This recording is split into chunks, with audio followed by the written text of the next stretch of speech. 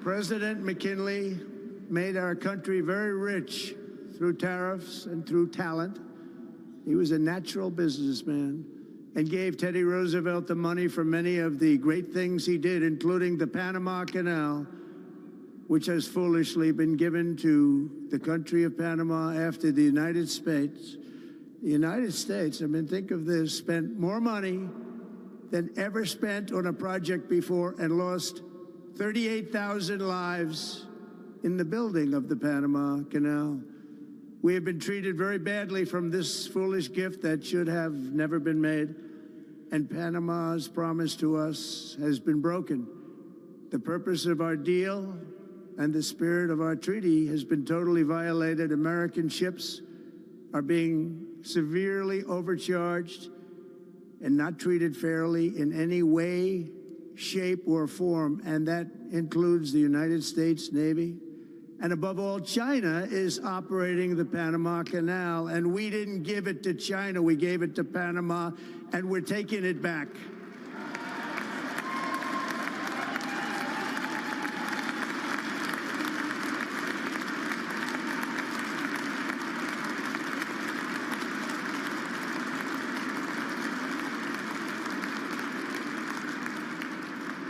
Above all, my message to Americans today is that it is time for us to once again act with courage, vigor, and the vitality of history's greatest civilization. So as we liberate our nation, we will lead it to new heights of victory and success. We will not be deterred. Together we will end the chronic disease epidemic and keep our children safe, healthy, and disease-free. The United States will once again consider itself a growing nation, one that increases our wealth, expands our territory, builds our cities, raises our expectations, and carries our flag into new and beautiful horizons. And we will pursue our manifest destiny into the stars, launching American astronauts to plant the stars and stripes on the planet Mars.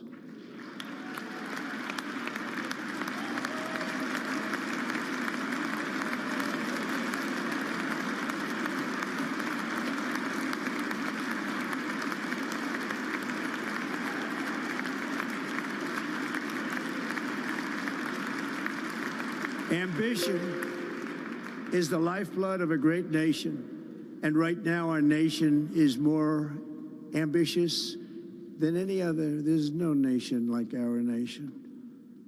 Americans are explorers, builders, innovators, entrepreneurs, and pioneers. The spirit of the frontier is written into our hearts. The call of the next great adventure resounds from within our souls. Our American ancestors turned a small group of colonies on the edge of a vast continent into a mighty republic of the most extraordinary citizens on earth.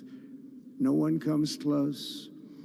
Americans pushed thousands of miles through a rugged land of untamed wilderness.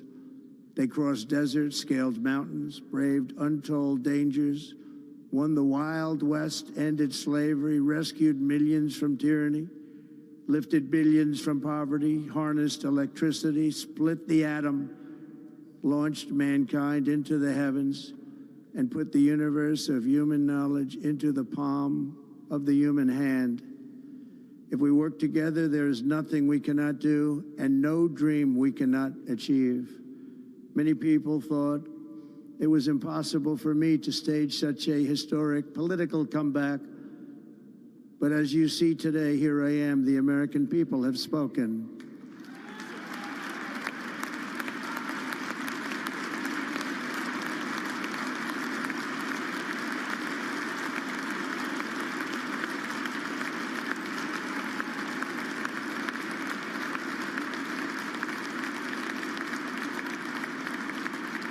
I stand before you now as proof that you should never believe that something is impossible to do.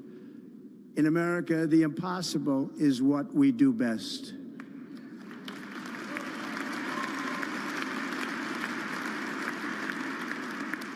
From New York to Los Angeles, from Philadelphia to Phoenix, From Chicago to Miami, from Houston to right here in Washington, D.C., our country was forged and built by the generations of patriots who gave everything they had for our rights and for our freedom. They were farmers and soldiers, cowboys and factory workers, steel workers and coal miners, police officers and pioneers who pushed onward, marched forward, and let no obstacle defeat their spirit or their pride. Together they laid down the railroads, raised up the skyscrapers, built great highways, won 2 world wars, defeated fascism and communism, and triumphed over every single challenge that they faced. After all we have been through together, we stand on the verge of the 4 greatest years in American history. With your help, we will restore America, promise, and we will rebuild the nation that we love, and we love it so much. We are one people, one family, and one glorious nation under God. So to every parent who dreams for their child, and every child who dreams for their future, I am with you, I will fight for you, and I will win for you. We are going to win like never before.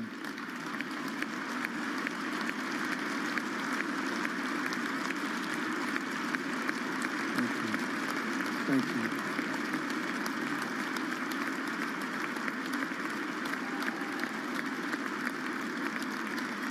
Thank you. Thank you. In recent years, our nation has suffered greatly, but we are going to bring it back and make it great again, greater than ever before. We will be a nation like no other, full of compassion, courage, and exceptionalism. Our power will stop all wars and bring a new spirit of unity to a world that has been angry, violent, and totally unpredictable.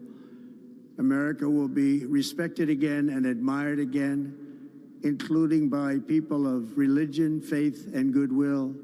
We will be prosperous. We will be proud. We will be strong, and we will win like never before. We will not be conquered. We will not be intimidated. We will not be broken, and we will not fail. From this day on, the United States of America will be a free, sovereign, and independent nation. We will stand bravely. We will live proudly. We will dream boldly, and nothing will stand in our way because we are Americans. The future is ours, and our golden age has just begun. Thank you. God bless America. Thank you all. Thank you. Thank you very much. Thank you very much. An inaugural address, about 30 minutes in length, delivered by the 47th President of the United States, Donald Trump, given inside the Capitol Rotunda, where he took, just about 35 minutes ago, the oath of office. Donald Trump, in this speech, saying he will declare a national energy emergency, a national emergency at the southern border. He will begin an overhaul of trade systems in order to protect Americans, and also touching on what he will describe as an expansion of American territory, saying the U.S. will once again consider itself a growing nation. Really a laundry list of what he intends to do, potentially starting just within the next few hours, Joe, as President of the United States once again. That's right. Carrie Underwood being introduced now to sing America the Beautiful as part of this entire ceremony, Kaylee, that was running late, so we're going to make up for a couple of things that might have taken place before noon. The golden age of America begins right now, Donald Trump said. This is Liberation Day for American citizens.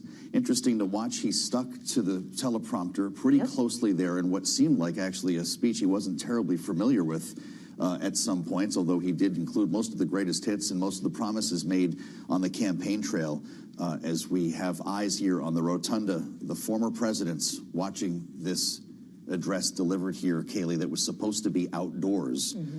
We know that Donald Trump will soon begin signing executive orders, some of which you just described, before he even leaves this building. Well, and as you discussed the former presidents, all 5 of which are here in the Capitol Rotunda alongside Donald Trump, there was only one moment in this address when any of them stood in response to his words, and that was when he was referencing the now-in-place ceasefire deal between Israel and Hamas and the return of hostages that has begun, and that was the one visibly bipartisan moment in this speech, which again was just about 30 minutes in length. And we want to get reaction now from our signature political panel who was listening to it in its entirety, Bloomberg Politics contributors Rick Davis and Jeannie Sheehan Zaino. Rick, just to begin with you, obviously this was longer than the first inaugural address given by Donald Trump back in 2017 and introduced a lot of ideas we were already familiar with here. What were your takeaways? Yeah, really, no surprises. I think that he used a device that was important to him on the campaign trail throughout the year,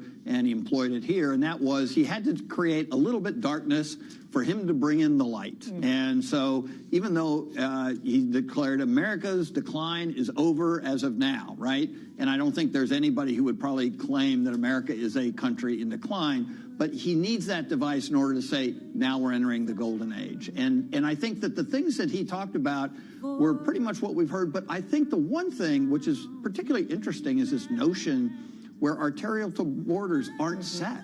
Yep. That he talked about manifest destiny. You know, the 1850s, you know, America looked to the West and create new lands. And he didn't say Greenland, but it sure sounded like there was some Greenland in Canada and other things like that. But then he said space, and that we are going to actually, you know, be space travelers. And of course, you saw Elon Musk giving it the thumbs up, you know, in the crowd. So I think this is a pretty expansive agenda beyond the things that typically we heard of. This idea that somehow America is going to expand its territory, especially as it relates to the Panama Canal. He made a pretty declarative statement that that's ours and we're taking it back. We're taking it back. That was a remarkable moment as well, referring to the renaming of the Gulf of Mexico to the Gulf of America. We heard that was coming as well from Donald Trump himself. But Jeannie Sheehan Zaino, he talked about his recent election as a mandate to completely and totally reverse a horrible betrayal.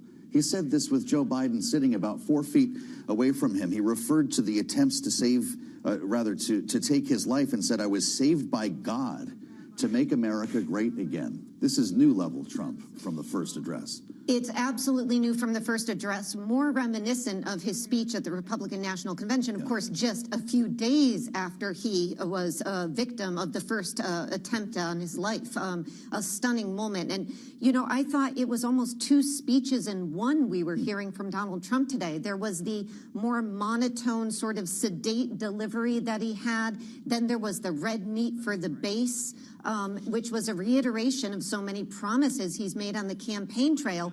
And, you know, you mentioned the Panama Canal. You mentioned the Gulf of Mexico, which got a chuckle out of Hillary Clinton, even made her smile. And then there were just odd things, like in an inauguration address with the serious challenges the United States has on its plate. He's talking about the fact that we will have two genders, male and female. And so this gets back to your mandate issue, or not issue, your question, which is, does Donald Trump run the danger that Joe Biden and most modern presidents have of overreading their mandate? Donald Trump was not elected for much of what he talked about in these speeches. He was elected to address number one, inflation. He's being handed a very good economy, but inflation has been a challenge, and to secure the border. Those two things he got support for. Other things that he's talking about, you know, the end of DEI, that is not an enormous challenge the country is facing. So he runs this danger. As Rick mentioned, it makes sense because you got to say things are bad because you're going to change them for the better. But the danger is this overreading of a mandate that doesn't exist. He gets out above the skis of public opinion, and he pays for it in the midterm election. So all things we have to watch out for.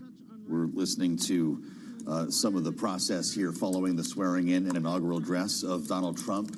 He will soon retire to a grand luncheon with lawmakers following the benediction, might also sign some executive orders before they even get into that luncheon, and then, of course, make his way along with the First Lady once again back to the White House. which is being prepared for his arrival. Rick Davis and Jeannie Shanzano will stay with us throughout the day here as special live coverage continues here on Bloomberg TV and radio.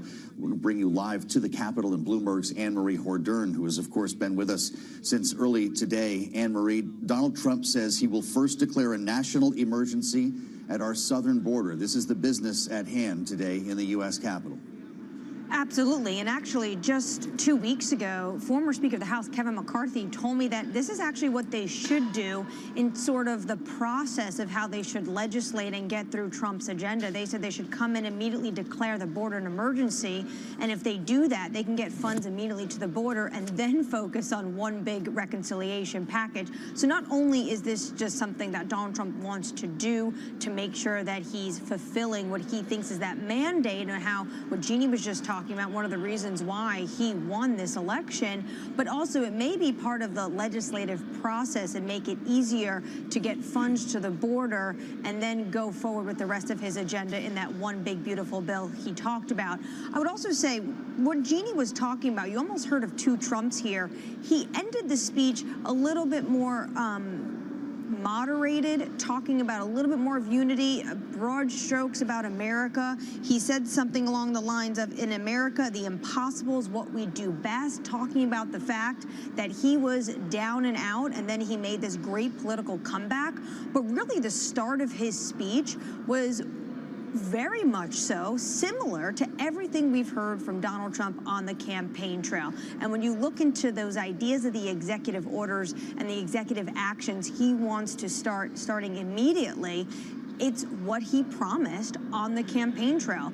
Things like designating cartels terrorist organization, closing the border. He talked about deportations. He also talked about drill, baby, drill, and unleashing energy independence in the United States, which may mean we will see executive orders rolling back what we've seen under the Biden administration, putting some oil and gas drilling on hold. He did mention tariffs and how other countries are making more money on money than the United States. We should note he did not go into details, though, when it came to those tariffs. I think all in all, mentioning the popular vote, this is a president who feels emboldened by the election, not a repudiation of the last 4 years where the Democrats had control of Washington. All right, Bloomberg's Anne-Marie Hordern live at the Capitol for us. We'll continue to check in with Anne-Marie throughout the day. And now we want to head in to the White House, where Bloomberg's Tyler Kendall is joining us live from the North Lawn. Tyler, we just heard a great recap by Anne-Marie of the speech Donald Trump just gave, but really his day is only just beginning. What is ahead for him and for now former President Biden as they prepare to leave the Capitol?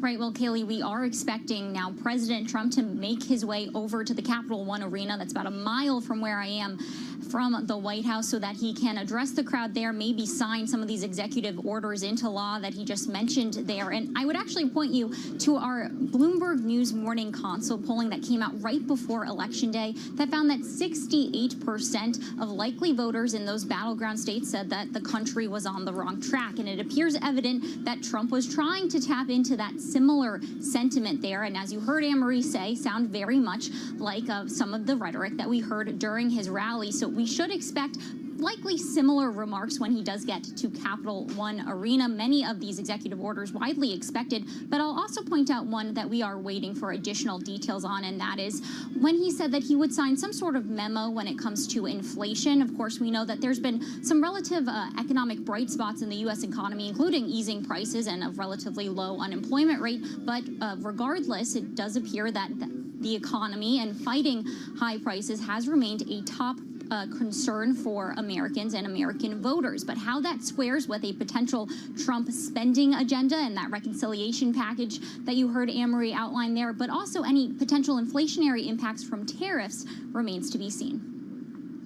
Bloomberg's Tyler Kendall, thank you, live from the White House. We'll check back with Tyler in a bit as we stick with our signature panel, spending our day together here this inauguration day with Bloomberg Politics contributors Rick Davis and Jeannie Shanzano. Rick, I'll remind everybody you were on the inaugural committee that helped to decide to move things indoors for Ronald Reagan in 1985. I'd be curious to hear just how you think things are going so far in terms of what is a massive production. I'll remind our radio listeners as well, about 1,800 people are in another room here, Emancipation Hall, where Donald Trump will actually visit once this is complete and deliver some unprepared remarks. Are we going to get the other Donald Trump? Oh, I think you saw the other Donald Trump today in his remarks. This is what we've seen all during the presidential campaign. He's been anything but he's very consistent. And so I think you'll hear very similar speech to the overflow crowd. And again, his remarks at the Capital One Arena to 20,000 people who, some of which stayed overnight in frigid weather to be the first ones in that door this morning. Are going to get a little bit of his time, sort of the second back-to-back rally, basically taking the place of the parade. And that's exactly what we did in 1985. We looked for a venue where we could put people. Hundreds of thousands came to Washington in 85 like this to see the president inaugurated, and many of them won't actually be able to view it because of the bad weather, but it's going to be a really robust, busy day. Personally, I love the rotunda in the Capitol. Yeah. I think it's the pomp that Americans look for in their presidency. And even though it's always fun to see a huge crowd, I think what you saw today are the people who mean the most to Donald Trump. Mm-hmm. And so if there's any scorecard that you were looking for to see who was going to play an inordinate role in his administration, there's your picture of them. Let's keep an ear on this benediction as it resolves live from the U.S. Capitol on Bloomberg. As we embark on this new chapter, we also seek your comfort, O God, for those who feel lost or disheartened. In this time of transition, may your light shine upon them, reaffirming their belief in a brighter tomorrow. May we all strive to lift one another, supporting our fellow citizens with kindness and empathy, recognizing that together we can overcome any adversity. Grant us the strength to endure, the courage to face our fears, and the clarity to see the light that remains, even when clouds of uncertainty may gather. Inspire our new leaders to be champions for the vulnerable and advocates for those whose voices are often silenced. May they pursue policies that promote the well-being of all, seeking to build bridges that will foster unity and belonging. As we stand witness to this inauguration, we hold fast to our faith in the goodness of each of us and the possibility of change. We trust that with your guidance, O God, our nation can move forward to a future filled with promise, prosperity, and understanding. And finally, we lift our hearts in gratitude for the beloved parents of President Trump. Without Mary and Fred Trump, this day would never be the miracle that has just begun. From their place in heaven, may they shield their son from all harm by their loving protection, and give him the strength to guide our nation along the path that will make America great again. Let us go forth now with these words of President Trump's emblazoned on our hearts. As long as we have pride in our beliefs, courage in our convictions, and faith in our God, then we will not fail. We stand tall, we stand proud, because we are Americans, and Americans kneel to God, and to God alone. Amen. Ladies and gentlemen, please remain standing for our national anthem.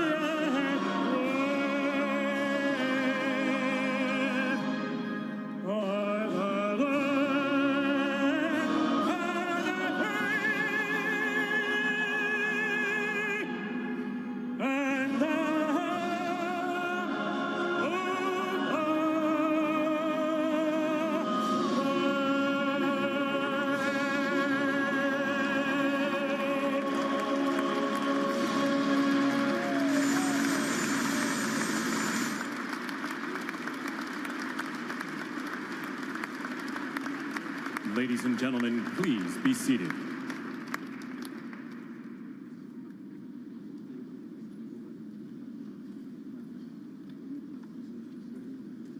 Ladies and gentlemen, please remain at your seats while the President and official party depart the platform.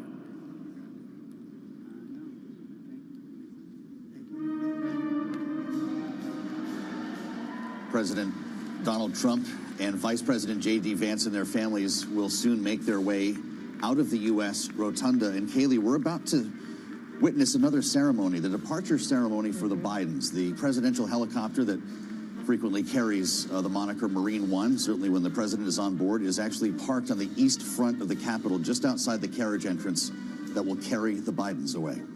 Yeah, and then, of course, they will head to Joint Base Andrews, where there will be a departure ceremony for the now former President of the United States, number 46. In the meantime, the 47th, Donald Trump, as he's making his way out of the rotunda, will head to Emancipation Hall to greet what is being referred to today as the overflow room. Given this proceedings were moved indoors, there are about 1,800 people who could not fit into the Capitol Rotunda who have watched the swearing in and address from there, and Donald Trump will be delivering some brief remarks to those who have gathered to support him. Yeah, we'll get Donald Trump off the script here. I'll be curious to see what he has to say to that room, and will be essentially his second set of remarks here as part of the inauguration ceremony.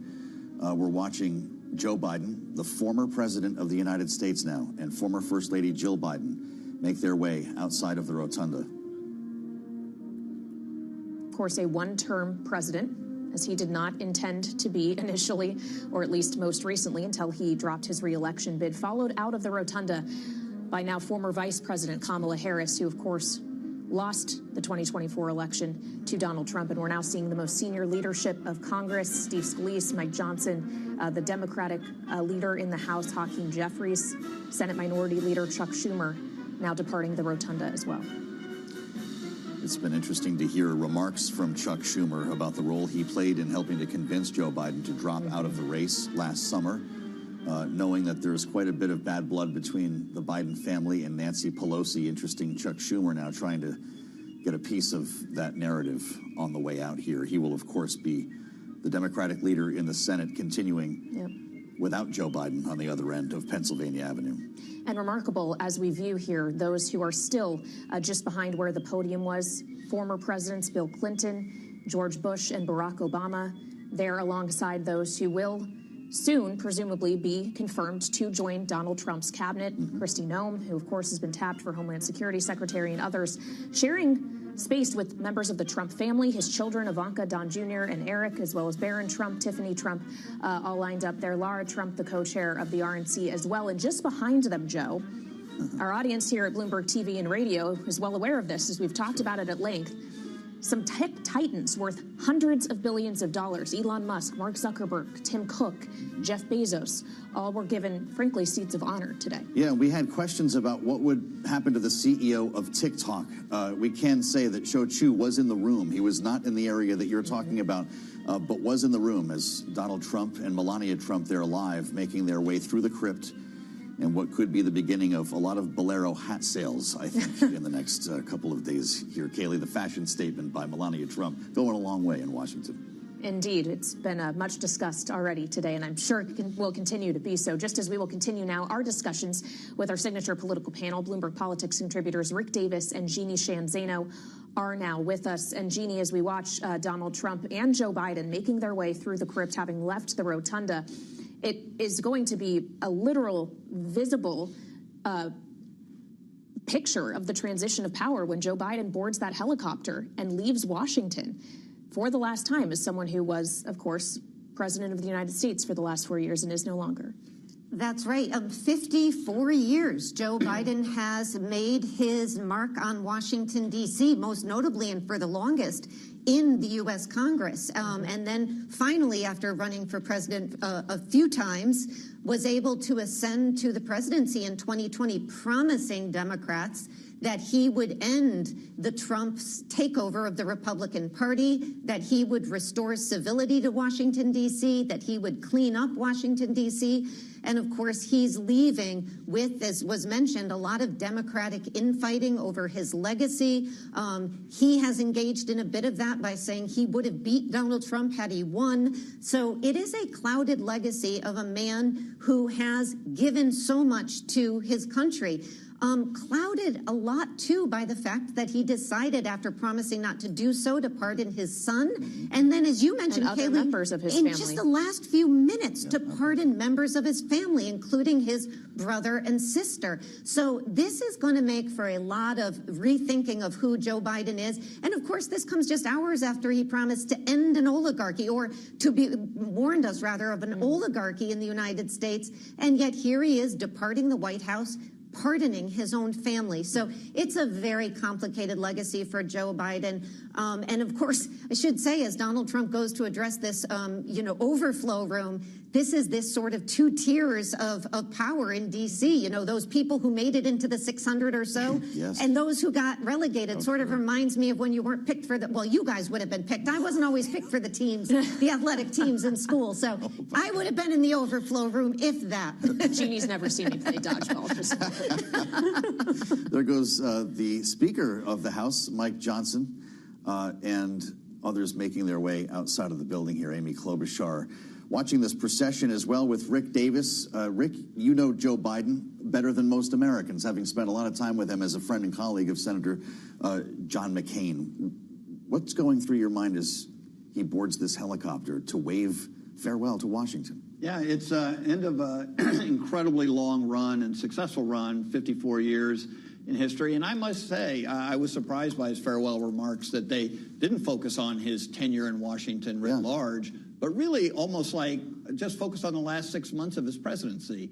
And it was ironic to see the oligarchs that he derided so much in that speech sitting 2 rows behind him at this inaugural, the titans of industry, as you said. Yeah. And so I think that the question I've got kind of going through my mind is, what is his post-presidency going to be like? I mean, I really thought his farewell address would actually indicate to us a cause greater than his own self-interest, as John McCain would have probably liked to say. And where's he going to go with his time? Is he going to, be as vital a post-president as, someone who just passed Jimmy Carter, who we've been talking about a lot lately on the program? So we didn't really get a sense of that. So I do think it does show something, and that is that this election and the post-presidency, or this period between that the election and the inaugural, the Democratic Party is without a leader and without a strategy. And there's been nothing that has been indicated between the election and today that indicates who will fill those vacuums and with what. And so even though we get to critique Donald Trump and everything he says and his, acts as president now, the question I have on my mind is, where is the loyal opposition, and who is the leader of that, and what is their agenda? Because from what I can tell today, nobody has one. Rick Davis and Jeannie Shanzano stay with us throughout the day here as we watch the leaders of the inaugural ceremony make their way outdoors. They'll be assembling outside, as we mentioned, for the departure of the Bidens here. I want to get now to Bloomberg's Anne-Marie Hordern, who is live on Capitol Hill for this moment. Anne-Marie, you've spent a couple of years covering Joe Biden here in Washington before you made your way back to New York. An important moment here, the capstone of his administration and his political career.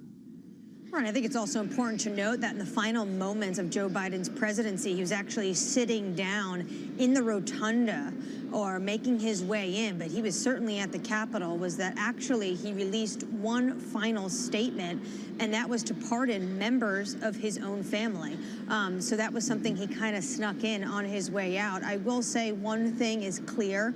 He wants to make sure to the American people that at least he is showing that he is there for a peaceful transfer of power. He's done all the right things in terms of inviting President-elect Trump, when he was the president-elect, to the Oval Office, after the election to make sure the two had a conversation. The two teams did work together. You noted that is when we saw them stand up, the Democrats in the rotunda, talking about how they worked together to release these hostages from Gaza. We saw the beginning of that release just yesterday with 3 Israeli women. And then finally, I would just note, saying welcome back to President Trump when he arrived at the White House, and then driving with him and his wife, Melania Trump, to this. So that peaceful transfer of power, something that Trump did not give to Biden graciously giving to him. But I think what a lot of Americans will remember from the Biden 4 years is something that Trump was able to tap into today. Just too much in terms of cost of everyday goods, high inflation, something that was really, this was an economy election, something that was really able to get Trump across the finish line. And that is something that Americans struggled with. On the same time, Trump talked about the fact that U.S. borders are not secure. This is something that we've seen some Democrats in Congress talk about, that they want more border security. Remember, Biden tried to get a border deal in his final year in office through Congress, was not able to do it. Trump wanted to run on the issue, even though some Republicans, like Senator Lankford, was there writing that bill. And then, of course, all the money that has been spent, because Joe Biden is leaving office with 2 foreign wars that the United States has been obviously very involved in. Men and women wearing U.S. In the U.S. services are out in the Red Sea protecting vessels. And then, of course, billions of dollars sent to Ukraine in its defense of Russia. That war now entering its 3rd year. All right, Bloomberg's Anne-Marie Hordern live inside the Cannon office building at the Capitol. Thank you so much. Meantime, our eyes here on Bloomberg TV, and for the benefit of our audience on Bloomberg Radio, we are watching the east front of the Capitol, where Marine One, the presidential helicopter, is waiting to take now former President Joe Biden and First Lady Jill Biden to Joint Base Andrews. Well, of course, they will depart as he has reached the end of his 4-year presidency. Joining him as he awaits to board the helicopter is the now President Donald Trump, as well as First Lady Melania Trump. Yeah, historic optics here, Kaylee, to the benefit of our radio audience.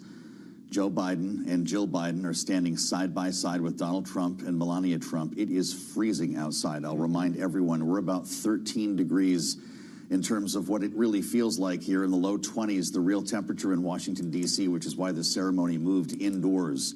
But yes, this is essentially the departure ceremony here for Joe Biden. They've been sharing a couple of words, by the way, these two couples, and can only imagine what they're saying, Kayla. Well, and the Vice President Kamala Harris giving hugs to both Joe Biden and Jill Biden, standing alongside her husband, the now former second gentleman, Doug Emhoff. We have heard repeatedly from both of these couples how close they had become during their 4 years in office together. Right. Doug Emhoff and Kamala Harris now departing on their own. And again, we will be watching for Joe Biden and Jill Biden to board that helicopter. As we prepare for the engines to rev up on the helicopter and the former president and first lady to board, we're joined live in Washington by Lindsay Chervinsky, presidential historian and executive director of the George Washington Presidential Library. She joins us from Mount Vernon up here in the District of Columbia, and it's great to have you back. Just the voice we wanted on not just this day, but at this moment. Talk to us about the importance of this stage of the ceremony. Well, thank you for having me back. Yeah, I'm struck by these images. You know, what caught my eye is that former Vice President Harris said a few words to now President Trump. Yeah. And she did not do that at Carter's funeral the last time I spoke with you all. And I would dearly love to know what they were saying to one another. But, you know, it is an important moment because this is sort of the final capstone in the peaceful transfer of power, which is the bedrock of what it means to be a republic. If you have a different type of transfer, it's a different type of government. Well, and it is a stark contrast to what we experienced just 4 years ago when Donald Trump did not attend the inauguration of Joe Biden. And of course, remarkable as we see the Bidens making their way toward Marine One now, to consider that Trump and Biden rode over to the Capitol together today after having tea at the White House, a relationship between the two of them that has been adversarial, to say the least. And that's perhaps a kind way of describing it. Lindsay, but to see them doing this now, as you say, a pillar of the American Republic, Donald Trump escorting Joe Biden physically to the helicopter, just shows how far we've come in the last 4 years. Yeah, I think it does. You know, what you said is important is they don't have to like each other. They don't have to get along. They don't even have to necessarily enjoy the experience, but it is a part of the process. And notably, we didn't have this image from 4 years ago because Trump didn't attend. And instead, we had a split screen where he was leaving to go directly to Florida. And so, you know, for all that we might feel about this moment, I think it is worth noting and it is admirable that the Bidens are there because no one likes losing. This is a remarkable moment that we're witnessing here as Jill Biden just gave a hug to Melania Trump, and Donald Trump was yelling over the wind to try to say something to Joe Biden. I can only imagine what that message was. The current president and first lady are now walking away from the helicopter where the Bidens have boarded. We'll now prepare for them to fly away. Kaylee, the official end of his presidency and career in Washington. Donald Trump has quite a bit ahead of him still, signing executive orders. First, he'll likely be addressing the crowd in that overflow room, as you described it, where almost 2,000 of his supporters are waiting. As we consider now that he is president for a second time, only the second in history to serve non-consecutive terms. And Lindsay, he described it himself during his inaugural address as something of a comeback, talking about how he saw himself as having been politically persecuted over the last several years, and yet he has returned to this highest office in the country. Just talk about that turnaround of the political fate of Donald Trump, that he once again finds himself here. Yeah, we've never seen anything like it. I mean, we have had one president lose and then come back, and that was Grover Cleveland in the 19th century, of course. But he had not been indicted. He had not played a role in inciting a violent insurrection. And those are very different political circumstances. And so to see this type of comeback is really unusual. It is surprising. I don't think anyone would have predicted it 4 years ago. And I think the ramifications of it on our political system are going to take a long time to actually unfold. Trump's advances waving goodbye to the Bidens. Now the stairs have been lifted, the doors closed on the helicopter, and the Trump party is heading back indoors into the Capitol. I'm curious, as a point of inauguration trivia, we watched the swearing in very closely. I don't know if you noticed, we didn't see Donald Trump put his hand on the Bible. And I'm brought back to 2009 when Barack Obama decided to do it all over again with the Chief Justice after flubbing out an abundance of caution, as he said at the time, some of the language in the oath. Are we going to see another swearing in potentially of Donald Trump? I don't think we will, because they're actually not required to take the oath on a Bible. John Quincy Adams took it on a book of laws and a copy of the Constitution. So the oath is actually not based on a religious foundation. It's based on a commitment to the Constitution and to the American people. This is why we have you here, to answer questions like these. As the rotors turn on the helicopter, Kaylee, Joe Biden will soon be taking off.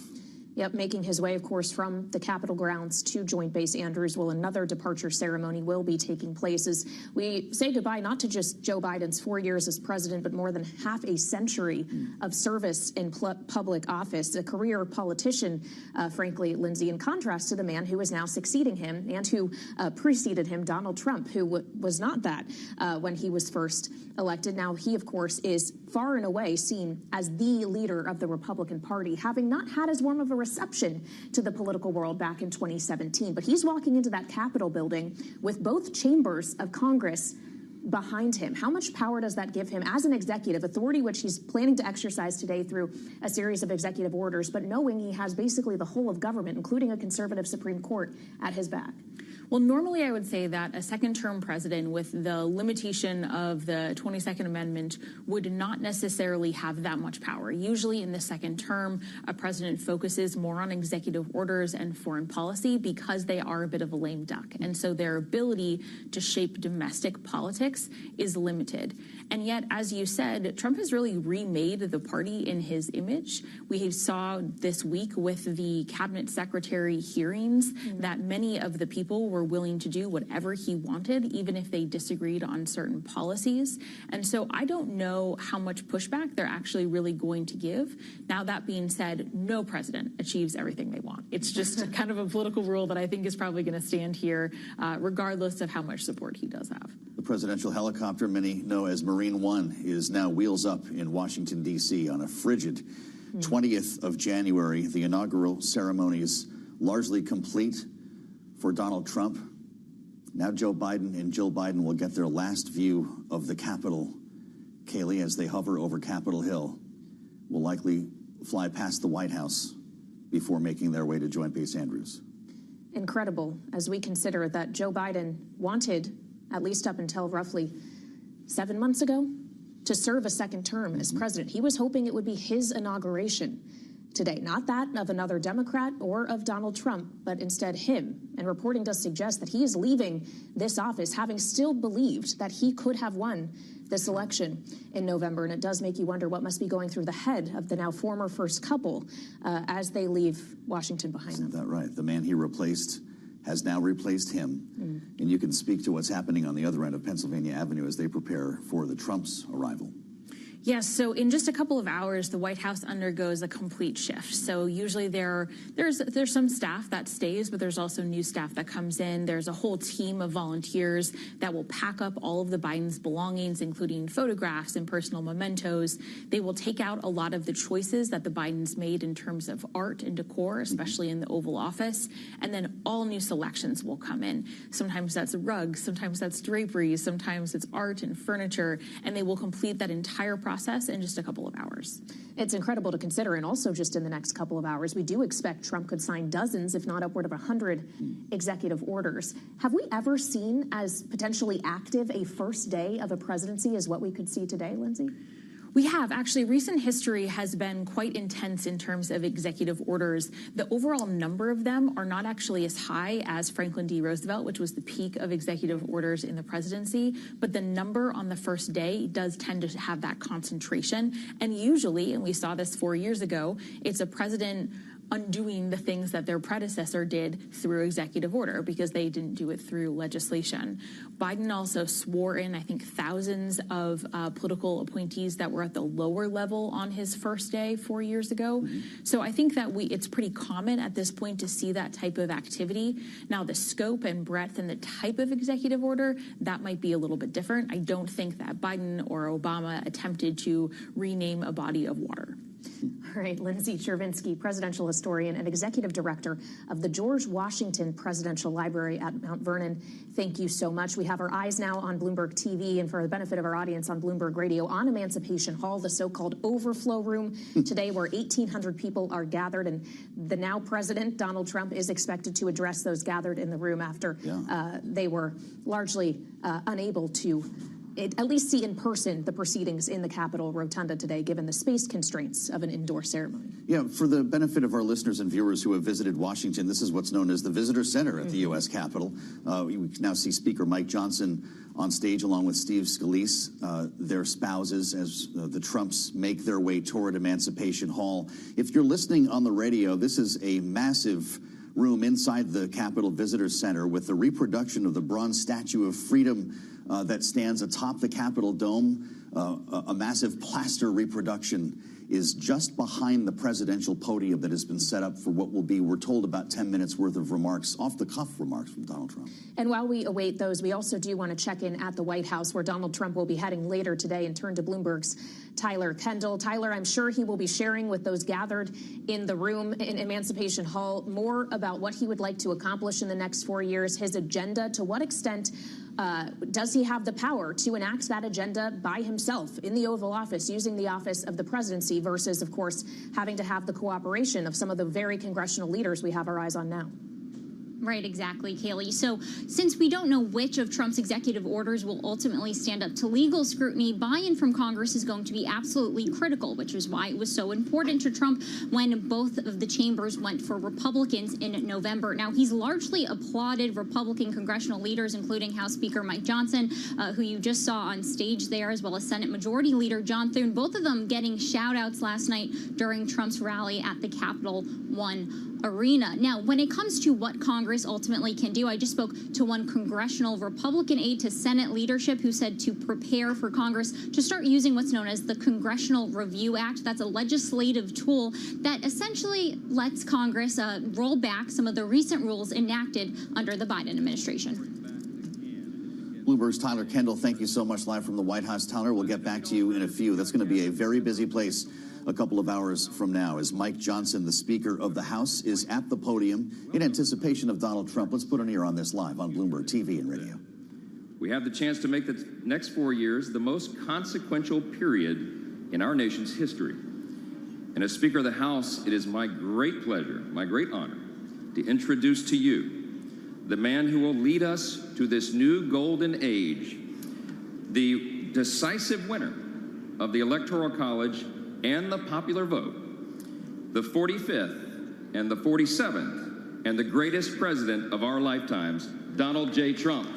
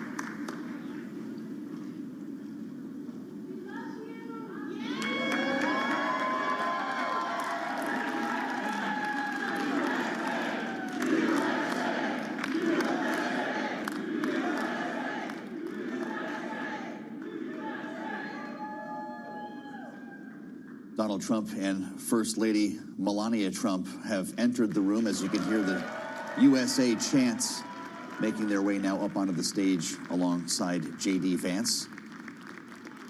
He's going to be making some remarks here in a moment. Kayleigh, having come off the script at this point of the day, I wonder what will come up. We, for instance, did not hear reference to Ukraine in his speech. But he is clearly somebody who likes to warm up to a crowd and start riffing, and this could be interesting. Not something that is typically part of a presidential inauguration. Yeah, of course, this follows a pre-inauguration rally he held at Capitol Run Arena yesterday, where he will return to once again address supporters later this afternoon. But Vice President J.D. Vance is speaking now. Let's listen. That was a good way to start it off. You know, I didn't know exactly what the president would put in that speech, and I hoped to myself that he wasn't going to hold back, and sir, you didn't hold back. That was a hell of a way to start the next 4 years, but I just want to say from the bottom of my heart, and I know I speak for the president and for all of us, thank you, thank you, thank you for making this possible. We love you. We wouldn't be here without you, and we're going to make America great again together for the next 4 years.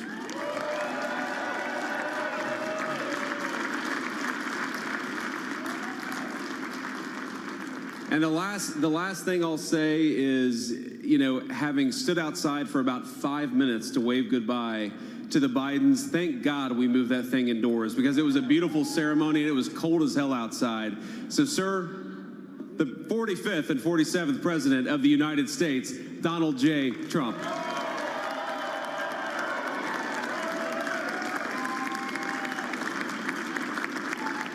No, he's right. I looked, I said, oh, look at this beautiful sunny day.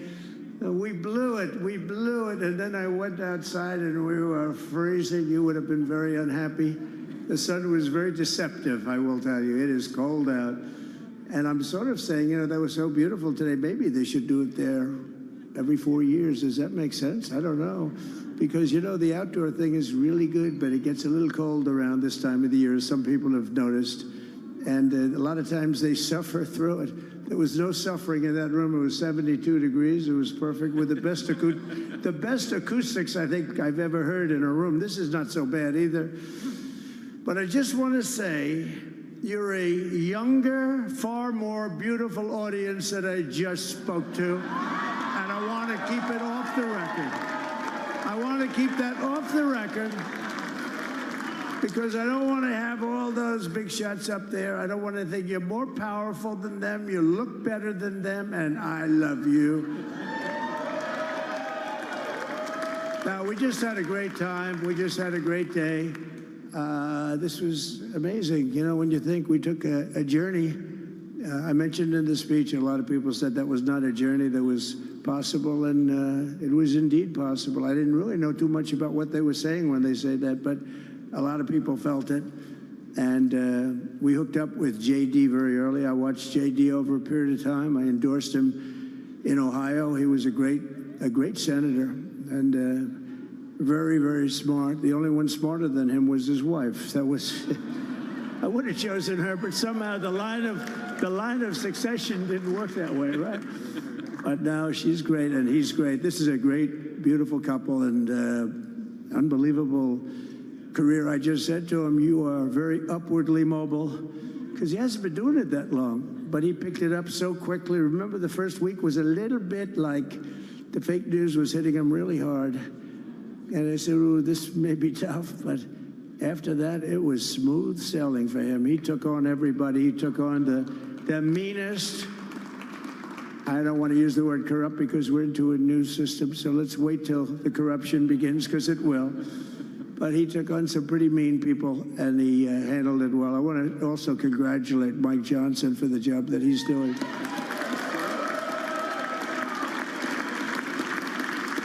Steve, we gave him a majority of almost nothing, and then I said to make it tougher on him, let me take 2 or 3 of the people, right?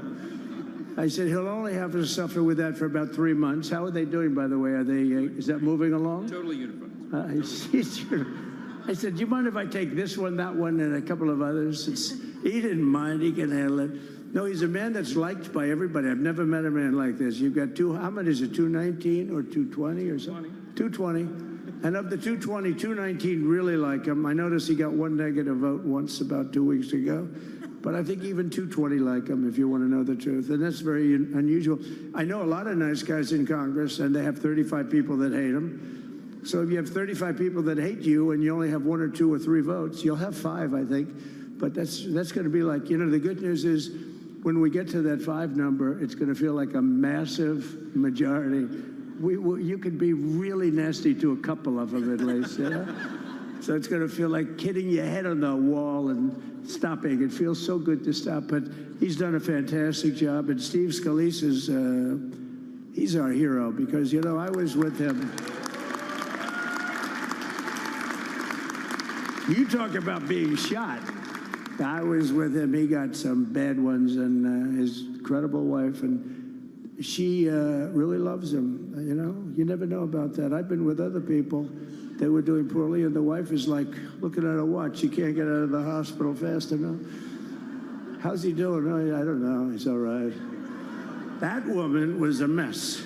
She was crying and crying. No, they're going to take him. They're going to take him. I told Steve when he finally woke up, it was a while, too. The doctor told me it was the most blood they've ever transfused in any patient. They've never done anything like it.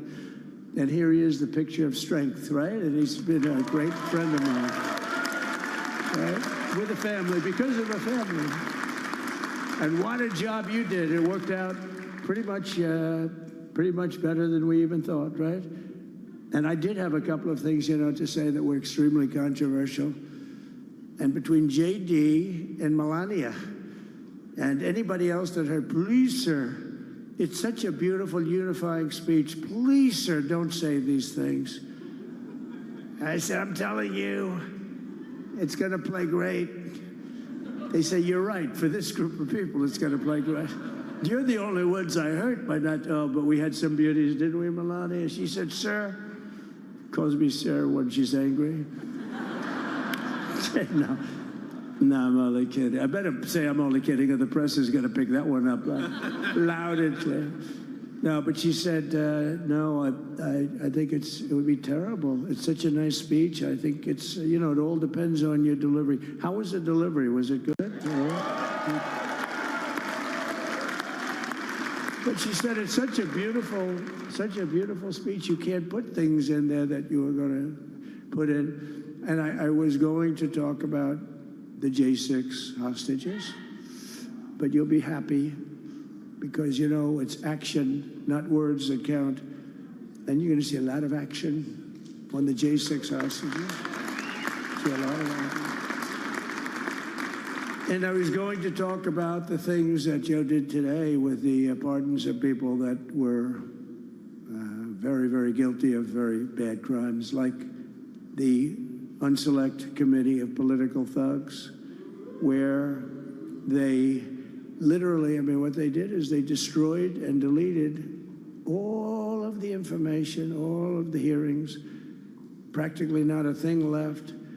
They deleted all the information on Nancy Pelosi having turned down the offer of 10,000 soldiers. You wouldn't have needed 10,000. You could have had 500, and they would have stopped. Because we may have had 1 million people that day, the people that were there. You don't see any photographs, but we have a lot of great photos. But you don't see those photographs. They don't put them in. They show the people at the Capitol. But I was talking about that. I was going to talk about that. They said, please don't bring that up right now. You can bring it up tomorrow. I said, how about now in front of the I'll bring it up right now.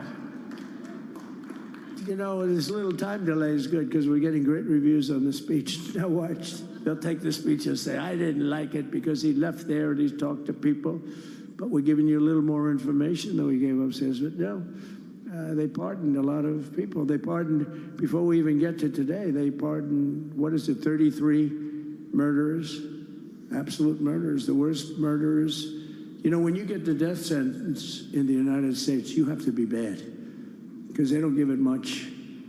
And he pardoned almost everybody having a death sentence. And if you went through the crimes that were committed, you wouldn't even believe them. The level of violence, the people that were killed, the innocence of people that were killed and children killed by these people. And he pardoned them for whatever reason.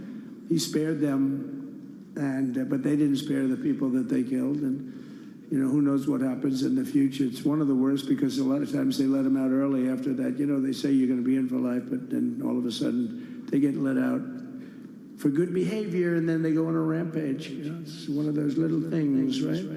But I was going to talk about that.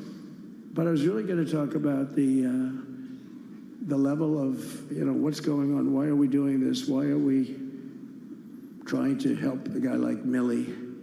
Why are we doing Milley? He was pardoned. What he said, terrible what he said. Why are we helping some of the people? Why are we helping Liz Cheney? I mean, Liz Cheney is a disaster. She's a crying lunatic and crying Adam Kinzinger. He's a super crying. I never saw the guy not crying. He's always crying. I looked at him. I remember years ago he was actually on my side.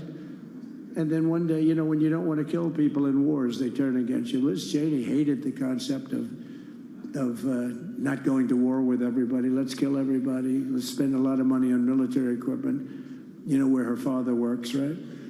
And but what she did was incredible. Think of it. They destroyed and deleted all of that information that went on for almost 2 years against Trump. And the reason they did, because it was all false. Like the person that said, I tried to strangle a Secret Service agent. That's one of the toughest human beings I think I've ever seen.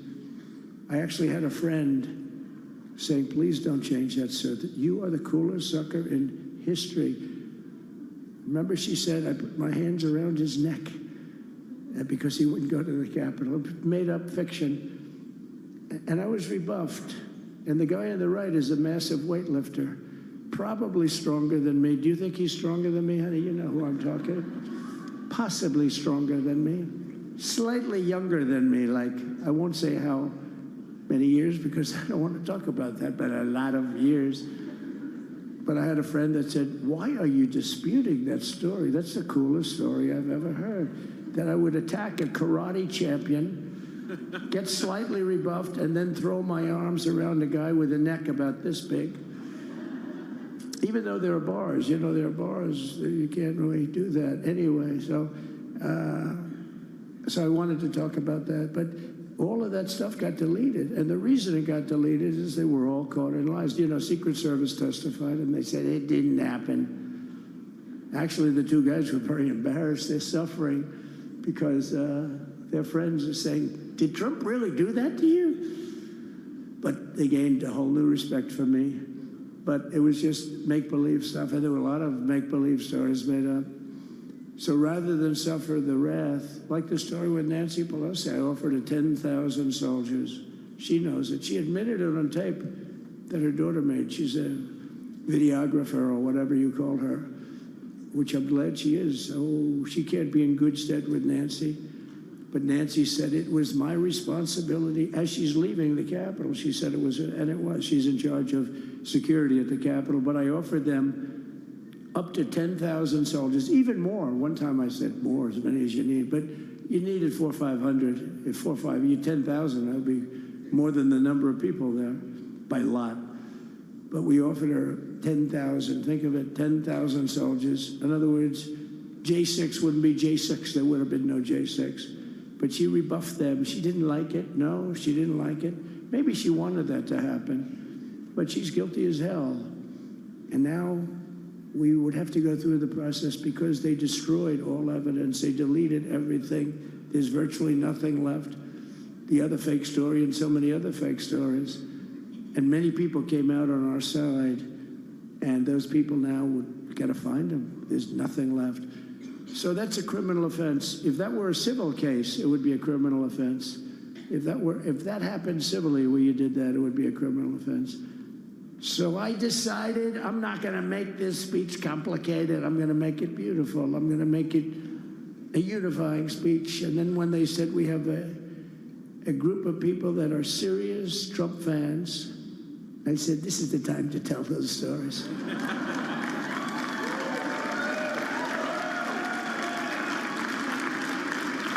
He knows. So anyway, but seriously, I'd like to, I think it was a tremendous success. I think we're very lucky we put it inside because it is really cold. We just went to the helicopter out of respect, something that's taken place for a long time. I guess it's as old as helicopters. You used to get into a stagecoach, now you get into a helicopter. Times change. But it's pretty old custom. And it's a beautiful custom, actually. It's a beautiful custom. I wish we could have had a better relationship. I wish we could have had a better relationship between Republicans and Democrats. I was with Senator Schumer. I said, Chuck, I think it's time we all start getting along a little bit because it doesn't make sense. I mean, we literally never get a Democrat vote. They never get a Republican vote, almost. And although there is a bill coming up very shortly that we have a lot of Democrat votes, right? It's going to be a very beautiful bill. We're going to have a deciding, I would say, within a week or so, I think. And it's going to be a very good bill. You all know what I'm talking about. So I just want to thank you all for being here. You have been our fans from day one. Look at all these people all over. You've been our fans. This has been there's never been anything like it. There's never been anything like it. This has been a movement like no movement ever in history for probably any country, let alone this country. You know, if somebody's running for president, and if they go out and they announce they're going to Arizona, they're going to Nevada, they're going to someplace, if you have 200 or 300 people, that would be standard. Ronald Reagan would go out. I mean, outside of the last couple of days where people get a little excited, but even then you have a couple of thousand people. But if you're going to go someplace, any place, any one of the swing states, any one of the other states, I mean, how about the non-swing states? We won Alabama by 48 points. We won Tennessee by massive numbers. Wyoming, we won by numbers that are, nobody's ever seen numbers like that. And, you know, places like California, we did great, but when they send out like 38 million ballots, and nobody knows where the hell they're sending them, and then they come pouring back, the whole thing. You know, they passed a law in California that if you work in an election bureau and if you so much as ask for a voter ID, if you say, sir, ma'am, could I please look at your voter ID? They have the right to put you in jail. You're a criminal. Can you believe that? There's only one reason that happens. They want to cheat. So they had it where voter ID wasn't accepted. But now if you even ask for it, this is seriously a bill that was just signed. It passed in their legislature, and it was signed. And I think when we get things cleaned up and we get back to a little bit of normalcy, I'm going to ask the Speaker to really get involved, because I think we would have won the state of California, because, you know, if you look at my numbers with Hispanic, we're at 56%.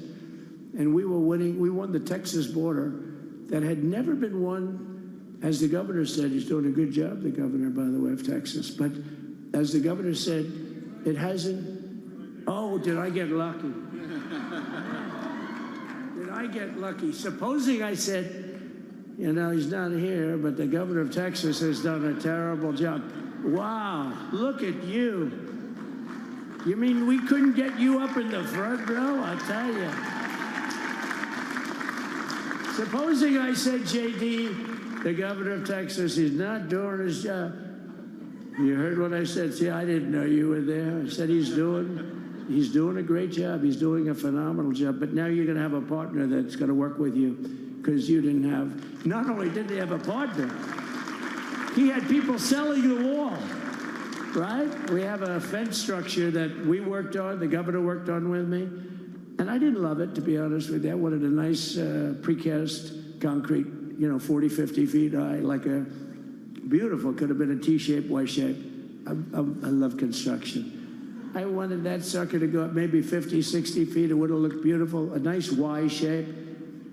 And they said, the problem is, sir, they climbed that like a rabbit. I said, what do you mean? No way. And they brought some of these guys out. They climbed it like... And the other thing is you hit it with acid and the thing will disintegrate. They have things for concrete. So they needed very hardened steel, very special steel.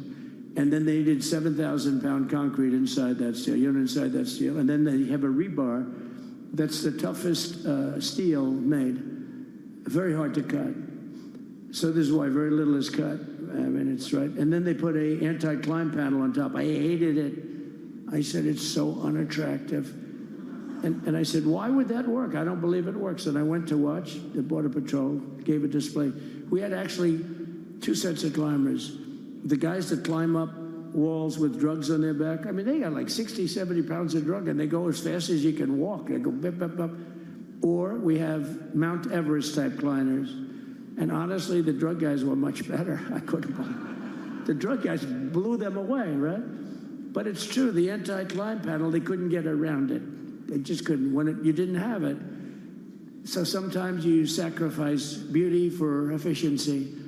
And we did. So we built this wall, and we built over 500 miles of wall. That's why we had such good numbers. The famous chart that came down, very thankfully, the chart that came down on my right, Governor, had I not looked over there, I'm not speaking right now. You might be speaking here. You want to know the truth? You, JD, and we've got a lot of great people in this party, but I got very lucky, but we had the best numbers we've ever had. But I bought, what happens is when you fill it up, it's like water. You fill it up. Now we have 571 miles of wall.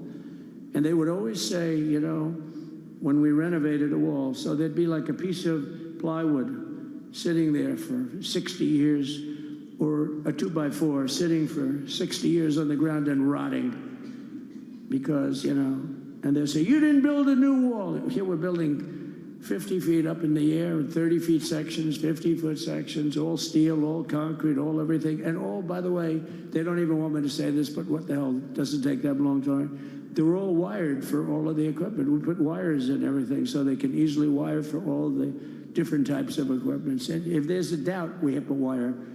Whenever we just look, you just find the wires all over the place up top, so we could just hook it up. We don't have to have wires on the outside, which wouldn't do too well, right?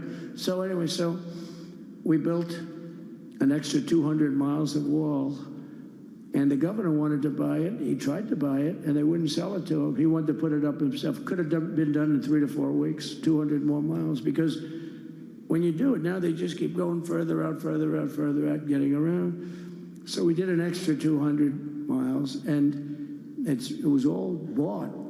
And they announced that they're not going to put it up. And that's when I realized they wanted open borders. And that's when I realized that people are going to come pouring through the wall like nobody's ever seen before. But you've seen it. A lot of you are here because of that. I made it my #1 issue. They all said inflation was the #1 issue. I said I disagree. I think people coming into our country from prisons and from mental institutions is a bigger issue for the people that I know.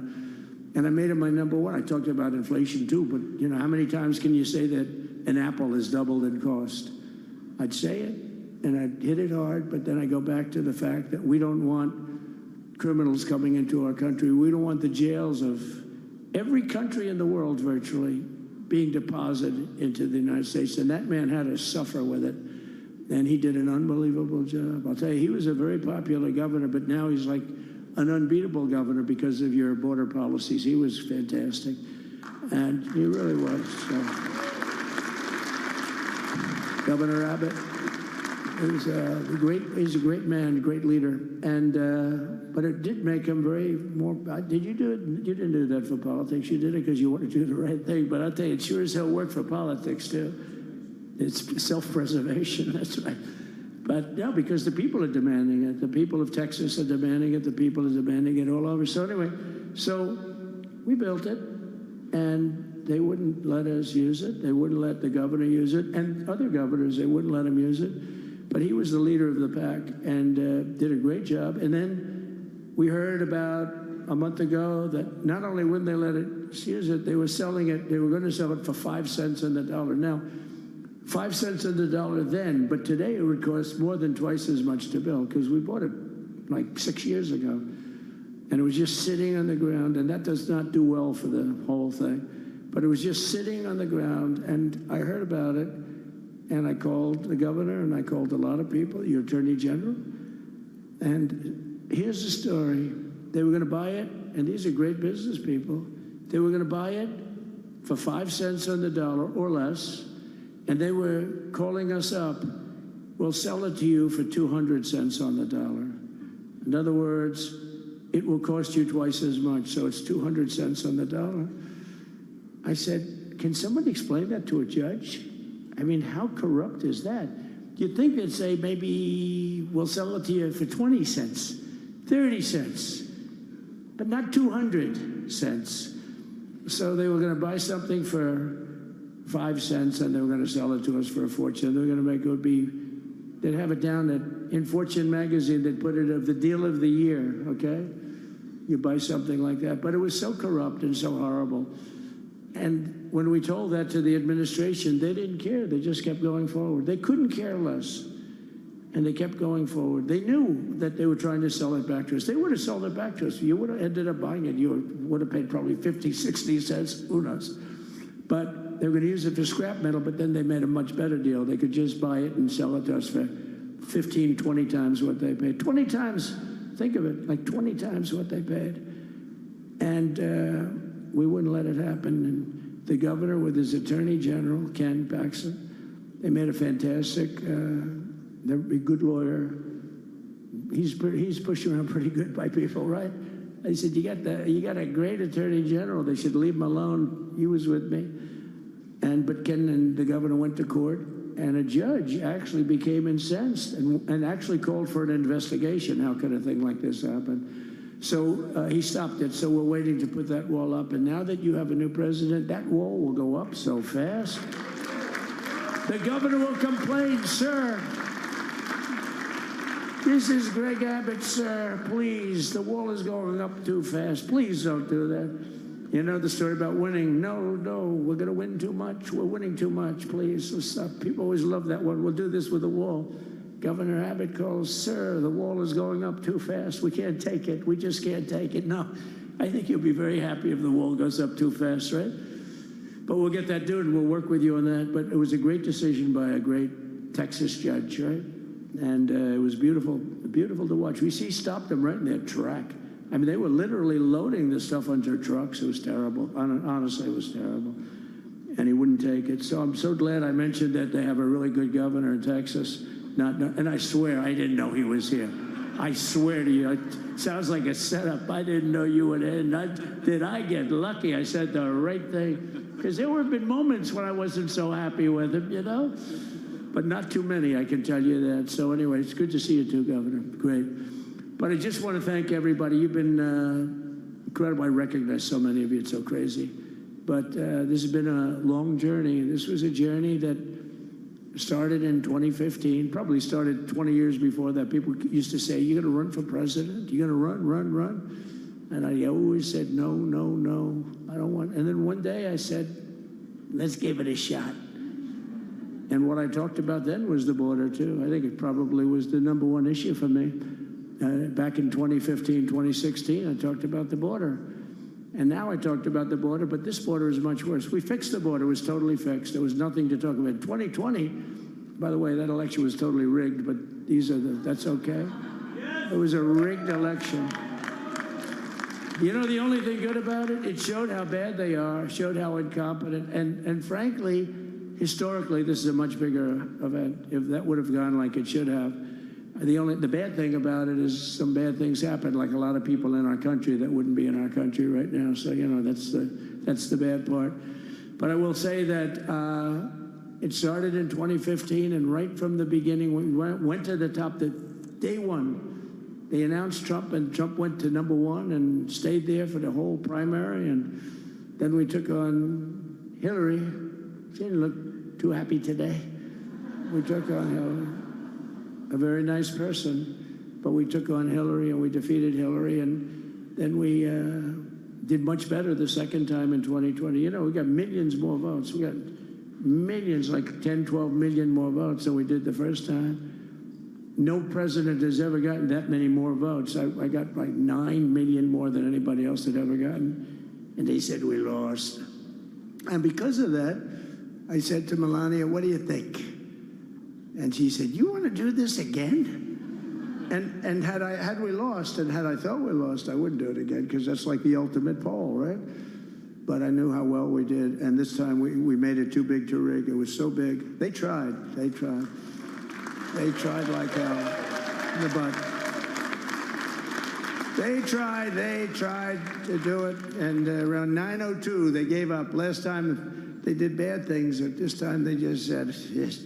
You know, I don't know if you saw, Mr. Speaker, in Washington, they had placards. They were all set to march. They thought it'd be closer. A gentleman asked me, a very respected gentleman asked me yesterday, how come the polls were so wrong? They showed you winning, but not in a landslide. I said, because people that are true Trumpers are so angry at the whole polling system and at the writers, the fake news, that they don't want to talk to anybody. So when you call somebody from Trump, who are you voting for? They say, it's none of your business. I'm not telling you. And that was probably 40% of the people they called. So they would discard that one, and they didn't show that. And then when the election happened, you know, the vote came, and it was much different, much higher than, we're going to win, but they really thought, they couldn't believe the one man said, I mean, it was so much higher. We won all 7 swing states. We won the popular vote by millions of votes, which is hard for a Republican. I'll tell you who came through. The unions came through. The auto workers were great. The Teamsters were great. The firemen were great.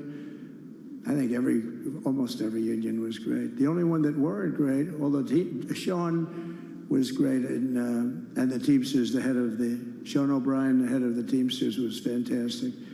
But generally speaking, the head of the union was against Trump, but the union would be with us for like 80, 85%. Look what we did with the auto workers in Michigan. Look what we did with the Teamsters.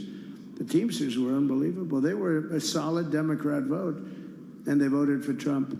So we had a great experience. Now we have to go to work and get it done, because we have to do something that's going to be great. We're going to turn our country around, and we're going to turn it around fast. And I think this was a better speech than the one I made upstairs, okay? I think this was better, JD. I think this was much better, and I got to see my friend. So, Governor, take care of yourself. You call me, we'll start working. You know what that means with him? He's going to be calling me tomorrow morning at about 6. And I said, how about next week? You call me, and we're going to get it started real fast. We'll really help you a lot. You've done a fantastic job protecting something which it's not supposed to be for the states. And amazing job you've done. Thank you very much. And I want to thank everybody. And I have a First Lady who's been incredible.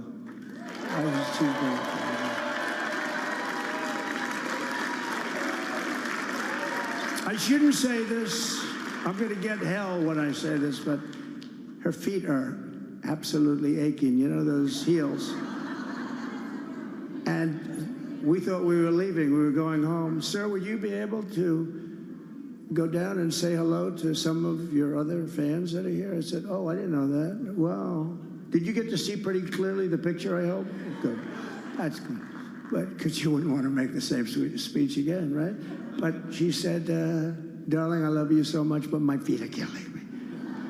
I said, honey, let me just see how far it is. I asked the person. Oh, not that long, maybe 400 or 500 yards. That's 5 football fields. I said, can you make it? She said, we're going to make it no matter what. We're going to make it because we have the gut, right? Right?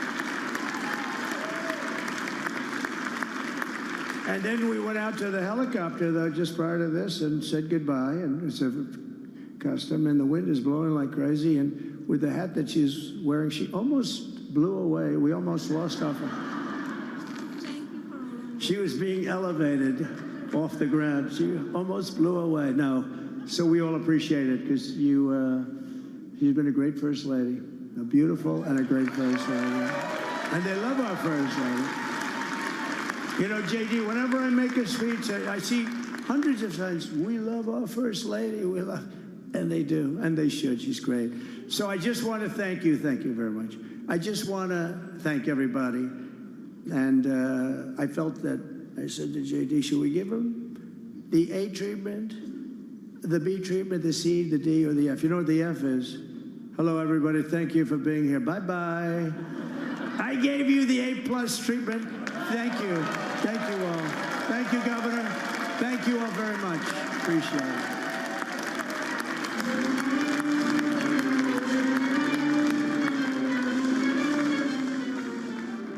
President Donald Trump speaking off the cuff for some time in the overflow room following the formal inaugural address, reminding us of the Trump we encountered at so many rallies over the course of the longest presidential campaign in modern history. He said, I was going to talk about the J6 hostages, but you'll be happy because it's action, not words, that count. He said he was going to talk about the things that Joe did today, referring to the pardons that were announced earlier by Joe Biden, and then riffed on a number of issues from inflation to the border.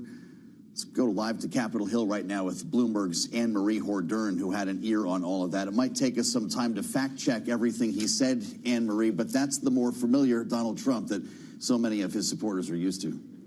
Absolutely, vintage Trump. It was like another campaign stop, this second speech, and he even said he thought this speech was better than the one he gave upstairs, the official inauguration speech, where he stuck to script. This one, he did not. You were absolutely right. He was completely off the cuff. He was still, if you can imagine, the man was just sworn in as the 47th president of the United States.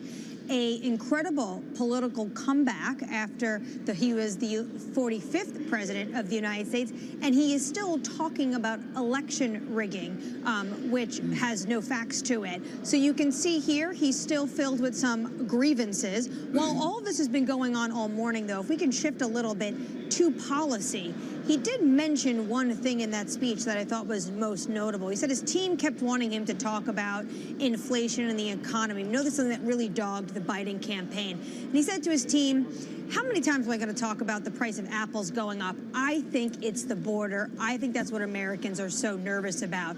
Well, when you look at the slew of executive orders that are about to come out today, they are solely focused on the border. And then we have received, the press has received, the first accord statement from Trump's new administration, and the first thing it talks about is make America safe again. He will take bold action to secure our border and protect American communities. So you can see this is something he wants to specifically focus on the first 100 days, and something that he truly thinks he has a mandate from the American people to do so.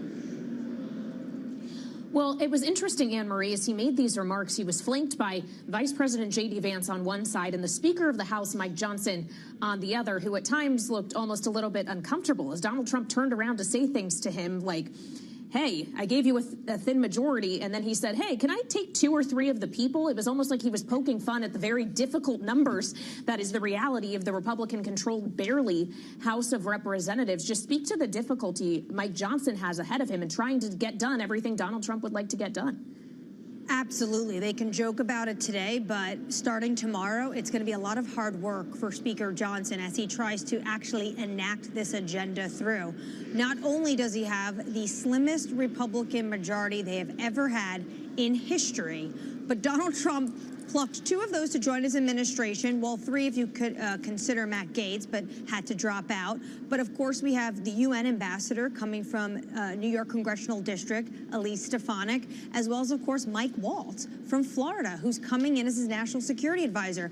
Those elections have to get done, so they have an even slimmer majority than they are going to have once they have those elections. It's still going to be incredibly slim, but they're starting off without those 3 seats. So incredibly challenging days ahead for Speaker Johnson. We should also note, not just challenging to enact Donald Trump's agenda, they still have to finish spending. That is coming up in March. And as well, they have to raise the debt ceiling. The U.S. will not be able to pay its prior bills come this summer. Now, this was a point of contention at the end of last year in December. Remember, Donald Trump said we should have had this done. It should be voted on. People I've been speaking to said Speaker Johnson didn't want to take up that vote before his next speaker vote to become the speaker once again. He didn't want to put Republicans in that very difficult position to take a controversial vote when these are the individuals that say we need fiscal restraint, saying you have to vote to increase the debt limit. So Donald Trump wanted the decks cleared before this day, before he came in as the 47th president. They weren't able to do it. Before we get to his agenda, which he's poking fun as a slim majority, they have a lot of other orders of business to get to. All right, Bloomberg's Anne-Marie Horder live at the Capitol, in the Capitol facilities. Thank you so much. We, of course, have just seen Donald Trump, the 47th president, leaving Emancipation Hall. He will now head to the president's room, where he is expected to hold a signing ceremony with Vice President J.D. Vance. That is when we expect that the first executive orders of his presidency could be signed. The White House now saying that Trump will be ending leasing to massive wind farms, part of energy and border-oriented executive orders we already had seen leaked to the media and, of course, outlined in the scripted inauguration speech that Donald Trump gave. Of course, what we all just listened to moments ago was the unscripted version to the overflow room, in which he talked about a number of things, including those who have been convicted of crimes regarding the riot at the Capitol on January 6, 2021. And joining us now from the White House with more is Bloomberg's Tyler Kendall. Tyler, he said there would be action. He said action is better than words. When will that action come? Right. Well, Kaylee, we have to remember that acts of clemency is actually one of those areas where the chief executive does have broad power when it comes to issuing pardons. We know that at least 1,500 people have been charged in connection to that riot on January 6, 4 years ago. And President Trump's Vice President J.D. Vance has suggested that that blanket pardon would likely apply to non-violent offenders, those convicted of misdemeanor crimes. However, we also do know that the chief of police on Capitol Hill has urged President Trump to not pardon anybody who has any crimes on the record related to any incidents with Capitol Hill police officers during that day. We know that his Attorney General designate Pam Bondi also said that while she would look at each of these cases individually, she also condemned any violence against Capitol Hill police. However, important to note that during his remarks, he did take aim at President Biden, his outgoing pardons for some of his family members and also some political opponents of Trump. So pardons, acts of clemency, something that the president has broad authority over, coming to the top of the news today. Tyler, thank you so much. Bloomberg's Tyler Kendall posted up at the White House for the balance of the day here. We'll get back with Tyler in a bit as we bring you a live look at a dressed-up statuary hall, dressed up for lunch. This is the grand luncheon with lawmakers and members of the incoming administration that Donald Trump and Melania Trump will be sitting down for shortly. This is part of the tradition and part of the inaugural ceremony back inside the U.S. Capitol. And we reassemble our signature panel now to talk this out. Bloomberg Politics contributors Rick Davis, partner at Stone Court Capital, alongside Jeannie Shanzano, senior democracy fellow at the Center for the Study of the Presidency and Congress, political science professor as well at Iona University. We need to unpack this speech for a bit. And when I say speech, I mean the second one, the offhand remarks that followed the inaugural address. Jeannie, that was quite a stem winder, and he didn't have a lot of nice things to say in this one. This was, I guess, the retribution speech that maybe he preferred to deliver. He gave himself a grade of A+. Yeah, not surprisingly, a grade of A+, as we always hear from President Trump. And you know, I thought he seemed much more comfortable, energetic, giving this speech. And, you know, we talked about the fact the inaugural address, for parts of it, he seemed very monotone, very reserved for Trump. But this was more the Trump we know. Yeah, the Trump from the campaign, the Trump at the rallies. He was jovial. And he also had, in addition to those things that Anne-Marie and Tyler laid out, I will also note he's talking about things that are not widely supported by the American public, like shutting down the Department of Education, which is something they talked about in Project 2025. These are the kinds of things that can get him into a host of trouble if he tries to deliver on them. So I thought that was a really important moment to underscore. But, you know, I would just also say, for the oldest president ever inaugurated, he has an awful lot of energy, and he is somebody who a long day doesn't seem to bother him at all. You know, Melania Trump's feet may hurt, but he's prepared to go on and on. But I should note, he is not wearing 3-inch heels or whatever she has on, so she's got a bit of a tougher job in that. They looked actually higher than they looked higher. The heels and the hat, all of it comprising the inaugural outfit of the First Lady. Rick, when we consider the second speech he gave, he talked about how he thought he would have won California this time around, that the 2020 election was rigged. Having just once again become president of the United States, we're still relitigating these things. And I wonder at what point, if ever, Donald Trump decides that's no longer a productive course of inquiry. Yeah, I mean, even going back to 2015, you know, and litigating some of the things that were going on there, and talking about how at that time I said it was going to be the immigration, and, you know, that thread ran through the speech, including an entire 10 minutes on how to actually technically build a border wall, you know, including how much cement you got to use and what kind of materials.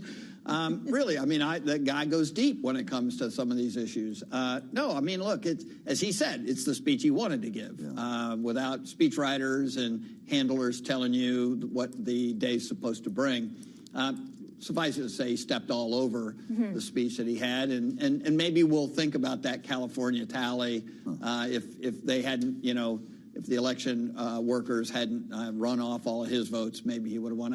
I think everyone just takes that as his typical hyperbole. We got to expect a lot of that for the next 4 years. And we saw a lot in his first term, and we're going to see even more in his second term. That was the feeling there, though, for a moment, right? You forgot what it was like, didn't you, Jeannie? It brought it all back. It's 4 years we have ahead. And I think, by the way, fascinating about California, because over the weekend, we had the Speaker of the House on national television saying he would consider disaster aid, but he's not going to promise that there are no strings attached to that. So that, to me, is going to be fascinating to see how it plays out, as the people of California have suffered so much from these fires. Well, absolutely, and that's just one of the legislative actions we're going to be watching for. Rick, Donald Trump did suggest with the Speaker of the House that we could see a bill passed within the next week. I'm assuming that might be the Lake and Riley Act, which of course pertains to the detention of migrants who have been who have committed crimes. But then there's the much larger piece of legislation, or two pieces, a budget reconciliation that they'll still have to pass. And Donald Trump was literally pointing to the super narrow majority that the House has. Did he not just admit fully for the audience gathered in Emancipation Hall and people around the country that it's going to be really hard to get his legislative agenda done? Yeah, I mean, so much of our discussion today have been what he is going to do alone as president. Executive orders, declarations, things like that. And sure, I mean, he's going to fill the vacuum that exists right now, and he's going to do it quickly. But then the real work starts, and as Anne-Marie talked about, this is a very, very packed legislative agenda. Not only does he have to come up with a budget, but he has to come up with a debt limit plan. He's got to be able to do a new reconciliation bill that funds some of his top priorities that he'll make way with through these executive orders. But he's got to also get his entire cabinet confirmed, all these ambassadors confirmed. I mean, like, if you look at the amount of time that's going to be taken just on those things on the Senate floor, you wonder, when are they going to ever have any time to pass any legislation? So it's going to be a crowded hour in Washington, D.C. for quite some time. Watching Pete Hegseth, Donald Trump's nominee for defense secretary, talking with Don Jr. In advance of their luncheon here. You know, Jeannie, we're going to hear pretty shortly about an invitation to Donald Trump to come deliver another address to a joint session of Congress, the equivalent of the State of the Union. How soon will that happen, and how much will it echo what we just heard? You know, I think it's going to happen fairly soon. I'm sure they will work with the new president on that exact date. But, you know, a lot of people now comparing his inaugural address to a sort of State of the Union address, because what we heard was a litany of promises of things he would fulfill during his administration. So I think it will be an extension of what we heard today. I also think it's just fascinating because it was almost a warning I read this second speech in the overflow room to Speaker Johnson that you have a very narrow margin, as if the man needs to be reminded any more of this. And I've got a lot on my plate, says Donald Trump. So you've got a lot to do. And you know, Mike Johnson, I think, has the toughest job in D.C., no holds barred, maybe even the world, in trying to get this thing passed. And this thing is raising the debt ceiling. This thing is making sure the government doesn't shut down. And one of the most aggressive reconciliation bills we've ever heard of. You know, can you do all that with one vote? I mean, it's astonishing to think. And, you know, Donald Trump seemed to be issuing him a warning. I've supported you till now. Let's see what you can do for me. So it's going to be fascinating to watch what happens on Capitol Hill in the next few months. Indeed it will. Jeannie Shanzano and Rick Davis, thank you so much. And as we consider Trump's legislative agenda, there is, of course, the matter, as we've discussed throughout our special programming here on Bloomberg TV and radio, of the many things going to immediately impose tariffs or additional tariffs on Chinese goods. And it's a conversation around the economic and geopolitical relationship with China that we turn to our next guest, Shirley Marty, non-resident fellow, Atlantic Council's Global China Hub, joining us now. Thank you for being here on Bloomberg, Shirley. Consider just the broad threat of tariffs being placed, not on specific Chinese goods, but potentially all of them that they export to the States. Just how braced for what is coming is China right now? Take the oath of office today.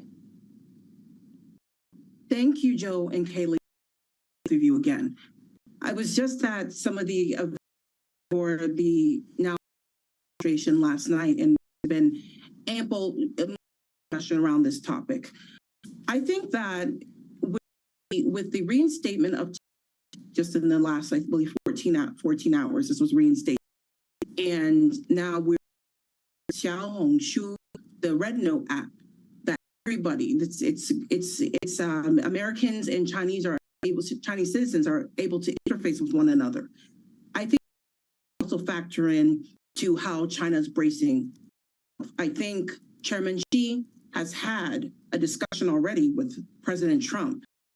We see that, yes, he declined the invite to the inauguration, which I think was, but he made a good faith effort and brought in his Vice President Han Zheng. And so there appears that there will be a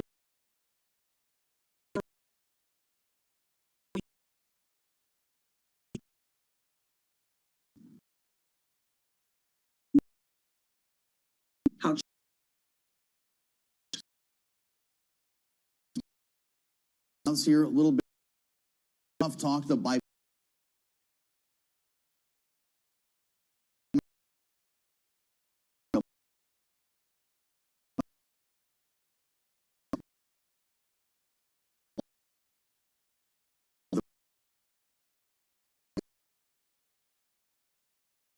The CEO of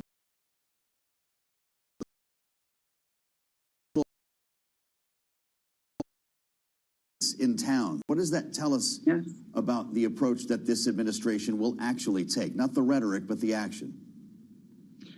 When it comes to the action itself, I think that what Trump understands, especially as a businessman, you have to, I believe it was a couple weeks ago when he was announced as, a couple weeks ago, he may have announced, I believe, on his True Social, that how much TikTok was significant to his winning the presidential election cross board. I do think, though, that he is recognizing that that period where Xiao Hongshu, the Red Note app, was interfacing, Americans and Chinese were interfacing with one another. Yeah. That's a national security challenge right there. And this is happening as Americans across the country are upset with their TikTok being taken away. And so Shirley, I will just interrupt you for a moment here as we listen in on Bloomberg TV and radio for President Trump is in the president's room now holding a signing ceremony flanked by senior leadership in Congress. So let's listen as he signs his first orders.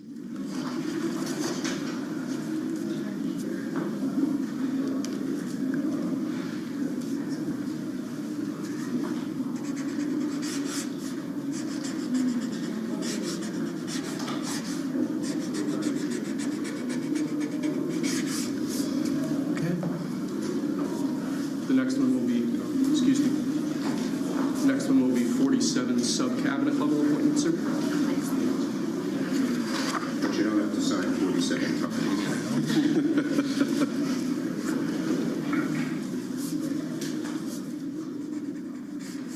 Spent a lot of time talking about using the Sharpie over the past couple of days, Kaylee, and he has officially begun. This table set up in the office that the president uses while on the Capitol here to take care of a couple of administrative things. Yeah, having just signed cabinet appointees officially and now acting designations, so taking care of some administrative business, if you will, most immediately here before we get to the anticipated executive orders that could cover a variety of issues from the border and immigration to energy and, of course, policies around the federal workforce. As he has said, he will be returning federal employees to work in person. If you're listening on Bloomberg Radio, Donald Trump seated behind the desk here, flanked by Vice President J.D. Vance, House Speaker Mike Johnson. Also, House and Senate leadership are with him as well. Chuck Schumer, John Thune, Amy Klobuchar, Deb Fischer, and then those from the House, Steve Scalise and Hakeem Jeffries, as he hands the book.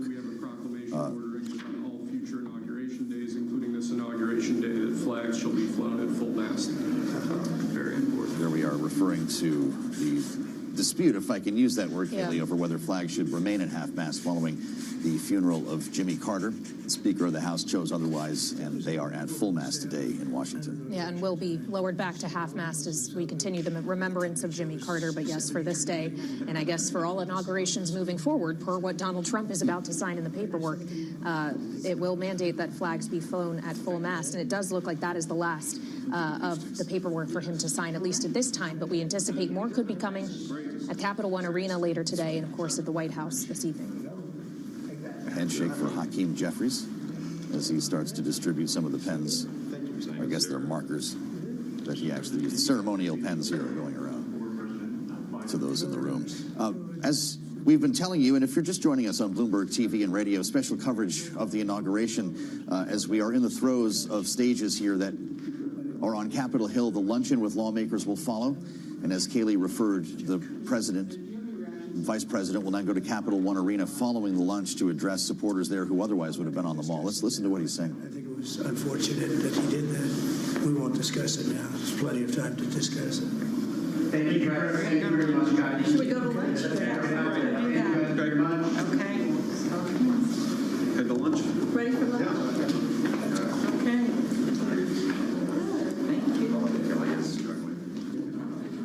And that will wrap up the proceedings in the president's room. Paperwork having been signed. We just heard the words ready for lunch. So presumably they will be heading to that luncheon taking place in Statuary Hall, where we had already seen crowds gathering from cabinet nominees who are now, of course, official per what Donald Trump just signed, as well as members of his family and other high-profile guests. Carrie Underwood, for example, attending the luncheon after her a cappella performance during the ceremony in the Rotunda today. Yeah, it's a who's who in there. Certainly if you're a Bloomberg listener or viewer, you could probably pick out half of Silicon Valley in there, not to mention some of the other political luminaries. Donald Trump exiting the room now alongside Melania Trump, Speaker Johnson, and Steve Scalise.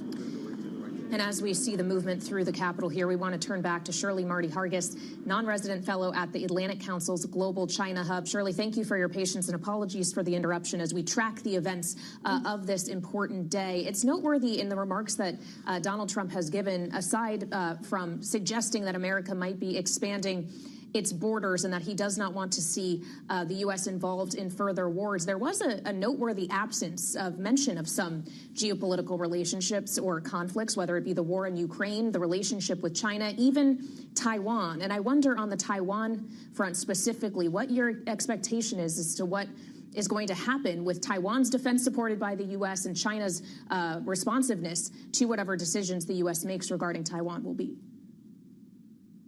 When it comes to Taiwan, we can pretty much expect Xi to react. He has to, especially with FDI so low, and especially with challenges domestically with his populace, with the economy in general. And I think that when it comes to Taiwan, we will continue to support Taiwan. 90% of our semiconductors and chips come from the island. 85% of global economic output regarding their foundries are 4 of those largest foundries are on that island. And so we have significant investment in the island. I think that President Trump has this in his mind as he's engaging Chairman Xi. And if we cycle back to TikTok, his pulling back of the ban on TikTok may be because he wants to reset the stage for his relations with Chairman Xi. Shirley, what does David Perdue, Donald Trump's pick to be the next ambassador to China, bring to the table? Business background. Business background is substantial. And I think what's significant about having folks from the business community come into the room when it comes, especially dealing with China, business folks know that to do business successfully in any country, you have to understand you have to have the cultural competencies of the country. You have to understand how to interact and engage the country. And this is a skill set that can be leveraged significantly in times of tension, in times of rivalry. And I think that the strategic choice of Perdue as ambassador to China is very much steeped in that. Shirley, it's great to have you with us. She's non-resident fellow at the Atlantic Council's Global China Hub. Thank you so much for being part of our special coverage as we keep our eyes on Statuary Hall. This is normally where you would see all of the reporters and lawmakers gathering following the State of the Union address, an ornate affair as this luncheon will soon kick off with some opening remarks from the inaugural committee. As we now bring in Bloomberg's Washington bureau chief, Peggy Collins, finally with us at the table. Peggy, happy Inauguration Day. It's great to have you with us here. What are your thoughts as we walk through these traditions in Washington with such a non-traditional president of the United States? Well, I think a couple of things that are sticking out early in the day was this effort to really zero in on America's national security and talking about emergencies in order to validate some of the actions that we expect to see and signed later today in terms of executive orders. So that's really around immigration and energy in terms of 2 of the top 2. One of the surprises has been a bit more of a deliberate or measured tone on tariffs. So we really haven't seen, nor do we expect, according to our reporting, tariffs coming out today on individual countries. Our reporting is showing that even on China, there may be a more deliberate posture in terms of negotiating there, trying to find another deal potentially with Xi rather than come right out of the gate today with the broad-based tariffs and higher tariffs on places like China, Mexico, Canada that we might have expected a couple of months ago based on what Trump was saying on the campaign trail. But I think those are some of the surprises. In terms of the markets, they're really reacting to the tariff news as well as the energy news. We saw Trump follow through on his policies on EVs and saying that he was really going to let Americans buy the cars that they want. And I will say that I think in his last speech later in this afternoon, he was basically saying he thinks that he won the election not so much based on the economic policies around inflation and the pain of prices, but really on the border. And I think that's what you're going to see today and tomorrow them really lean into in terms of following through with their promise to the American people. I'm glad you mentioned the market reaction we're seeing, because you are seeing a weaker dollar today. In fact, the Bloomberg Dollar Index seeing its worst day since August, and it's weaker against literally everything in G10. So even though it is a federal holiday, not just for inauguration, but because of Martin Luther King Day, and stock and bond markets aren't actively trading, you are still seeing people reacting to what we are or are not getting from the now president of the United States. You mentioned this notion of dealing with China when it comes to things like tariffs, but also Donald Trump wants to strike a deal with China and whoever ultimately is a buyer for TikTok. He said today he would be signing something that essentially extends the window so it won't be banned. That's why we saw TikTok only go dark for a certain period of time. When might that be coming, Peggy? Well, our reporters are looking out for it any minute now, so we certainly are waiting to see if they will make some pronouncement today in terms of those executive orders or executive actions. But again, it is a lot of the posture that we've seen with President Trump in the past coming back as soon as today, which is really bringing business into the fold and saying we're going to make a deal with business owners, with companies like China to protect America's national security. And if we need to bring corporate America into that, or we need to bring in economic tools like tariffs, we're going to. Quite the scene here as we look at the room of luminaries. Peggy, just pick your table: a high-tech executive, multi-billionaire, a Supreme Court justice, a member of Congress. What are they talking about? I think they're talking about a lot of different things, but I do think that is one of the changes that you're going to see with this administration. We've already seen it in terms of the tech titans that were there today, not only there, but really in the front rows, almost like right behind the family, kind of showing that Trump is bringing business back to Washington. How that actually plays out in terms of policy still remains to be seen, but I think that's going to be one of the most marked shifts of this administration. All right, Bloomberg's Washington bureau chief, Peggy Collins, thank you so much. And incredible as we watch this room gathered here to consider all of those in attendance. And of course, Donald Trump should be entering the room any minute now, and we'll wait to see if he makes more remarks after his much lengthier second speech given in Emancipation Hall earlier today. Look, we can expect, I guess, a lot of things from Donald Trump in the next couple of hours, including a lot more talking. He'll be speaking as well at the Capital One Arena a bit later on today. Following the luncheon and executive orders, things are way off schedule.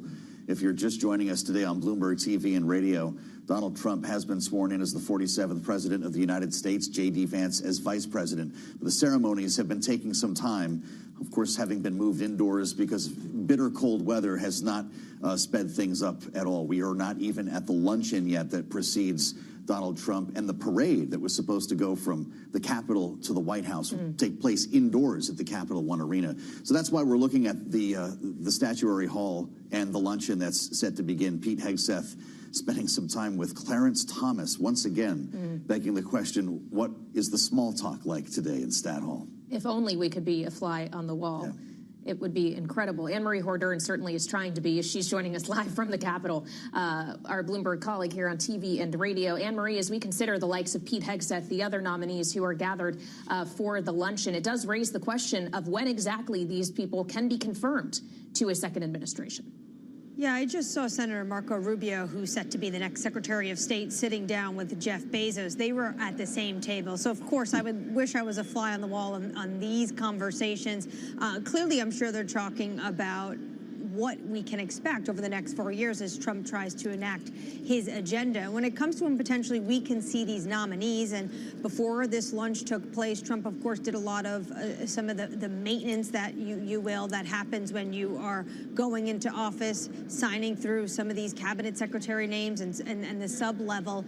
We are waiting to know when the votes are going to be. We could see one as soon as today. Yes, it's a lot of pomp and circumstance up here on the Hill, but senators will get back to work this evening, and we could see a vote on Marco Rubio. He is likely going to sail through. Out of all of Trump's nominees, he had a very easy hearing. He is liked. These are members of both sides of the aisle like him. He's one of their colleagues, and he will likely, out of all these nominees, get the highest level of votes in the Senate chamber. We do know that the Trump administration does want to focus on national security positions. So then you have to ask, When is it going to be Pete Hegseth's turn, who's going to be the next defense secretary? He is likely not going to get the number of votes that Marco Rubio is going to get, but he did have a hearing where a number of Republicans who were concerned about him said that they were on board, so likely he will pass that threshold. Of course, we're still waiting on Tulsi Gabbard as well, and also John Ratcliffe, who's going to be leading the CIA, waiting on when we will get confirmation of his vote as well for the full Senate, although I believe tonight in the committee, he might get a vote as well, so that should potentially move him into a higher place for the full Senate vote. Anne-Marie, thank you. Bloomberg's Anne-Marie Hordern with us live on Capitol Hill as part of our special coverage, watching Vice President J.D. Vance and the Second Lady arrive in Stat Hall for the luncheon shortly. Donald Trump and Melania Trump will be doing the very same. Of course, Joe Biden and former President and former First Lady Jill Biden have now left Washington, having left the Capitol complex in the helicopter that carries the moniker Marine One when the president is aboard. They then boarded the aircraft that you may recognize as Air Force One. Without the president on board, it carried the designation SAM 46, Special Air Mission 46 for the 46th President of the United States. Kaylee, Donald Trump and Melania Trump are now entering Statuary Hall. Yeah, the 47th president joining the luncheon with members of Congress, members presumably who will be joining his administration, and other special guests who attended the inauguration there for the luncheon, beginning a little bit after it was scheduled to. As we've been running a bit behind today, and of course there is still a long day ahead of now President Trump as he has to make his way at some point to Capital One Arena, to the White House, and then to inaugural balls this evening. Will likely be dark by the time the Trumps get back to the White House. We're running almost an hour late at this point. And as they take their seats, we want to go back to the White House right now. Bloomberg's Tyler Kendall is standing by. Tyler, now that the Bidens have left, this is the Trump White House once again. Right, and Joe, they're heading to California, which notably is the same place where they went after Joe Biden announced that he was dropping out of the 2024 race back in August. Now, I can tell you that more moving trucks have started to come in here through the Northwest gate, and that as we start to prepare for this transition, that ultimately, that President Biden addressed supporters as President Trump was speaking in Emancipation Hall. And as he was doing that, he thanked his supporters. He urged them to continue to stay engaged, saying that serving as president was one of the greatest honors of his life.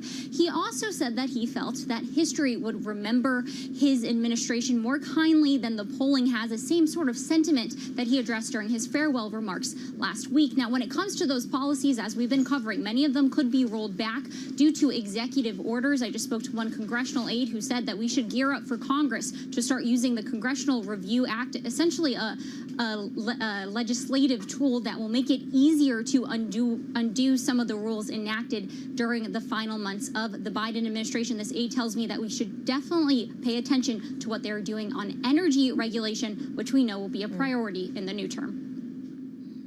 All right, Bloomberg's Tyler Kendall live at the White House. Thank you so much. And on that note, on energy, President Trump today announcing in his inaugural address plans to use executive power to lower energy prices. The inflation crisis was caused by massive overspending and escalating energy prices, and that is why today I will also declare a national energy emergency. We will drill, baby, drill.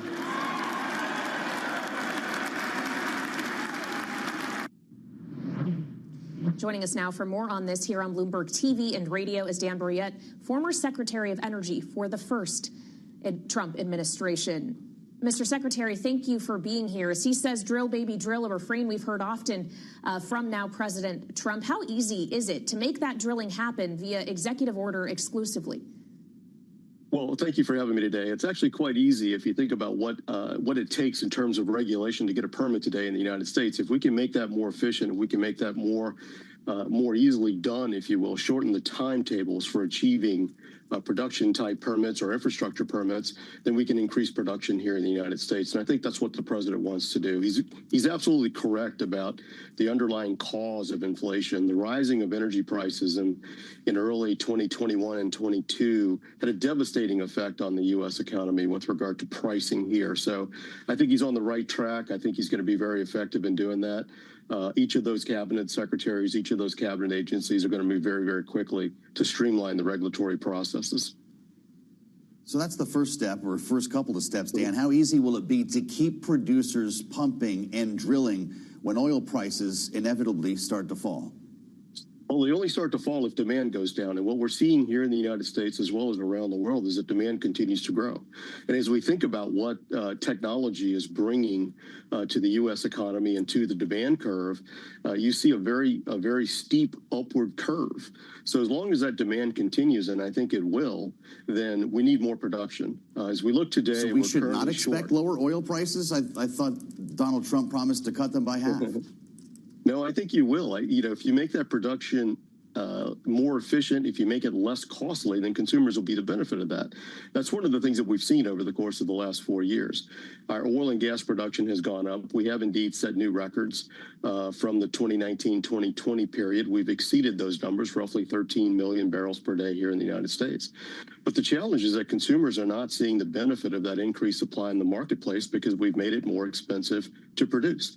So if we can shorten the timetables, if we can reduce the litigation or the judiciary burdens that producers now face, then we can pass those consumers or pass those costs or lower cost on to consumers, and they'll be the beneficiary. And I think that's the president's focus today. Well, and we're obviously talking about traditional oil and gas and fossil fuels here, Dan, but he also has made a number of proclamations, or at least saying he intends to do things like end wind farms and offshore wind farms specifically, pull back the EV mandate, as he calls it, elements of the Green New Deal. When we consider the wider energy composition in the United States, what do you ultimately see as the appropriate balance for cleaner fuels versus the traditional ones? Well, I think you're going to see increased production from wind and from solar as well. I think, the record gets a bit skewed. If you look back at the record, 2019 was actually the high water mark for the installation of both solar and wind capacity here in the United States, and that was under the first Trump term.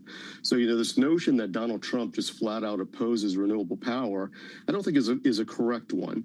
I think he understands full well that all of the above means, in fact, all of the above. Now, should we be giving preferences to certain types of fuel in the marketplace? I think you'll see the president say no to that. And what he wants to do is to eliminate those distortions in the marketplace that are created by either legislation or by, yet sometimes, regulation as well. So I think you'll see a very in-depth look at that. Do you expect the executive orders that the president will be signing throughout the day today? We understand we could have as many as 200, maybe even more. Dan, will actually address some of these matters first before we actually see legislation writing. And I wonder specifically if that will include a lifting of the ban on LNG exports. Oh, I almost certainly think that's going to be the case. There's no question about that. And there's a number of different reasons for it. One, our allies are crying for U.S. LNG all around the world. I just met with the Japanese ministers of energy, and they were very, very concerned about the announcement by the Biden administration that we were going to pause LNG exports for a period of time, or at least the export authorizations for a period of time. Same thing for the Europeans. They're facing the same types of demand curves that we are here in the United States, and that energy is absolutely critical to their meeting not only their economic goals, but their environmental goals as well, because in many cases this LNG is displacing heavier hydrocarbons like coal or dung in certain places if you're in a developing country. So the demand for LNG is going to continue to rise, and I think you'll see the Trump administration move very quickly to lift that pause. So that's what we'll be exporting, but I do wonder about the energy we do still import, as he's floated the idea of 25% tariffs on everything coming from Canada, which exports a lot in terms of energy to the United States. Sir, what would the actual immediate impact be if that were to be implemented? Well, I'm not quite sure what the president has in mind in terms of specifics on a tariff or whether or not it would apply to Canadian crude oil. But you know, the president's mission here is to increase our independence, our energy independence, not our dependence. And when we think about trade and we think about imports and exports and what we do with various countries, there's an enormous difference between depending upon a certain product in our marketplace and simply trading for that product. Canadian crude is obviously different than U.S. crude. It's heavier. It's called sour crude.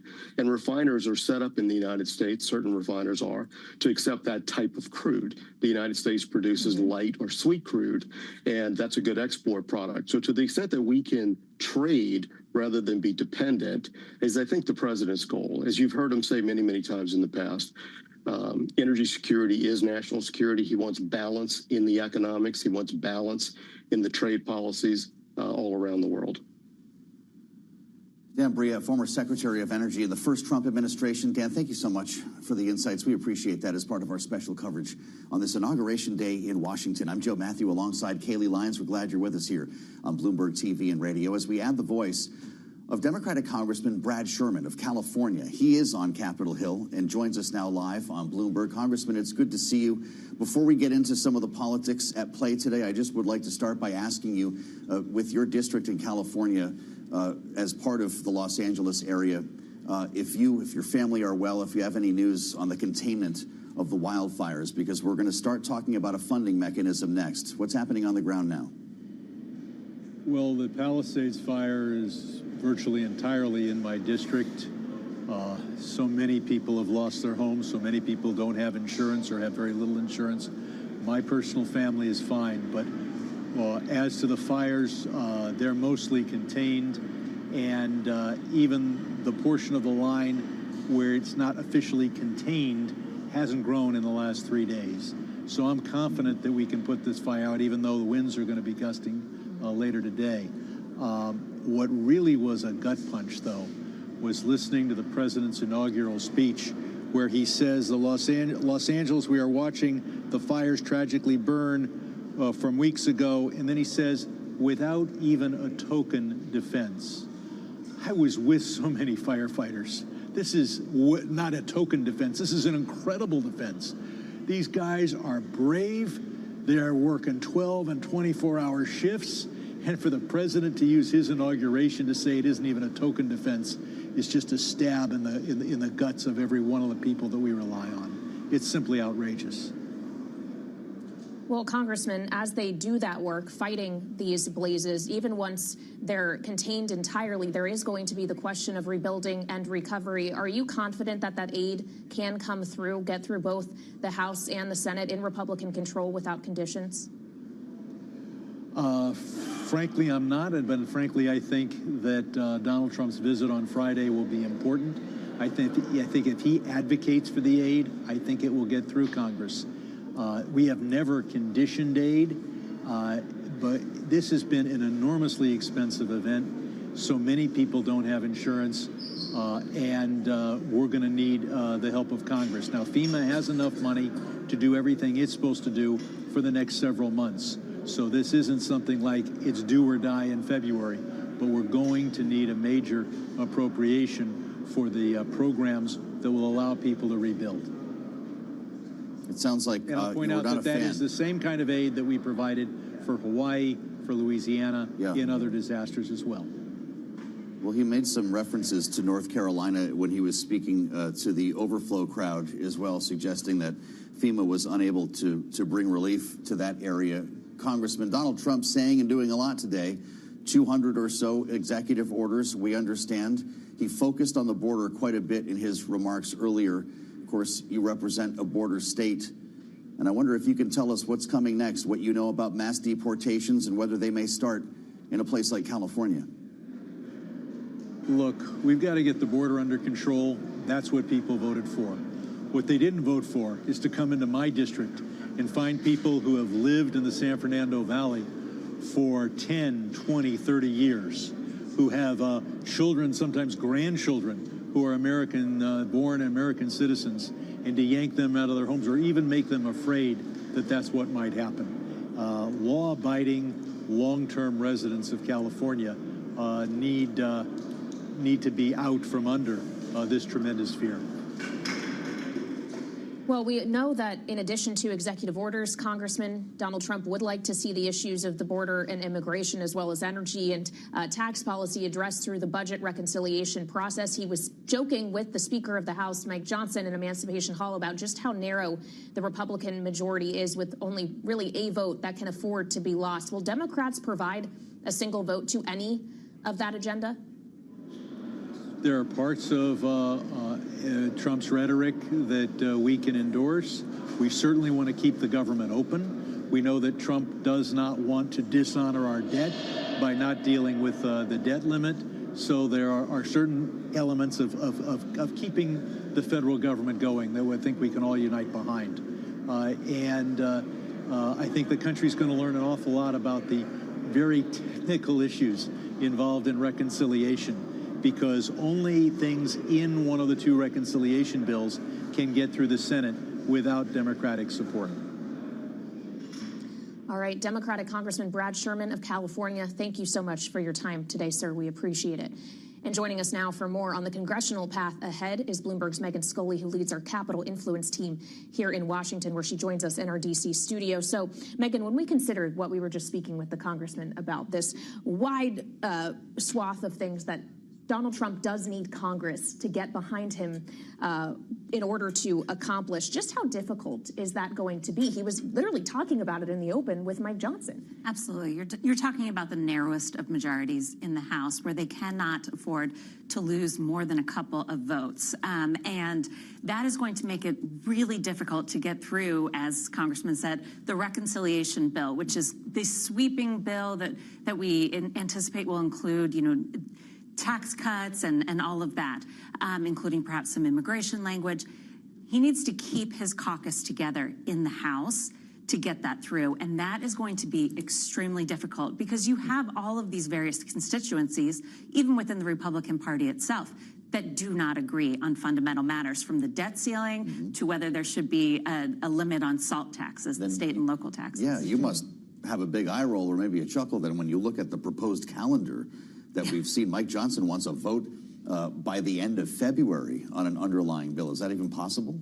It's certainly possible. Anything is possible if they can push it through, but it will be extremely, extremely difficult to actually get this language together, to strike the deals that need to be made. We saw this during Biden's term, with getting the IRA through and his big climate law, and how long that took, and how long it took, especially for Nancy Pelosi, to get the caucus united around some language that was ultimately watered down from what the president had then proposed. Well, as you raised Nancy Pelosi, who, noteworthy, was not in attendance at the inaugural proceedings today. She, of course, is no longer the leader of the Democratic Party in the House. It's Hakeem Jeffries. You have Chuck Schumer in the Senate. And as our politics contributor Rick Davis was saying, it's unclear who else you have as a leader of the party other than that. Is it going to be the resistance to Trump, if you will, coming from Congress, or is it instead going to be, say, governors like Gavin Newsom? So I think that we will soon be in, believe it or not, another election cycle. And you're going to see a lot of that resistance coming from a lot of the hopefuls for the 28 election, governors mostly, whether it be Josh Shapiro or, there are any number that have been batted around. So we will see that from there. But you will see a resistance on the Hill, particularly in the sense that their votes will make or break a lot of this legislation. They may agree with pieces of the reconciliation bill, but I think ultimately will vote en masse against it, because they will disagree with key portions of it, and also because handing the new president such a big victory is not something that they want to do politically going into their own next elections in 26. Of course, they have to simply find a way to fund the government alongside all of the other initiatives that we've been talking about here. We run out of money in March. Is that when the shutdown happens? Yes. Well, if they cannot agree to legislation, it will happen. It's around mid-March sometime, and which seems like so far away from now. But as we know, these negotiations take a lot of time, and lawmakers have in the last few weeks said we're already behind on these negotiations. we could just see them kicking the can further down the road, or just doing continuing resolutions for the remainder of the fiscal year. It's too early to tell because these conversations are just beginning. But it will be complicated by the fact that it's happening along with the negotiations on reconciliation, especially if they want to stick to this, very ambitious end of February agenda. What a year you and your team have had, Megan. Thank you so much. Megan Scully leads our congressional coverage here at Bloomberg in Washington. Thank you so much. It's official now. Having been sworn in as the 47th President of the United States, Donald Trump delivering his second inaugural address. The golden age of America begins right now.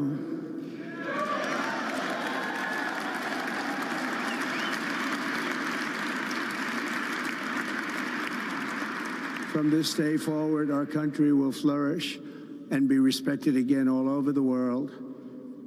We will be the envy of every nation, and we will not allow ourselves to be taken advantage of any longer. During every single day of the Trump administration, I will very simply put America first.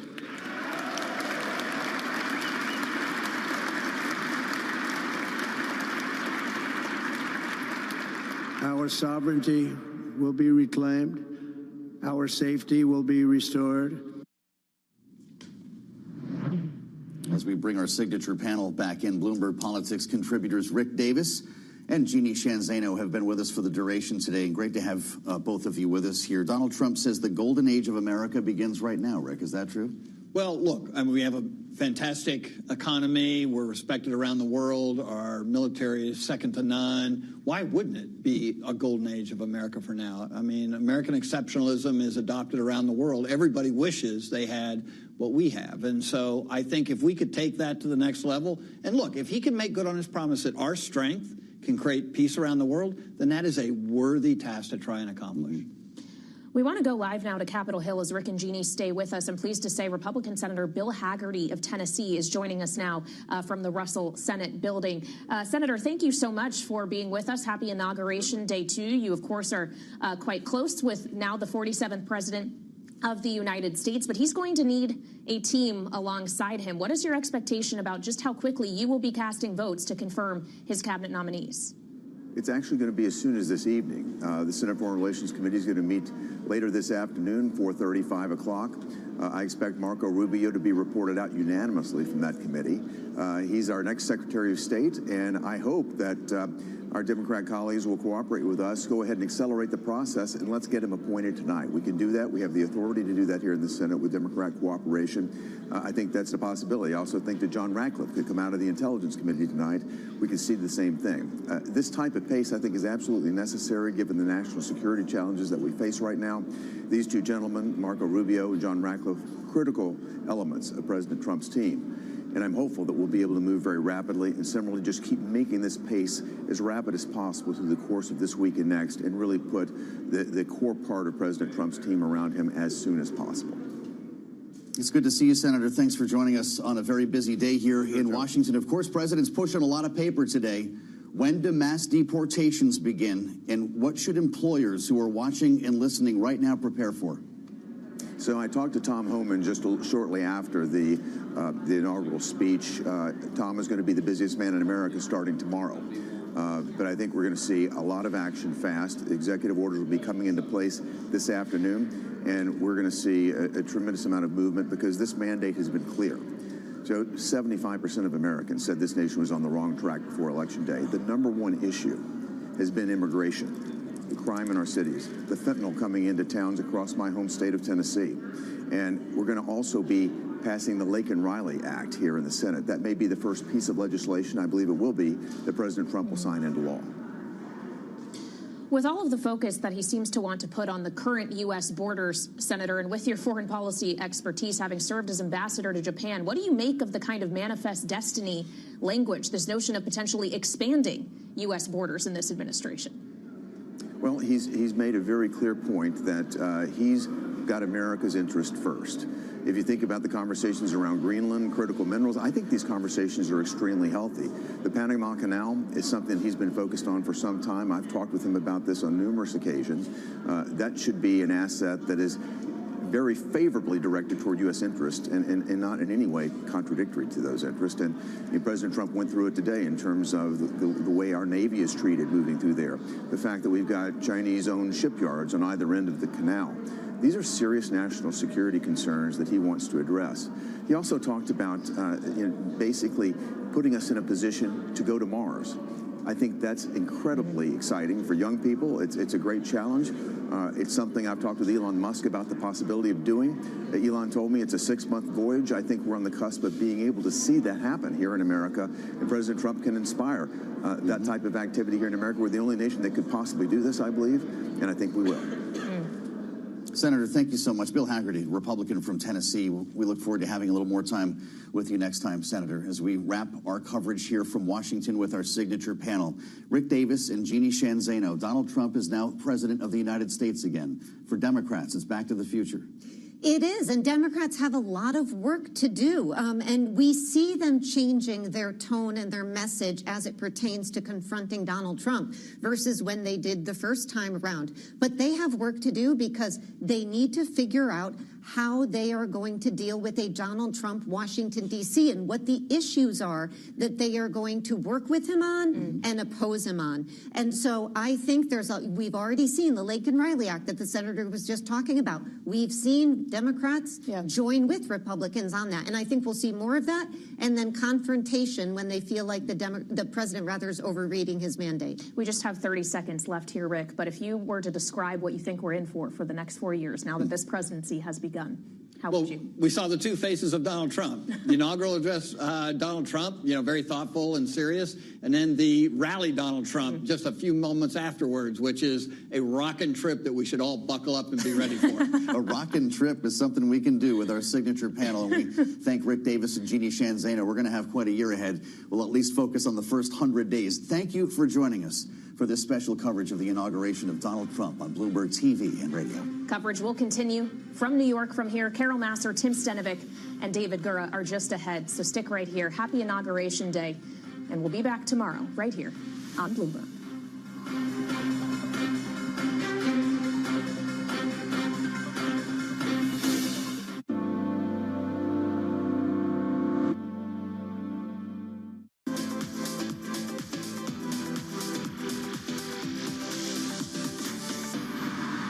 First time, got to many times go visit with Steve Jobs to try to get an Apple box to be our box. And we were trying to merge boxes. And of course, they have Apple TV, and we have our box. Never actually happened. And in one of the meetings, he said, well, you should give up because we're going to win that. But you should put Wi-Fi in all your boxes. And that's how you'll win. And you should be the best pipe. And he said the best dumb pipe. So I went home, went to our chief technology officer and said, what's Wi-Fi? And today we have the nation's biggest Wi-Fi network. And we have more customers. And 90% of your cell phone usage, 90% is Wi-Fi. Right. And that's because 70% of all the bits going over the internet right now are streaming. And streaming wasn't here 10 years ago. So I sit here and say the most exciting thing about our company is what's coming in the next 10 years that happens in innovation around the world, hopefully here in America, hopefully Silicon Valley, and LA, and everywhere else, Philadelphia, and that we're going to continue to have bits per home go up.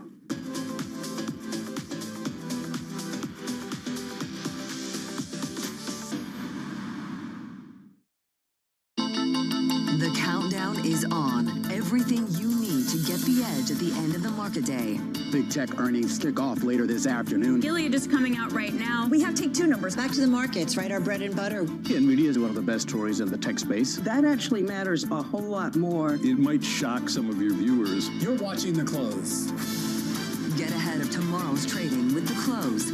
Weekdays on Bloomberg. Context changes everything.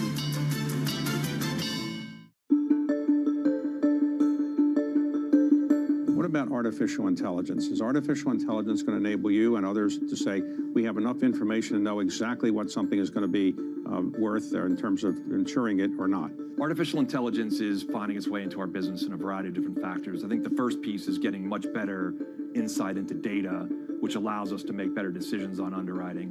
It's also a great opportunity to service business better in terms of like call centers and different ways of what's using robotics and other AI will be very helpful. But it is an emerging practice within the industry and one that is evolving very quickly. So it's also going to present risks that, other companies, how they use it and how they use large language models and making sure the decision making is very sound. So it's complicated, but it definitely is benefiting the business today.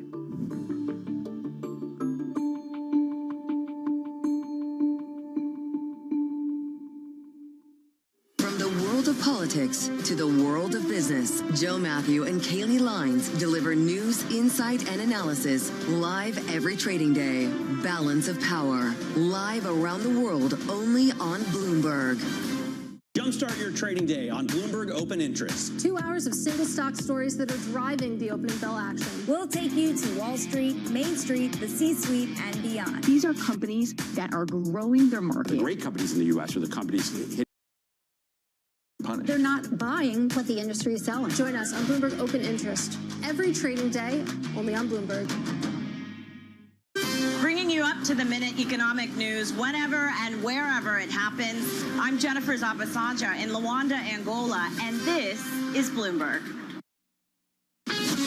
This is Bloomberg Business Week. Insight from the reporters and editors that bring you America's most trusted business magazine. Plus, global business, finance, and tech news as it happens. Bloomberg Business Week with Carol Masser and Tim Stenivek on Bloomberg Radio. And a very good afternoon, everybody, live on television, radio, YouTube, and Bloomberg Originals. This is Bloomberg Business Week on this Inauguration Day, January 20th, 2025. I'm Carol Masser, along with Tim Stenivek and David Gora.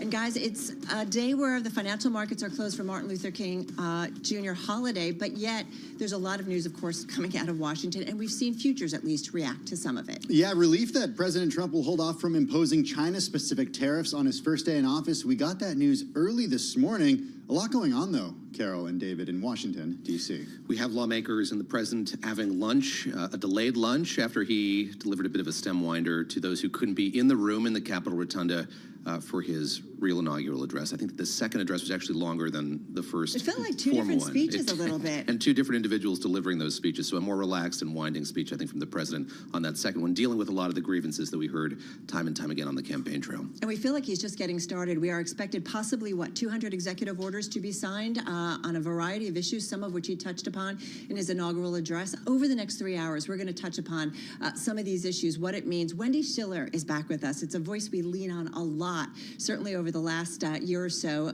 considering the election. She is a political science professor, also international public affairs professor over at Brown University. She'll weigh in on what she has heard from President Trump so far. Also, a little later, we got how the new president will shape geopolitics. We got Tina Fordham joining us. She's geopolitical strategist at the advisory firm Fordham Global Foresight.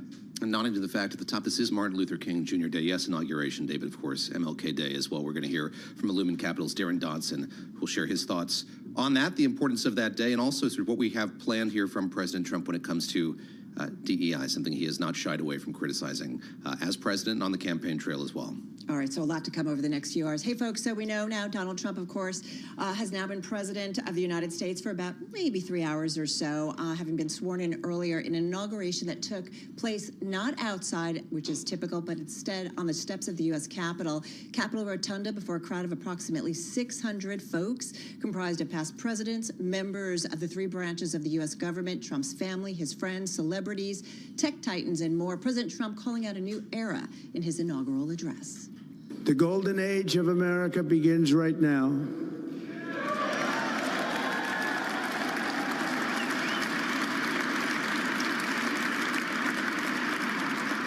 From this day forward, our country will flourish and be respected again all over the world. We will be the envy of every nation, and we will not allow ourselves to be taken advantage of any longer. During every single day of the Trump administration, I will very simply put America first.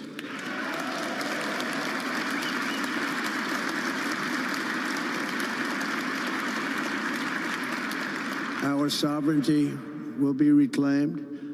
Our safety will be restored. There you have it, President Trump earlier today in his inaugural address, watching it all and reporting on it all. We have Bloomberg News reporter Tyler Kendall, who joins us from the White House. Tyler, you've had a front seat to this throughout the day. A lot of pomp and circumstance, a little different than what we've seen in past inaugural addresses outside. What's happening, though, behind the scenes at the White House as the transition continues to be underway? Yeah, hey, Tim. So here at the White House, I can tell you we've already started to see moving trucks go in and out of the Northwest Gate. I'm not sure if you can see them behind me. They're stationed there presumably to help bring out some of the Biden's belongings as we usher in this new Trump administration. Now, I spoke to one Trump transition official who said that they are getting right to work. It is clear that this incoming administration is trying to project a more organized front compared to 8 years ago when Donald Trump first arrived in Washington after having never held public office. And a large part of that is this expected flurry of executive orders. He's already signed a few of them, but Carol mentioned it at the top. We could expect numbers into the hundreds, but just in this first day alone. But just for some context there, Donald Trump signed 55 executive orders in just his first year alone. So a huge amount that could be coming down the pipeline shortly. Tyler Kendall at the White House. Our colleague down in Washington, D.C. will be returning to her throughout the afternoon as we get updates on what the president is saying. He's scheduled to go to a rally and then back to the White House. We'll find out where we land on this. We've heard dozens of executive orders, up to 200. We'll see what's in store, both in terms of topic and quantity. I want to go now to someone who's a student of all things presidential and politics. That's Wendy Schiller, professor of political science, international and public affairs, director of the Taubman Center for American Politics and Policy at Brown University. Professor Schiller joining us now from Providence, Rhode Island. Professor Schiller, let me just start with these two addresses and what you learned from them. We were talking just a moment ago about how if you look at them in complement, they were radically different. Yes, we got some detail in terms of what the president's priorities are going to be here, but what stood out to you sort of listening to them in complement, in parallel? Well, what we always see is that Donald Trump doesn't do as well with scripted addresses. He's sort of flat. He is methodical, but he doesn't have that freewheeling, charismatic energy that really marked his whole campaign trail, and in fact, his whole 4 years outside of office.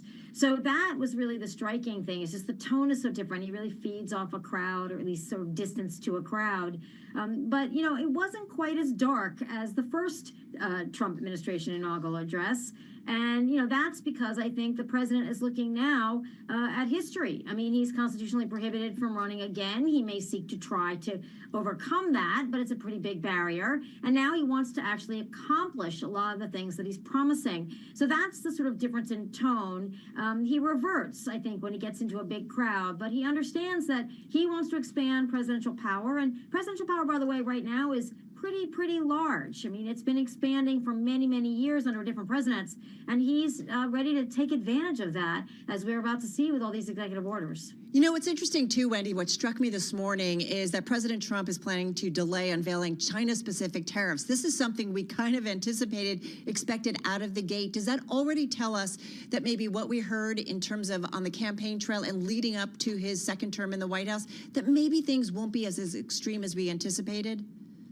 Well, it depends on where you are. I mean, declaring that the federal government only recognizes men and women, for example, to some communities might seem fairly extreme. So on social policy, certainly border immigration policy, defining that term extreme is going to be something that we're all talking about. But certainly economically, I think he is listening at the moment to his advisors saying, you've still got inflation. And if you impose lots of tariffs, that promise you're delivering to the American people in your inaugural address inside the Capitol that said you will defeat inflation, sounds like Gerald Ford from 1976.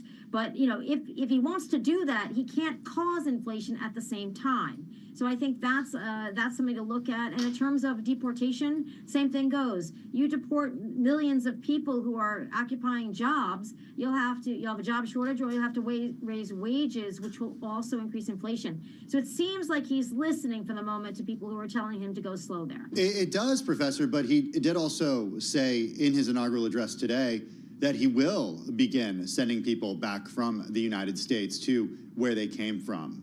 Does it seem like he will moderate that policy at all, given that you think it could be inflationary, and you're not the only one?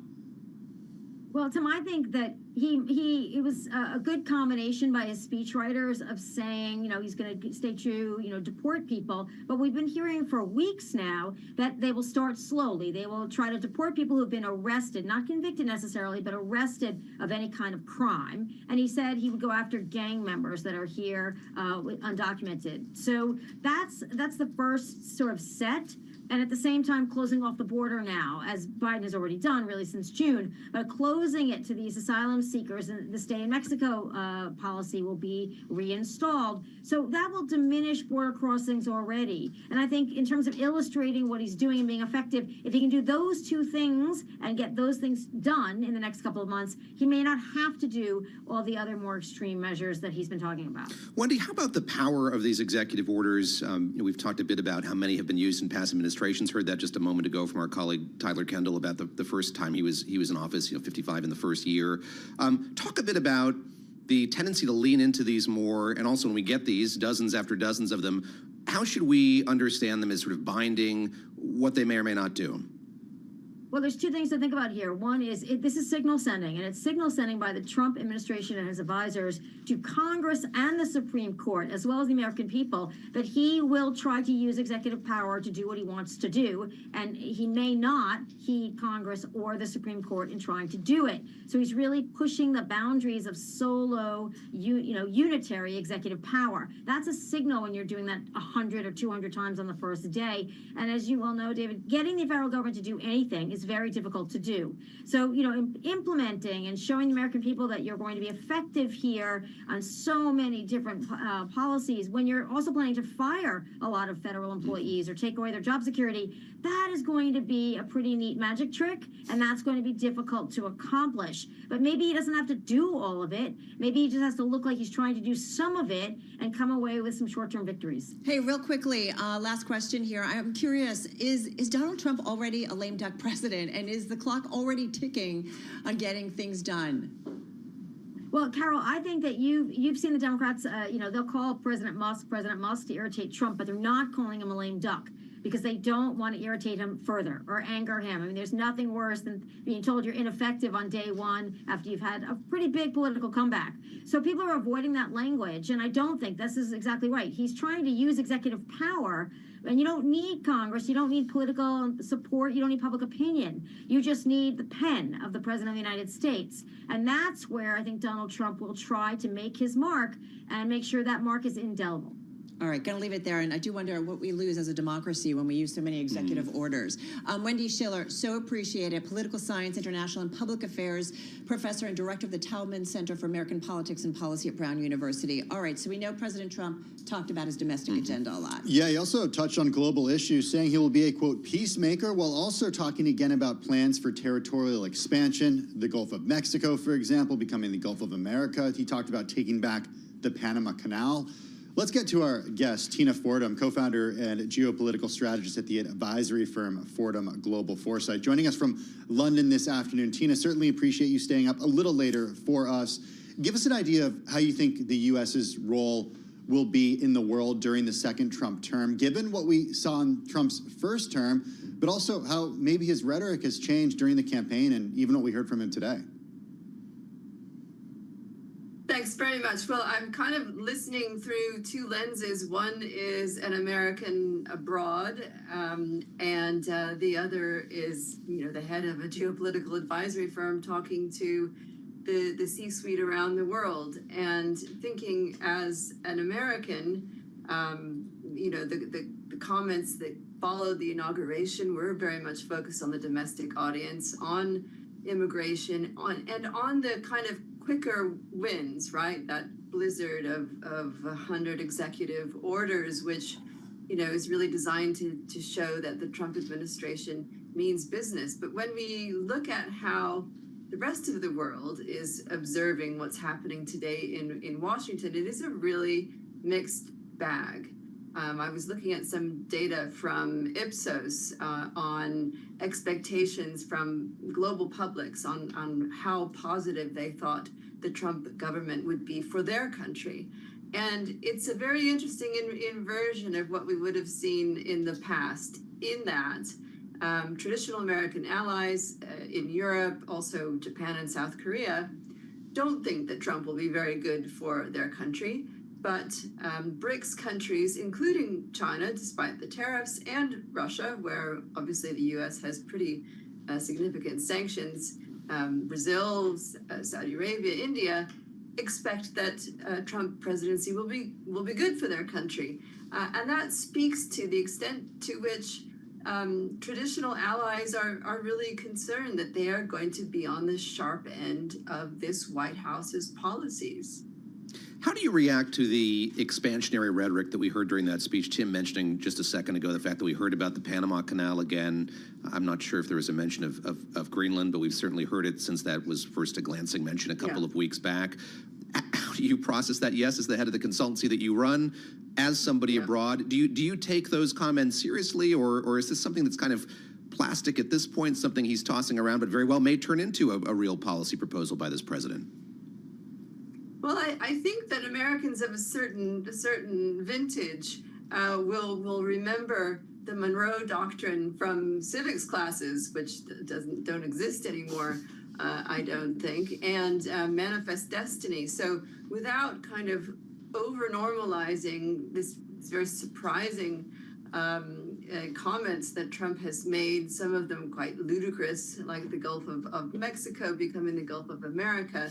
They do have roots in 19th century U.S. foreign policy, which had an almost kind of a divine, right about it, about the U.S. right to prevent hegemons anywhere. And of course, this goes back to wanting to prevent Latin America from being recolonized by Europe. But again, I don't want to, kind of over-intellectualize. I just mean that a lot of this isn't new.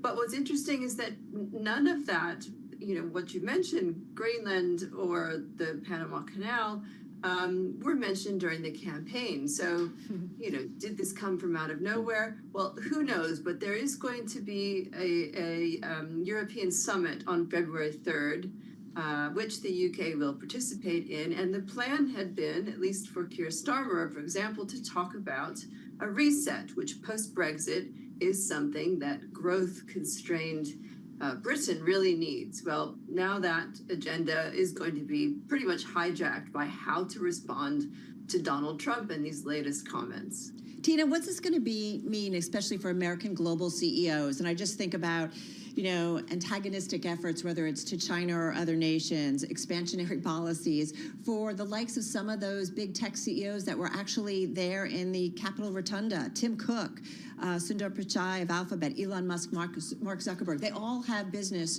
around the globe. So how does a Donald Trump and his administration possibly complicate their efforts?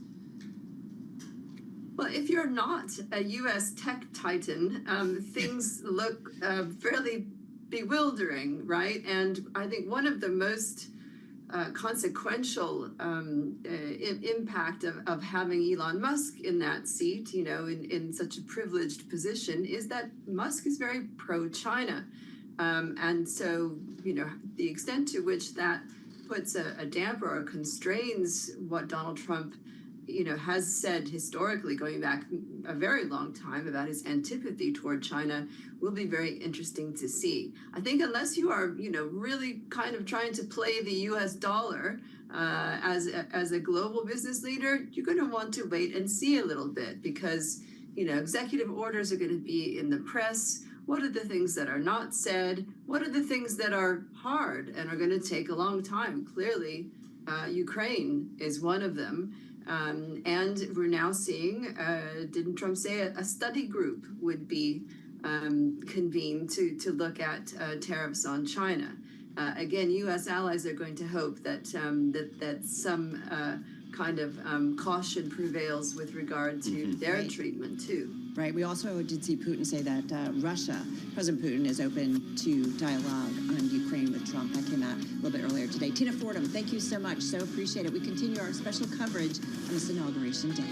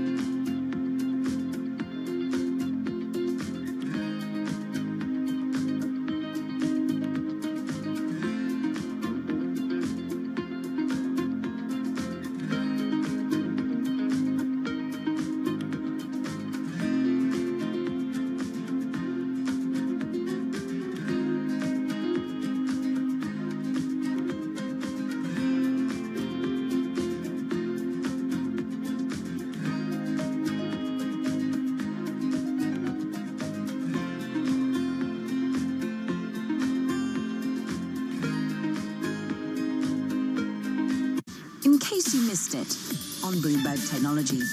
We are very focused on playing one game and one game only, and that is being free, frictionless entertainment for consumers. But what I will say is we are doubling down on the strategy. We believe it's working. We think the tailwind's in our favor, and it's on us to continue to deliver. Whenever you're doing something innovative that hasn't been done before, there's a lot of trial and error and iteration. It just always has these zigs and zags along the way, and I think where we've been successful is really being reactive. Hollywood is the history of technology. Like, we are here because of a technological breakthrough, right? And so we sometimes forget that art and technology kind of like come together always. And for us, it's like demystifying a little bit the technology. Again, if you understand AI as a tool for humans, then it changes the narrative. And it's less about fearing it and more about embracing it. Don't miss Bloomberg Technology, live every weekday. From the beating heart of global finance, economics, and politics, and wherever newsmakers are moving markets, Bloomberg brings you conversations that allow for deep discussions and important insights. What do you think the future is for inflation? Is this new normal? Are markets too optimistic? How do you worry about the things that are outside your control? How does the current fighting completely stop? I'm Francine Lacroix, and this is The Pulse, every weekday only on Bloomberg. There is this real momentum from Wall Street. We are basically deep in the European earnings season. Take a look at how we're faring when it comes to Asian markets. Welcome to the world of decentralized finance. Massive outperformance from Bitcoin. Bloomberg is covering all things crypto, the people. The tectonic shift emanating from Washington. All we're looking for is clear rules and an ability to build in the United States. Crypto shouldn't be partisan. The transactions. Really a record-breaking moment. Crypto VC is back. And the technology. It's really the beginning of a global on-chain economy. And if America doesn't embrace it, we're going to be left behind. Bloomberg Crypto, only on Bloomberg. Get your fixed income fix. Watch Bloomberg Real Yield around the world right here on Bloomberg. Context changes everything. This is Bloomberg Business Week with Carol Masser and Tim Stenovec on Bloomberg Radio and Television. All right, everybody, you are listening and watching a special edition of Bloomberg Business Week, of course, the inauguration of the 47th President of the United States, Donald Trump. I'm Carol Masser, along with Tim Stenovec and David Gora. And David, when you're not keeping us up to date on all things politics, it's been quite a busy year, to say the least.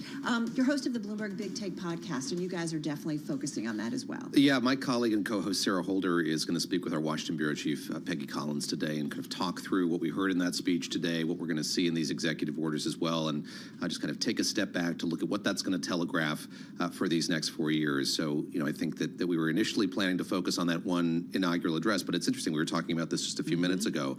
Looking at these two speeches back to back, I think that we can kind of draw from both about the direction of this administration. And as we were hearing there from Wendy Schiller at the top, that first speech was Trump not on a teleprompter, in a prepared speech. The second one, I think, was much more indicative of sort of what motivates him and what drives him, and I think what's going to kind of be the lodestar that he'll be following here in this term ahead. So listeners who find that podcast, I think are going to get a lot more clarity on sort of how we can parse all of that and kind of figure out what these next 4 years are going to be like. All right. Looking forward to that. And that comes download tonight? A little later this after the show. Look for it after listen to us till the end, of course. Do not go anywhere. And then anywhere. download that podcast, yes. All right. Right now, we're going to head back to our Washington, D.C. bureau. That's where we find one of the hosts of Balance of Power on Bloomberg, Joe Matthew, with us. Joe, you and Kelly, just great kind of breaking down everything that happened earlier today in terms of the inauguration. What is front and center for you right now, top of mind? Well, gosh, that could be so many things. Look, it's the next stage here. They're in their luncheon right now, and Donald Trump's going to make tracks a couple of blocks up the street from Capitol Hill to the Capital One Arena. This is where the Caps and Wizards play. This is going to feel a lot like a campaign rally as opposed to an inaugural address. And we got a taste of that, as David was referencing in some of the off-the-cuff remarks that we heard from President Trump. But look, it's part thank you, it's part retribution There's a question about what he's going to do on the stage, as we're told that he may be signing some executive orders actually in the arena, which will likely be some of the red meat that he's kind of holding for the supporters who wanted to be on the mall today. Are we going to see a January 6th pardon that happens in front of a crowd of people? Will there be members of the so-called January 6th choir who come up to sing? This is going to be a slightly different tone as we get further and further away from the formalities that took place at noon. Okay, we'll of course bring you that live as soon as the president does start to speak. Joe, one thing that was particularly striking to me about the inauguration this morning was, and in recent weeks, is the way that business leaders have really rallied behind the person who was the president-elect and is now the president. You saw Jeff Bezos up there. You saw Elon Musk up there. You saw a mention of Mars in the inaugural address earlier today, and a shot of Elon pretty much jumping up and down with excitement. Mark Zuckerberg was there as well. What do you make of the way that the business community, even if during the election, didn't necessarily come to support the president-elect, what they've done now that he has become president? Yeah, I'd say the transformation is complete. Joe Biden would refer to the oligarchs. Steve Bannon would refer to the broligarchs, as he likes to call them. I don't know how long this dance is going to continue, but clearly this is a remarkable moment, not only based on what you just said, but the optics, to see them standing behind Donald Trump's team, yet to be confirmed, of this new administration, basically putting them on par with cabinet secretaries. They're now rubbing elbows in this luncheon with Supreme Court justices, with members of Congress. This is going to be a conversation that goes on for some time, and I'll point you to one other name that you didn't mention, and that's Shou Chew. There was a question about whether the TikTok CEO would make it in the room, and he did. He was not going to be on the dais, on the platform, if this event had taken place outdoors, but they still found room for him in the U.S. Capitol Rotunda, where the likes of governors and even some lawmakers were not allowed to enter because of the space restrictions. It tells you a lot about the emphasis that Donald Trump is putting on these figures. Just want to put a fine point on that. The number of seats that were available in this relatively small room, of course, this was supposed to take place outside on the west front of the Capitol. Here you had seats, yes, for the 535 members of the Congress, but you know, a premium on those that remain. Joe, let me just ask you on that note, lastly, about the feel of this particular inauguration. It's cold there. We know that. We heard President Trump praising the fact that it was 72 degrees inside, confirming as he sees it his decision to move this indoors. You've covered past inaugurations that have been outside, that have had more trappings of formality than this one. It strikes me that we've got a little bit of that, a veil of some of that. We saw the past president and now current president walk out to the helicopter, for instance, something we didn't see last time around. And then we've got this rally coming up. How is President Trump marrying the two things, and what does it feel like with this kind of new kind of inauguration in Washington today? All great questions, and it's, you know, an interesting idea that maybe some of these traditions will change. He suggested in front of that crowd today in Emancipation Hall, inside the Capitol Visitor Center where the overflow room was, that maybe we'll do it like this every 4 years. He liked the way that looked, not just felt, but looked and sounded. He talked about the optics and the acoustics in the room. Yeah, I was on the riser for Barack Obama's inauguration when it was 10 degrees out, and that was a pretty dangerous situation for the hundreds of thousands of people who had come here. I will say, though, David, when you go outside, a lot of people are just kind of wandering around because they were supposed to be on the mall. They don't know where to go, and there's a line to get into the Capital One Arena as well. So if that's going to be the case, they're going to have to start tamping down expectations on what people are going to experience here, because there's just not enough room. To your point, we had 600 seats or something in the rotunda. That meant a lot of luminaries had to wait outside. Yeah, and it really made you focus on the folks that were inside the rotunda in a big way. Joe, thank you so much. Bloomberg Balance of Power co-host Joe Matthew there in our D.C. bureau. We're going to stay in D.C. from our news bureau because we know President Trump is intending to sign many executive orders today, including one that recognizes two sexes, male and female, one ending also diversity, equity, and inclusion efforts in the federal government. And then President Biden, on his way out, granted pardons to leading government officials that Donald Trump has threatened to punish. So let's get to it. From our D.C. bureau, Bloomberg News senior White House and politics correspondent Gregory Cordy joining us for more. Gregory, a busy day for both the incoming and outgoing president. Yeah, it's a tough day for White House reporters because it is the day we feel like we've been covering two presidents for the past few months now, but today really there are two presidents. And it was interesting to watch during the ceremony. There's a different order of precedence that went into the room than the one that came out. When it came into the room, the President Biden was the last person in the room, as you would expect, and but it was President Trump who was the first one out. It really sort of the optics of the transfer of power, but we've had the transfer of power across agencies. It's happening right now as these beachhead teams are arriving in federal agencies, starting to take control. And you have a President Biden who, in his very last, really minutes in office, was still giving out pardons to his family members, commuting the sentence of Leonard Peltier, a very controversial figure that has been seeking a presidential pardon for decades for the murder of 2 FBI agents in 1975. So really newsy day from both presidents today. I do want to talk about those pardons, specifically the blanket pardons to 5 family members, as well as the sweeping pardons for members of Congress who investigated Trump's role in the assault on the Capitol 4 years ago. These are so-called blanket pardons or preemptive pardons. I'm wondering what message that sends about the power of the presidency and the power of pardons. This type of thing is a little unprecedented. Yeah, the pardon power is arguably the most absolute power that the president has. It can't be reviewed by Congress. It can't be reviewed by the courts. Courts will take a look at it just to make sure the form of the pardon was correct. But it is a power that the president has by design, that the founders wanted the president to be able to check the excesses of the criminal justice system. And throughout history, we've seen, you know, after Prohibition, after the war on drugs, after the Civil War, all of these great moments in our history, we've seen a round of pardons, and now we're looking to see, we're seeing on both ends January 6 pardons. We saw President Biden this morning pardon members of Congress on the committee that investigated the January 6 attack on the Capitol, and we're expecting to see President Trump to grant pardons to the people who participated in that January 6th attack on the Capitol. And it really just solidifies what a turning point in American history that was, and what a divisive event that still is, that we have 2 very different views from 2 different presidents about who the good guys and who the bad guys were in that chapter of American history. Just fascinating, too. Jamie Raskin, the congressman, was interviewed this morning about that preemptive pardon. You could almost hear the unease in his voice. Obviously, he's torn. Yes, I think he's probably thrilled that he has this kind of protection, but also he feeling like he's done nothing wrong, certainly not illegal, feels like it's a very strange thing to have bestowed on him.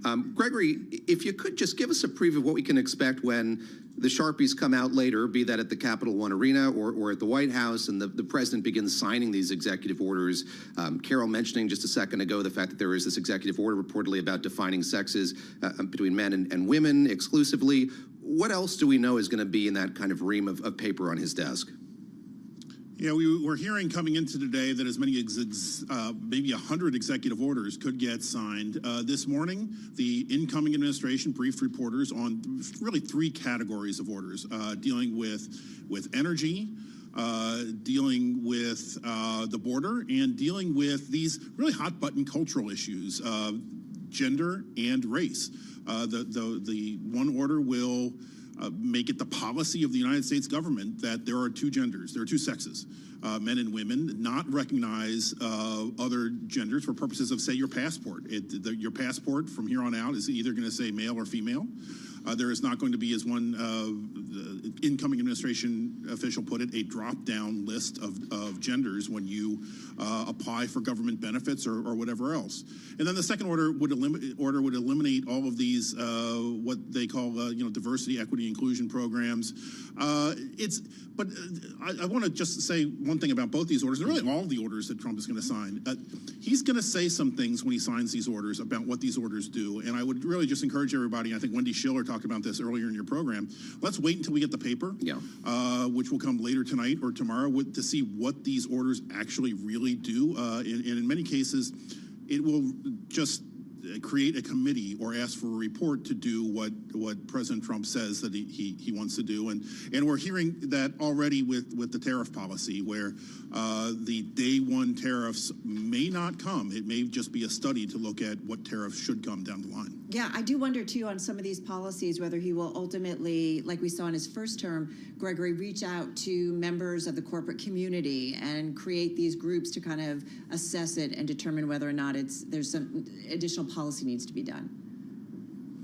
Yeah, when you remember back 8 years ago, his first week executive orders, he had one on the Muslim travel ban, which he had to redo twice because it wasn't done right. It didn't pass legal muster. So I would expect that having 4 years out of office, he's had a lot of policy people working on these orders, that he will have them locked down tight, that he has already done the kind of consulting with stakeholders to make sure that these executive orders are exactly what he wants to do. But again, I think we have to look at the orders to kind of see whether they check all of those boxes and whether there are constituencies that are out of the loop. And those constituencies can even include his own government. That was one of the problems with that Muslim ban order, is that even his own Department of Homeland Security wasn't expecting it and didn't know how to enforce it. So the implementation of these orders is one thing to sign 100 executive orders. The implementation of these orders is going to be key over the next days and weeks. Absolutely. All right, Gregory, thank you so much. Really appreciated keeping track of both the outgoing and incoming presidents. Bloomberg News senior White House and politics correspondent Gregory Cordy. Still to come, everybody, we're going to talk a little bit more about the state of DEI under a Trump White House. That when we continue on this special Inauguration Day Business Week. This is Bloomberg.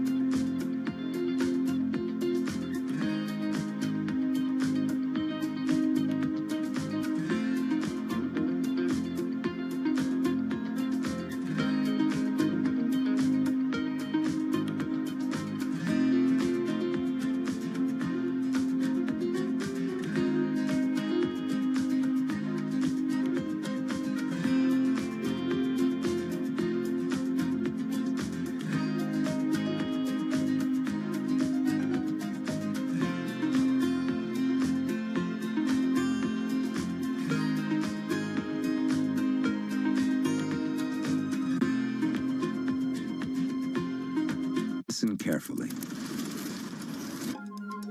Can you hear the rhythm in the markets? Not just in the syncopations triggered by inflation, but in the preludes leading to global elections, in the dissonance that moves the Nikkei, and the rising course conducted by AI. There's music in the markets, and if you want to learn to listen for it, we'll show you how. European countries need to think, do you want to compete as a small country or do you want to compete as Europe? I don't think they have a choice because the US and China have already started the race and Europe needs to follow. There isn't a European company in the top 20 largest firms in the world. That is a problem. But what does it mean for individual countries within Europe? You can have more control and less growth, or you can have less control and more growth. If countries trust each other more and they build more European champions rather than each country having its own national champion, growth is going to be better, productivity growth is going to be better, the welfare is going to be better. But there is going to be less control at the national level. So right now, each European country wants to have its own telecom company, its own couple of large banks, Its own bank. its own large energy companies. And the question is, are you willing to surrender some of this control to European firms, which are going to be more productive, but you are going to have less control at the national level? US tech is influencing global markets. Technology is driving business across Europe. Companies in Asia are betting on tech.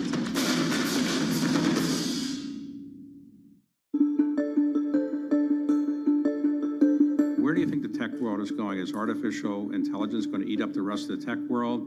And where do you think the future of technology is going in Silicon Valley and elsewhere over the next 5 or 10 years? Well, I think that one thing we talk about when we talk about technology is we have this kind of monolithic idea of what it is, but actually technology is changing different industries at different paces in so many different ways. And if you think about the things, what was technology like 20 years ago? before the iPhone, for example, and where it is today. The ability to have, answers in your pocket. Gen AI is going to make it easier to access more information faster. How do we think about all those things, and where is that going to go beyond this? I actually am very bullish on technology because technology is an underpinning. It's not its own industry. It is a part of every industry, and it's actually going to increase productivity and actually make our lives better. So do you think technology is still going to be centered in the United States, largely around the Silicon Valley area, or is it going to change? I think that what's amazing about what technology has done over the last 20 years also is that, now you can start an app anywhere in the world. You can live anywhere. You can have, AWS, and you can set up and not have to have a system administrator or a server that you have to build. Now it's made it so much easier with these tools to actually look at a problem that you have and solve it anywhere. And so I actually think that distributes the ability for us to bring technology together any place.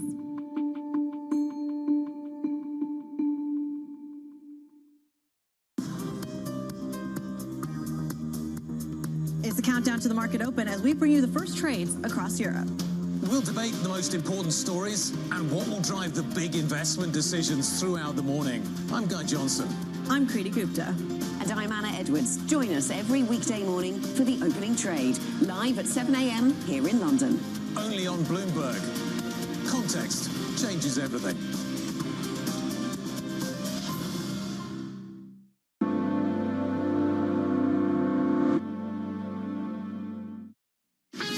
This is Bloomberg Business Week with Carol Masser and Tim Stenovec on Bloomberg Radio and Television.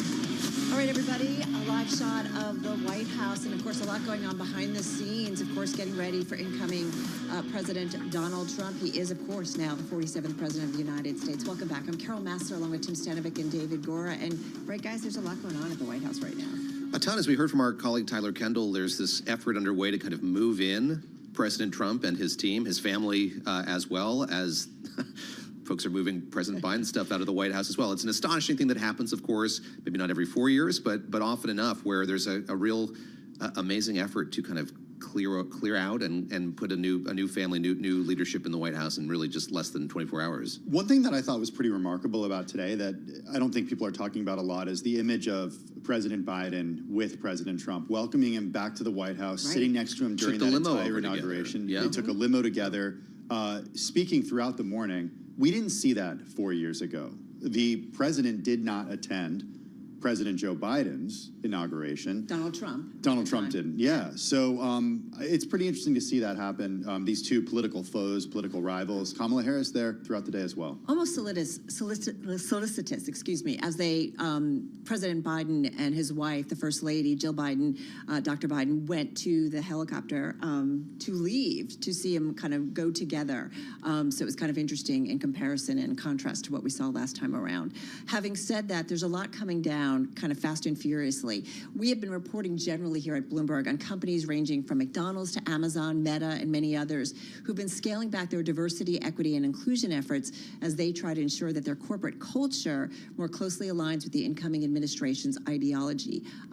We just talked about it with Gregory Cordy. Meantime, Donald Trump intending to sign an executive order that recognizes two sexes, male and female, and also taking action to roll back some of those DEI efforts in the federal government. In his inaugural address, though, President Trump took a moment to honor Martin Luther King Jr. and his legacy. Today is Martin Luther King Day, and his honor, this will be a great honor, but in his honor we will strive together to make his dream a reality. We will make his dream come true.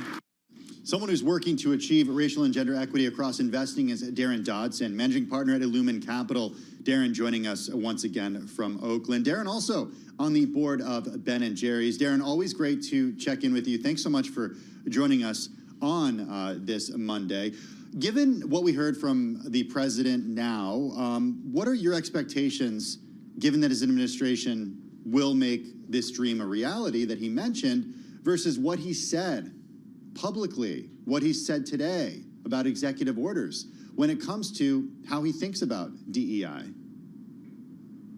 I think that the challenge of those that would be fully against DEI is that they're also against from what we've analyzed at Illumin Capital, economic returns, also market optimization. They're against Nobel Prize winning research in terms of achieving economic value within corporations.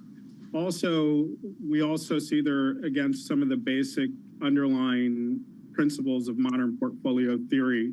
So I think that what leadership looks like now is figuring out ways to embrace some of the important ways of addressing biases towards people who are overlooked and underestimated within corporations, and unlocking that to achieve prosperity, like Martin Luther King so poignantly put in a very similar way from a similar place in Washington, D.C. that Trump is in now.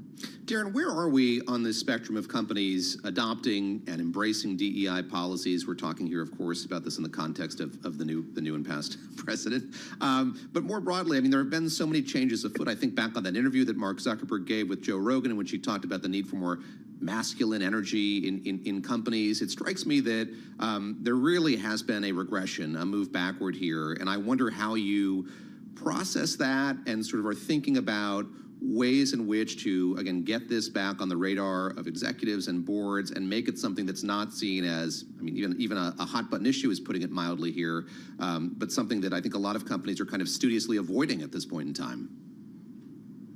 I think one way to put it back on the radar is to do what Wharton and Stanford Business School have done, which is put excellent leaders at the helm, including Dean Erica James. And as of last week, Dean Sarah Soule, the first woman in a 100-year history of Stanford Business School, where I have the pleasure of serving on the faculty.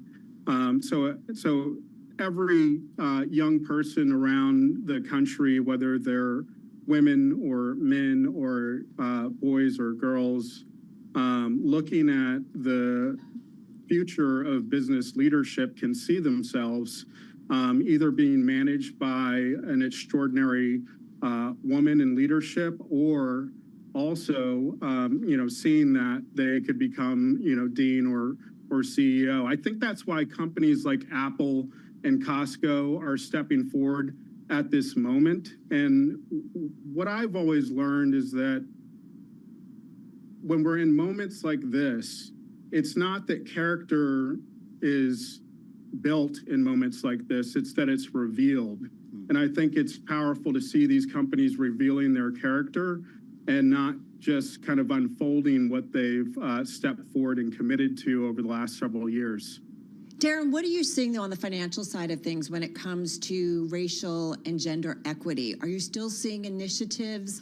The money, follow the money. Is it going towards those efforts? Does it continue to, or are you seeing a slowing down?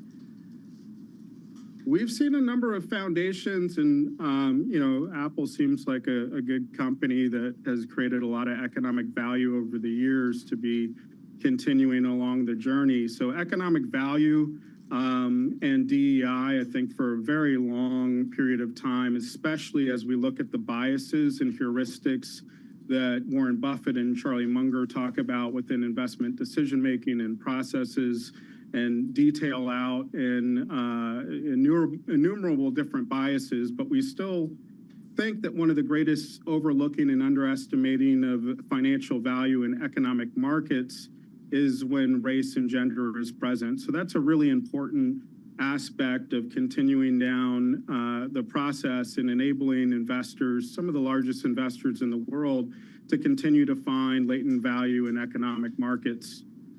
Darren, I'm wondering if you think that this could end up being a problem the market solves itself without actually regulations or rules coming into focus, because you've been on with us many times over the past few years, and you've shared with us outperformance of investments that you've made and that you haven't made as a result of who is leading these funds or who is leading these companies. Is this something that the market can solve because people understand there is value there? So it really can't be solved without some type of intervention. And the reason why is bias is something that's unseen. So by naming that and working effortfully and monitoring it, as Daniel Kahneman talked about in his Nobel Prize-winning research, we're able to really ascertain what those biases are and then build systems to address them. So 1.3% of $82 trillion is managed by women and people of color in global asset management and the global asset management business right now.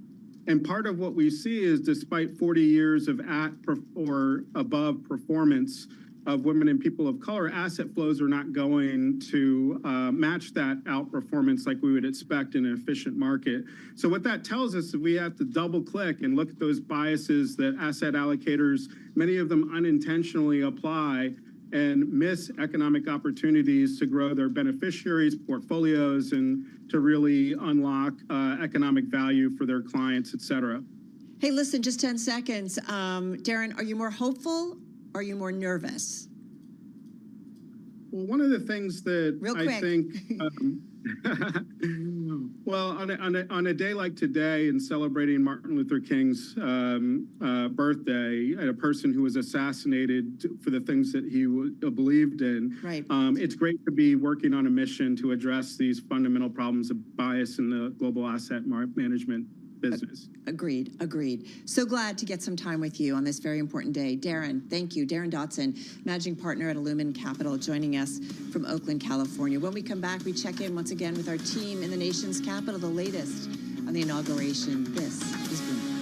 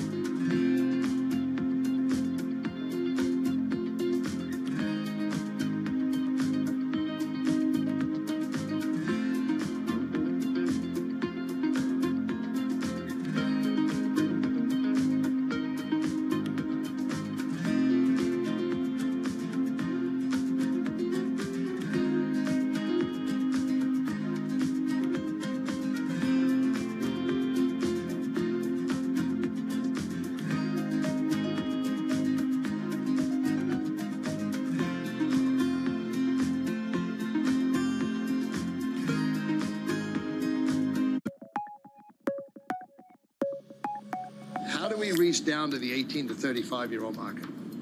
How do we bring these kids, these influencers, this new generation of people interested in the game of golf? There's 738 million people in the world who are interested in the game of golf. Don't play the game of golf, but interested.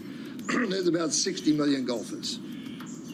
So we have another 670-odd million people we can go figure out how to get them interested, not just in live, but in the game of golf. And so we sit down and you talk about this internally with your production team, you talk about with your marketing people.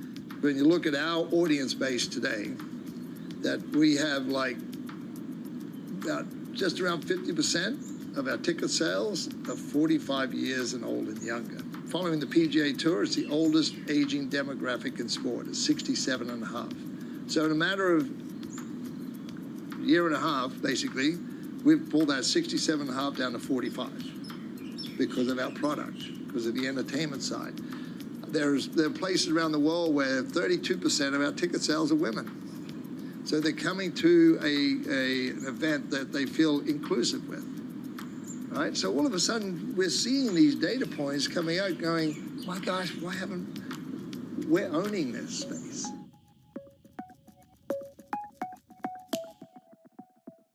Always on the heartbeat of the tech sector. Spread across global markets. The real-time data aspect is going to be important. We're going to bring you expert analysis on that. Sure. Don't miss Bloomberg's interview with the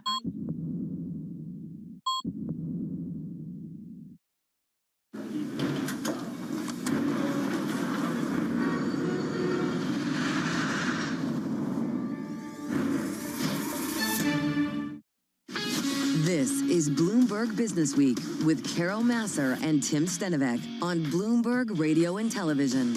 All right, everybody, we are back on radio, TV, YouTube, Bloomberg Originals, a special edition of Bloomberg Business Week on this inauguration day, January 20th, 2025. The Looks luncheon. like they're a little behind. Yeah, they are. It's a long lunch, yeah. It's a lot. 3:30, 3:40. It's like, as it crept past 3:30, I wonder what was going on here. They're not going to be hungry for dinner later on, are they? But the rally crowd awaits. Yeah. What is the plan, David? They go to. There's supposed to be a parade. There was supposed to be. That's been canceled, I think, because of weather. Okay. And then they go to the Capital One Arena, as Joe Matthew was telling us for this. Isn't there going to be a parade, though, at the Capital One Arena, maybe? Within it, I don't know. There'll be pomp and circumstance of a different flavor within that arena, and I think it does look packed from the pictures that I've seen of the president's supporters. And as Joe was teasing, perhaps he'll sign some of these executive orders there on stage where the Wizards play. It's a wild thing to say, but it's kind of fascinating considering what happened over the weekend. Another event at the Capital One Arena that, as Joe mentioned, it's like we're still on the campaign trail to some extent. And this is kind of his comfort zone. I mean, you saw that in the second speech that he gave today. There was the Donald Trump with the teleprompter, the second inaugural address, and then there were the more off-the-cuff remarks. Take away the formal artifice, and it's, And look, a reminder that that's kind of what we're going to get, I imagine, for the next 4 years. Playing to the crowd, certainly the second time around. All right, let's get to the latest on the inauguration and what we are already seeing from the 47th President of the United States. Back to our D.C. Bureau we go, and to Bloomberg Radio and TV Political News Director Jody Schneider. She's there in D.C. So, Jody, a lot going on. We're anticipating some signings of maybe a lot of executive orders, but they're behind schedule. So does that impact anything in terms of what we might see at the Capital One Arena? Yeah, I think we will see. So he's already messaged that he wants to sign executive orders today, so I think we will see that. We are behind schedule. That second speech took almost 45 minutes, so that was, they had to make up that time. But all the supporters are over there. It holds 22,000 people. Of course, they had hoped they could get more than 100,000, maybe as many as 200,000 outside. That, of course, didn't happen when they decided. Is this crowd size again that we're talking about? Are we really talking about crowd size? Okay. Oh, we absolutely are. And we anticipate that we will hear from Donald Trump that he probably had the biggest indoor inauguration ever. But there are a lot of people have been standing, for hours in the cold to get into the arena. So that's expected to be a speech probably much more like that second speech today. Lots of, kind of campaign rhetoric almost, and lots of off-the-cuff comments. But we are told that there may be a desk that they move on the stage where he signs some of those executive orders. And one could imagine if he's doing that in a rally-like atmosphere, that it would be ones like about the border, things that would be, perhaps some January 6th, what he calls the J6 crowd, some pardons of those folks. So we will see. He did mention in his first speech that he didn't mention that he was going to impose tariffs right away, which is an interesting note. We had thought those might come as soon as today as well. Jody, when he leaves the Capitol, there's going to be some unfinished business that lawmakers are going to tend to, particularly those on the Senate Foreign Relations Committee. I gather they're going to have a vote on Marco Rubio, who's the president's pick to be the next Secretary of State. Get us up to speed on where those nominations stand. We had a taste of confirmation hearings last week. A number of the kind of marquee appointments sat before their respective committees. Where does all of that stand? And as we kind of focus on the pomp and circumstance and these executive orders, how about just the kind of workaday business of governing vis-a-vis those appointments? Where are we in that process? Yeah, so Marco Rubio, David, is likely to be the first of those who would actually be confirmed by the full Senate. Fairly non-controversial. He's one of their own. He had a very good confirmation hearing. So that one is expected, could come today. Others are going to take longer, even though it looks like Hegseth for defense, he did better, Pete Hegseth, than people thought he would with the committee members, Republican members, they still haven't voted that out of committee, and that one's going to be a little bit tougher. We had Kristi Noem up last week. She, not quite as controversial as some of the others, but that may take a little longer. We have not had the confirmation hearing yet for RFK Jr. There'll be a lot of tough tough Democratic questions, and maybe even some from Republicans for him. And then, of course, Tulsi Gabbard for the president's pick for DNI, Director of National Intelligence, is a very controversial pick, and that one has not even been scheduled for hearing. So it's making the way through them. Some like Interior, Doug Burgum, others that have been HUD. Those may go through, and we may see some announcements of those as well, but more controversial ones, likely not. All right. Jody, thank you so much. Appreciate it. Bloomberg Radio and TV Political News Director Jody Schneider. She's there in our D.C. bureau. We should point out that you are watching, for those who are watching on Bloomberg Television and on YouTube, the inaugural lunch has concluded. President Trump is next scheduled to review the troops, so we're going to expect that will continue. It's still a busy afternoon, guys. I mean, a lot more to come. I think we maybe forgotten it because of the way this unfolded last time, where this was very much not the focus. I mean, we were kind of distracted by the interplay between President Biden and President Trump during a very non-normal transfer of power. So here we have a return to those rituals, and we've kind of seen that in full display here. Yes, some speeches have run long, and this luncheon seems to have run long as well, but these are kind of the trappings of a traditional inauguration. We're seeing them on display in the nation's capital today. Some comfort, yes, right? And kind of being a little bit normal, dare I say. Hey, we're going to be a little bit normal for the next couple of hours. Define normal. Yeah, we won't be, I promise. Hey, Gautam Mukunda is going to be joining us. Ed Price as well, coming up in the second hour of our special coverage of the inauguration. This is Bloomberg Business Week. It's a multi-trillion-dollar industry. We'll show you what's happening in ETFs like no one else. ETF IQ, only on Bloomberg. This is Bloomberg Business Week, insight from the reporters and editors that bring you America's most trusted business magazine, plus global business, finance, and tech news as it happens. Bloomberg Business Week with Carol Masser and Tim Stenivek on Bloomberg Radio.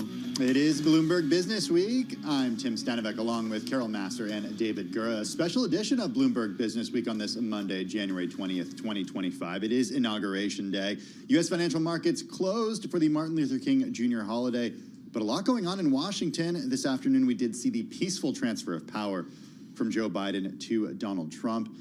And now, Carol and David, we're seeing all the pomp and circumstance around a normalized version of what we saw 4 years ago, which, as you mentioned, David, came at a time not just when Donald Trump was not around to see this happen, but also we're at the height of COVID, so a lot of the events around a traditional inauguration were no canceled. jam-packed halls for luncheons at the Capitol that time around, and it's interesting you bring up the fact that we have this kind of return to normalcy. Yes, but with a slightly different flavor as we wait for the president now to make his way to a basketball and hockey arena in the nation's capital, where he's going to greet folks who've been standing in line for most of the day to get seats unusual. inside there. That is unusual. They'll hear from him, and as we heard from Jody Schneider just a moment ago, perhaps there'll be a desk there on the floor of this arena where the president's going to sign some of these much anticipated, perhaps ballyhooed by his supporters, executive orders dealing with energy, with cultural issues. We'll see, in fact, how many of them there are and what's in them. And as our colleague Gregory Cordy gave us good counsel on just a moment ago, wise for us to kind of read through them and see what they actually do. But this is kind of red meat for a lot of his supporters, and something he's promised quite a bit on the campaign trail and in this transition period. Having said that, President Trump, in his inaugural address, vowing to prioritize America's interests with a golden age for the country while also taking on a radical and corrupt establishment, dare I say the swamp, if you will. So we're going to continue with our coverage over the next couple of hours. Coming up, though, in the next 60 minutes, author and political scientist Gautam Mukunda of Yale and the Fletcher School of Law and Diplomacy at Tufts University. Great view when it comes to American politics. Looking forward to that. Also joining us this afternoon in this hour, Ed Mills, Washington policy analyst and managing director over at Raymond James. Ed Price is going to be here, too. We've talked a little bit about trade, and we did hear from the president that there isn't going to be a kind of big marquee announcement on trade policy and tariffs policy today. There was some speculation going into Inauguration Day. perhaps you would see an announcement to that effect in these executive orders. It sounds like that's not going to happen here for a little while. So again, we're going to kind of piece together with you all as we see. We're waiting. We're right? waiting. Like, I mean, I think the anticipation is real, but we don't exactly know what we're waiting for in terms of quantity or quality of what's going to be in these executive orders, but we'll bring them to you as soon as we learn more about them. Well, as we mentioned, President Trump launching his second term with a strident inaugural address that vowed to prioritize America's interests with a golden age for the country while taking on a, quote, radical and corrupt establishment. For more, we bring in Gautam Mukunda, executive fellow at the Yale School of Management, also adjunct associate professor at the Fletcher School of Law and Diplomacy at Tufts University. Gautam, also the author of the book Picking Presidents, How to Make the Most Consequential Decision in the World. Also with us is Ed Mills, Washington policy analyst and managing director over at Raymond James. Professor Mukunda joins us from Boston. Ed from Washington, D.C., a big welcome to both of you. Professor, I do want to start with you. What specifically did we learn about Trump's agenda from his inaugural address, the flurry of executive orders, and also from his off-the-cuff remarks a little earlier this afternoon? Yeah, I think we learned more than anything else that he really meant a lot of the things that he said during his campaign. In 2016, the line about Trump was that we should take him seriously but not literally. This time around, I think literally was probably a pretty good guide. Maybe the most striking thing he said in the inaugural address, apart from sort of the tone, was the mention of the 1798 Alien Act, which is a power sort of best left in the dawns of time that was key to things like the Japanese internment during the Second World War. Not just being willing to invoke that, but willing to invoke it when you were being inaugurated is an extraordinary statement of how he both sees the breadth of presidential powers and how he's willing to use them. I want to bring you also to the discussion, Ed Mills. You guys, in your note that you put out, you are watching those executive orders very, very closely. What in particular do you think all investors and all of the Bloomberg audience should have kind of front and center here? Yeah, Carol. So when I've been talking to clients at Raymond James all last week, they wanted to know, are tariffs coming? The answer is yes. But guess what? Not day one, as we're finding out. What's happening with immigration? Is there an impact to the workforce? Is there an impact on inflation? What's happening on energy? Is it drill, baby, drill, or lease, baby, lease? And it seems much more opening up these areas. Are we going to get that regulatory freeze? It does seem very likely. And I think probably where investors that I talk to at Raymond James are most confused or most kind of debating is, where are the powers of the executive that can be invoked through these executive orders? And when do these executive orders just become a press release on nicer stationery?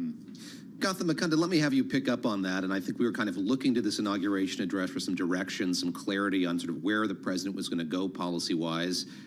I emerged from that with somewhat of a better sense of that. And then we had this, what was supposed to be a brief appearance before those who couldn't fit into the Capitol Rotunda. It was an entirely different speech with kind of a variation, kind of different issues that the president highlighted. How did you kind of process or think about those two speeches together, and what does it tell you about the direction of the presidency?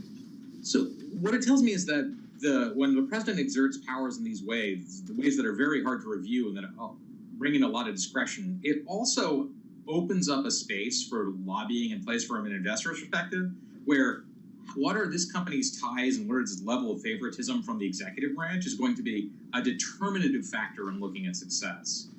If I were thinking from an investor's perspective, I might spend the next week or two studying Hungary and the corporate behavior in Hungary and understanding how companies that were close to Orban were favored, because the analogs to how that will operate in the United States are looking increasingly clear and increasingly important. Hey, Ed Mills, come on back in here. I want to specifically go to energy here, because you pointed out in your note, and we also did hear from the president in his inaugural address, the idea of drill, baby, drill.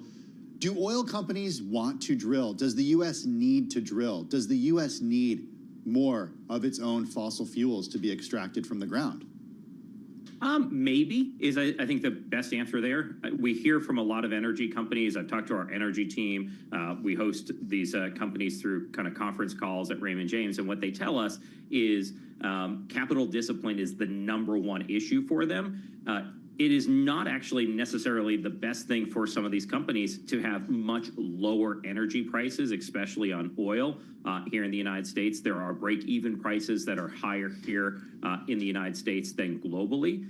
So we're in about a sweet spot right now for the price of oil. If there is an exogenous shock, if there is some sort of geopolitical event, To the extent that there is availability of more lands to lease and to drill, that's probably good for the world markets.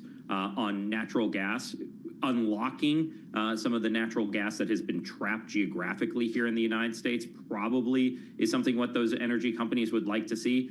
They'd actually get higher prices if there are more pipelines, more ability to export it. We're just having really inexpensive natural gas due to that geographic boundary. But the question I get from investors at Raymond James is, if that goes too high, is that something that Donald Trump walks back on? Because certainly he would not want to see more exploration lead to higher prices. Yeah, it's kind of tricky, right? Because if it's too low, it's going to be cost prohibitive for all of these energy companies to actually drill, baby, drill, if you will. But so it's kind of this funny balance. Gautam, I want to go back to you because you mentioned to watch Viktor Orban of Hungary, companies close to the president, and kind of comparing that to President Trump, companies, executives close to President Trump. Having said that, are the financial markets, the U.S. financial markets in particular, kind of a gut check on President Trump's policies? I think the bond market is likely to be the sort of, if it decides that we have the return of the bond vigilantes in the United States, then I think you're likely to see that be a big check. But my read is we're still pretty far away from that. The United States' unique position on global markets gives it an enormous amount of fiscal slack. So my own sense is that the U.S. exceptionalism, right? The U.S. exceptionalism. U.S. exceptionalism in every way. We always forget what that means. That it just means the U.S. is different. It doesn't necessarily mean better or worse. It just means different. And the U.S. is very, very different in every possible way. So here, President Trump has a lot of space despite deficits with all that sort of stuff. And financial markets are likely to also react, as we know, when he say massive deregulation. The short-term benefits of that are pretty large. The long-term costs, the sort of things we see in 2008, you might not feel them for a while. So that might be the next person's problem. Ed, let me bring you in on that point, this sort of short-term versus medium-term and long-term. And I think that the message of the day, the message leading up to the inauguration today, has been one of urgency on the president-elect, now president's part. He's going to sign all these executive orders. He's going to make all these changes. What's your sense of how long it's going to take until we feel the results of these executive orders? So let's take, the ones having to do with energy today. Let's maybe step back and talk about trade, even if those aren't signed today. When do they become things that you feel like you will have clarity on? How long is it going to take for you to get that kind of clarity on some of these policy proposals that the president's been talking about? It's a really great question, because these are some of the things I've been having conversations with folks in and around now President Trump. One of the things they said is back in Trump 1.0, they feel as if it took too long to implement some of these policies. They took 3 years negotiating a trade deal. We called it the Phase 1 trade deal with China. And before the ink was dry, we had COVID and Trump lost, and it was never enforced. And so when I talked to them, they warned me that some of this is going to come faster this time, because they don't want to wait 2-3 years. So I would certainly think the first couple of months we're going to have a lot of these announcements. Second half of this year is where a lot of it is actually going to be felt. And then I think next year is where Trump, the deal maker, comes into play, and we start getting more of those deals. And then on the regulatory agenda, normally that's a really long slog. And a lot of people that I talk to at Raymond James, they say, he promised all this deregulation in 1.0. How are we going to get it in 2.0? The thing that I think people are missing is how fundamentally the Supreme Court has upended regulation. And there is an ability through kind of a change to statute of limitations restrictions to challenge all of these rules. And with some other changes at the Supreme Court, those rules are going to come off faster than what the market anticipates. And so that's where they think that they can have a earlier impact in Trump 2.0 and in 2025 versus what they had in 2017. I mean, Gautam, do you feel like you have a clearer picture of what a Trump second White House is going to look like, or there's still a lot of questions? I mean, I feel like all of the conversations we've had since the election after an initial market bounce was that there were still a lot of questions about what will be implemented, what will Congress agree to sign on to, what will be carried out in these executive orders. So do you feel like you have some more clarity here? It depends on the issue. On tariffs, I think we have clarity. He's going to do it. And I just note that what happens there is companies will be able to go to Trump for exemptions to tariffs, and then there will be side payments and things like that. So that becomes a much more complicated, much more political game than it used to be. But there are lots of issues where we just don't know. We've already seen a huge fissure within the MAGA movement between Elon Musk and his tech, the tech powers who really, really like high-skilled immigration, and the rest of Trump's people who really oppose it. We know in the first Trump administration, there were massive cuts, not just to illegal immigration, but to skilled immigration. It was really, really hard for people with PhDs to get into the United States, too. We don't know if he's going to do that again, and that looks like it's going to be the first major fissure in the coalition. Who wins that is completely up in the air. No one knows. I mean, even Donald Trump probably doesn't know yet.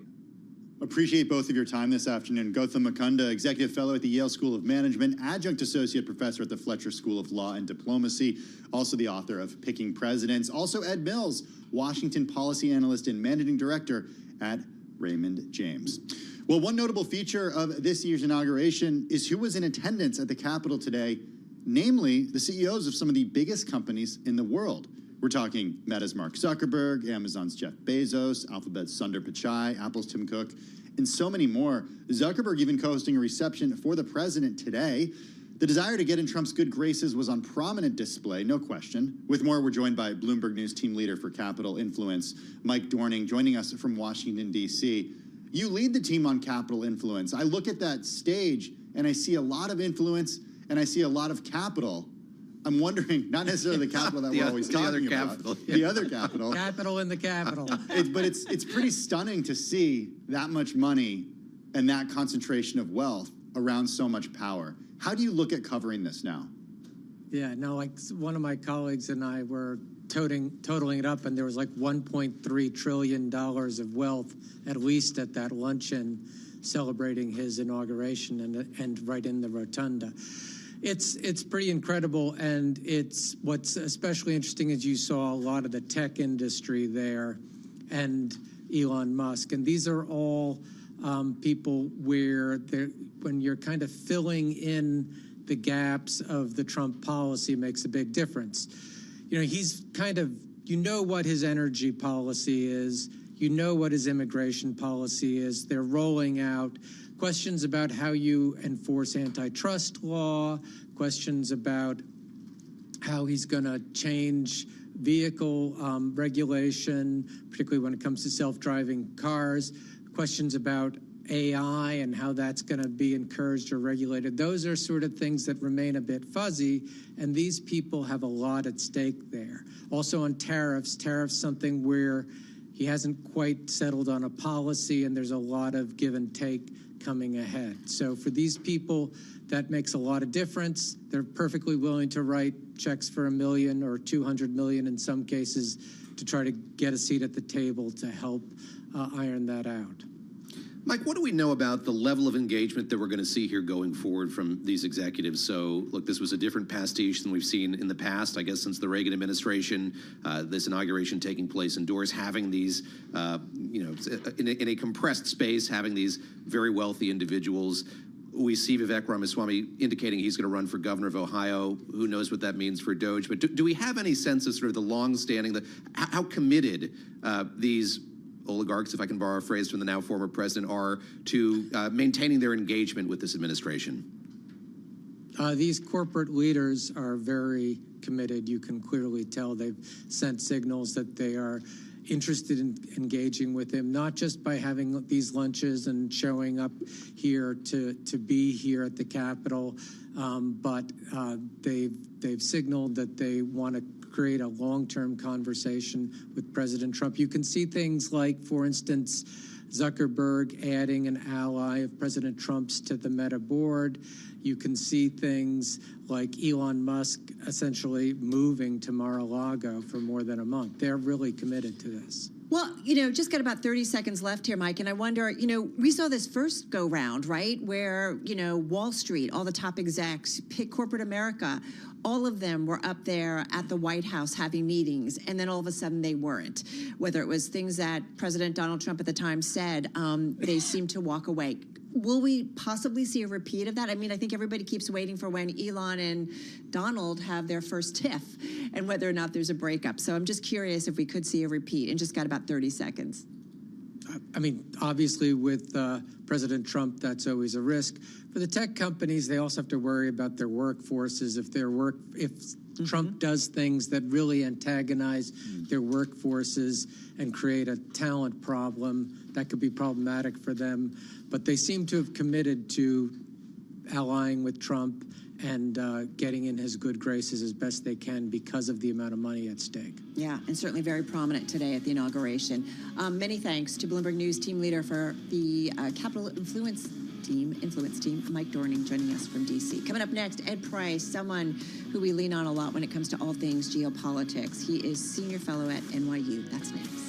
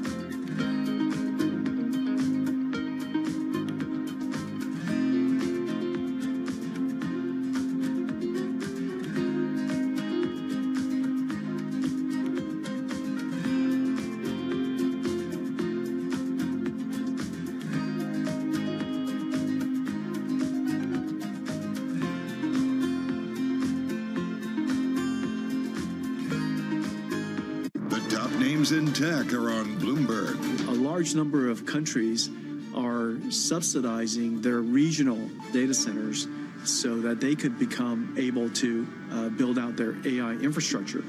They recognize that their country's knowledge, their country's data, digital data, is also their natural resource. Not just the land they're sitting on, not just the air above them, but they realize now that their digital knowledge is part of their natural and national resource. And they ought to harvest that and process that and transform it into their national digital intelligence. And so this is what we call sovereign AI. You could imagine almost every single country in the world will eventually recognize this and build out their AI infrastructure. Nobody covers technology like Bloomberg. Context changes everything. David Weston. Join me for the next generation of Wall Street Week, telling stories of capitalism from business, markets, economics, tech, and climate. Each week, we'll go on the road for a look at what lies behind the headlines of today and what will likely be the headlines tomorrow. Above all else, it's a mission. It's done nothing but grow immensely. To me, that's an extraordinary sign. We can be the change that we want to see. Watch the all-new Wall Street Week. More than what you need to know, it's what you need to think about. Bloomberg Surveillance covers the latest in global markets and the political events that influence your world. Join Jonathan Farrow, Lisa Abramowitz, and Anne-Marie Hordern, only on Bloomberg. Context changes everything. Good morning, this is Bloomberg Daybreak Europe. I'm Tom McKenzie in London. These are the stories that set your agenda. Taking you from the U.S. markets close to the overnight session in Asia, we'll walk you through what you need to know to kickstart Europe's trading day. Live from our European headquarters, we bring you the day's top market-moving stories, unmatched expert analysis, and on-the-ground reporting from across the continent. Tune in to Daybreak Europe, only on Bloomberg Television. Context changes everything. Bloomberg loves earnings. I know it's like your Super Bowl, right? I can't wait. It's like opening presents in the morning. All right, it will be exciting. Nobody covers earnings like Bloomberg. This is Bloomberg Business Week with Carol Masser and Tim Stenovec on Bloomberg Radio and Television. It is Bloomberg Business Week, a special edition of the program on this January 20th, 2025, Inauguration Day, also a celebration of the Martin Luther King Jr. holiday. What you're looking at right now is a review of the troops. As Commander-in-Chief, the President has charge of all 6 military branches. They include the Army, Navy, Air Force, Marine Corps, Coast Guard, and, of course, now, the Space Force. All right, everybody. As Tim mentioned, Carol Massar, Tim Stanovic, David Gora, live here on this special edition, Inauguration Day edition, if you will, of Bloomberg Business Week. And we did hear in the inaugural address, he certainly did talk about, President Trump, that is, about being a peacekeeper. So I'm curious to see what our next guest has to say about that when we look at everything that is going on in terms of geopolitics. Back with us is Ed Price. He's former British trade official, now non-resident senior fellow over at NYU. He has advised members of the European and British parliaments, writes regularly about politics, economic policy, and more. We are so delighted to have him back in studio. How are you? I'm very well. How are you, Carol? I'm doing well. We're kind of taking everything in, trying to assess what the next few years look like. How are you thinking about it? Let's start with geopolitics.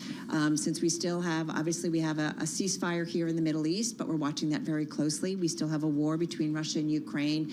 We still have conflict or stress, I will say, between U.S. and China relations. We could go on and on. Mm-hmm. So how do you see it now under a second Trump term? Donald Trump is right when he says he could probably avoid World War III. But the transaction in exchange for World War III is probably something to do with the Republic, something to do with existing U.S. soft power. So it's not a freebie. What I mean by that is that he has introduced this idea of an imperium. You know, absolutely bald, absolutely simple. There it is on the table. If we take Greenland and Panama's slightly different, but if we take should we treat those seriously? His team used to say, take him seriously, but not literally. I think we should take him literally and seriously now, honestly. I do think that's something that he could do, might do, would do. Truman thought about it during the Second World War. President Johnson back in the 19th century thought about it. It's a meme. But if he did that, of course, I'm not sure that we wouldn't lose more in our soft power with this, China and Russia and them turning around and saying, well, look, it's fine to do that sort of thing then we would gain. I don't know what it is in Greenland that we would gain versus that. I was listening to Pod Save the World, and Ben Rhodes, who hosts that, was talking a bit about precedents through history and how acquisition of territory is something that kind of puts somebody into the history books automatically. And I was kind of listening to this speech today, watching it unfold with kind of an eye to that. And I wonder how you think, we've talked a little bit about the Monroe Doctrine, which I wasn't anticipating us talking about already on the show. Back in history class. But do you see similarly a president here who is more cognizant of his place in history than he might have been the first time around? Yes, absolutely. Absolutely. I think that's a good observation. Donald Trump would like nothing more than to be added to Mount Rushmore. I've been there, there's space. And he would like nothing more than to be considered a strong leader. I almost said strong man. Okay? So I think he is thinking about that. Now, if we want to be entirely balanced, there is some sense to expanding territory, right, inverted commas. That has been done in U.S. history, Louisiana Purchase, Mexico, California, and so on. It's just, as I said before, what would be the cost now? Now that we are in 2025 and we have a predominantly rules-based order, at least for now, what is it that we gain from Greenland and Panama that we lose with Taiwan, Ukraine, and wherever else? And I guess, I came in and said, I'm the global elite. I don't think that's a good trade. Well, help us unpack that a little bit, specifically with regard to Greenland. What would we get as Greenland as an asset to the U.S.? And would the U.S. be able to do that with soft power? The way I would have done it is I would have called Denmark. I would have said to them, listen, you're tiny, we're huge. Why don't we give you the 600 million or whatever it is, or double it every year? You don't have to worry. We already have bases. We can finagle it. And I think there are many ways that the United States does that around the world today anyway. The United Kingdom in some ways is a garrison. Germany is a garrison. Japan was basically conquered, right? So we already do this. We don't need to say that we're doing it. Now, if we did, again, this is science fiction, but if we did say, right, turn the troops over to Greenland, it's ours now, that would inaugurate all sorts of hell in the world, because, of course, other people would do exactly the same thing. You'd have Japan would have to get nuclear weapons immediately, probably Germany as well. God knows what Iran would do, and the Monroe Doctrine aforementioned would have to be enforced. Okay, so let's go to Panama. And your anticipation of what happens there. Does he have some points to be made here, or?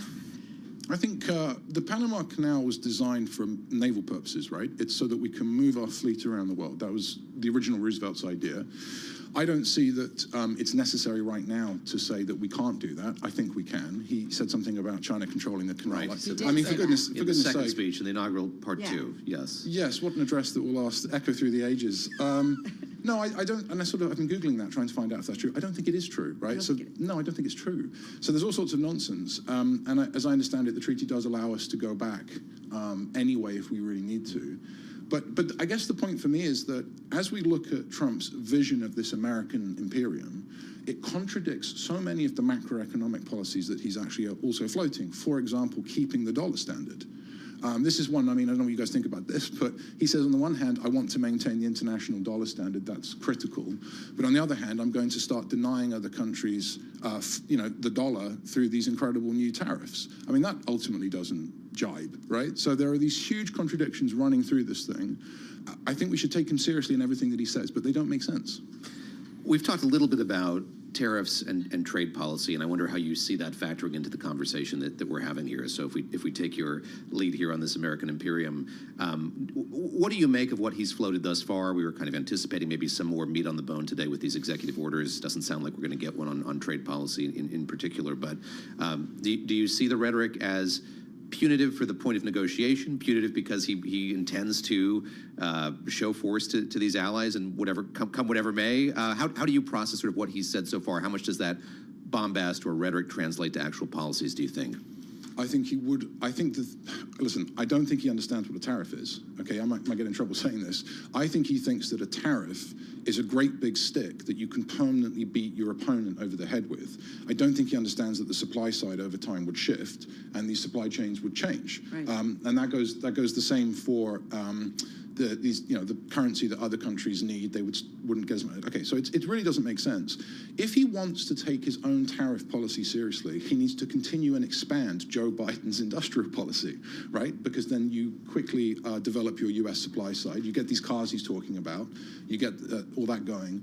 And so I would suggest that he takes this seriously because he doesn't understand what he's saying. All right, so it's all very well and good for me to sit in your studio and say that as a commentator, right, as a punter, but it doesn't make sense, particularly not against what he's saying about the dollar standard at all. So, okay, so markets certainly are, and investors are pretty smart, and they will parse through some of this. But when you're getting conflicting messages, what do investors do in that environment? Like, how do you figure out what's reality? I would imagine that sophisticated investors, more sophisticated than I, are wondering about when to get out of anything, right? And you can follow this narrative, this Trump curve up, and we saw that with equities, but you're going to start seeing these contradictions appear, and at that point, I think people will start getting out of things, they'll exit. I'll give you an example, Scott Bessent, okay, Treasury Secretary pick, extremely smart, erudite guy. He said recently that tariffs are not inflationary in the aggregate, making reference to the Chicago School of Monetarism. And you scratch your head and think, well, my goodness me, like, that's not how Trump supporters or voters think, right? So there is this sugar rush. I think there will be some excitement. We've seen that in markets, you're right.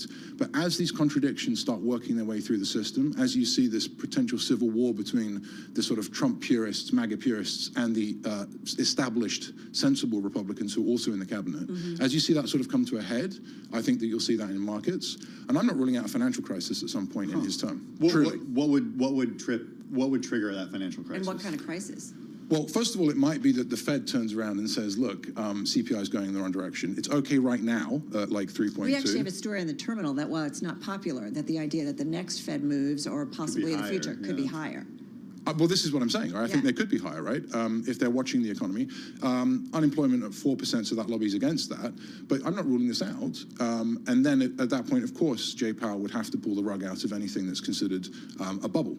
So Jay Powell, not Trump's friend, and markets, nobody's friend if they decide that they're going to pull the rug on you anyway. When you look at the international order as it stands, who are the individuals that Donald Trump can have a conversation with, or I guess conversely, who feels like he or she can have a frank conversation with this new president about multilateralism, international affairs? I mean, we've seen him palling around with Javier Milei, who's in town for the inauguration as well. But more broadly than that, who has his ear? With whom does he have a kind of, can he have a dialogue about the international order more broadly? I was going to answer nobody. Yeah. I was going to answer nobody. I don't think that's his plan. I was going through the list of world leaders in my head. Obviously, he wants to sit down with Putin and talk about ending the war in Ukraine. He probably wants to call Xi or visit Xi and talk about Taiwan. But I don't get the sense that this is the art of the deal. I get the sense that this is the art of the act. And he's just going to start doing things. He's also on the clock, right? I mean, 2 years from now, there'll be Senate elections. If he loses 4 seats, that's trouble too. So it's a really good question, but I think the answer is a bit disingenuous. Nobody. He's not intending to do that. So then what does it mean for something like the Russia-Ukraine war? So if he does sit down with President Putin, how do you possibly see that scenario playing out? Because the U.S., as we know, has been a big backer in terms of financial and weapons, right, in terms of for Ukraine. So how might that ultimately end? Well, or does it?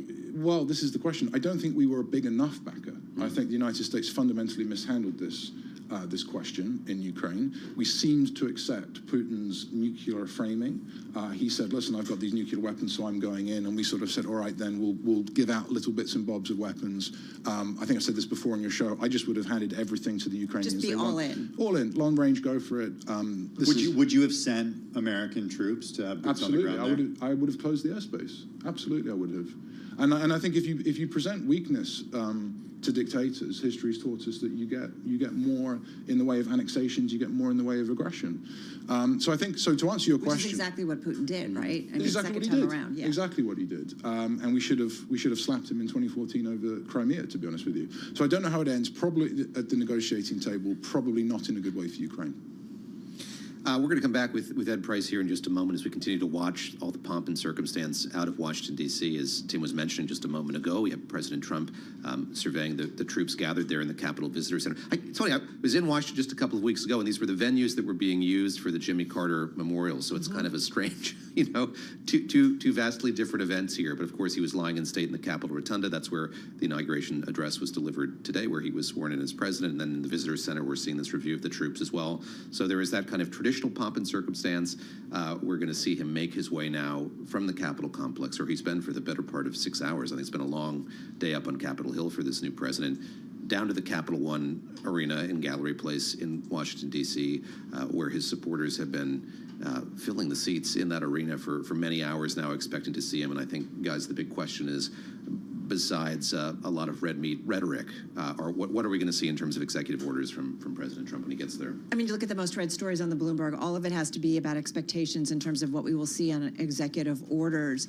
And so whether, electric vehicles, green policy, workers in the federal government, there's so much, energy policy, there's so much to come down. So we're going to continue to track it as we watch, certainly the president moving in and around the nation's capital. I'm Carol Masser, along with Tim Stanovic and David Gore, and this is Bloomberg.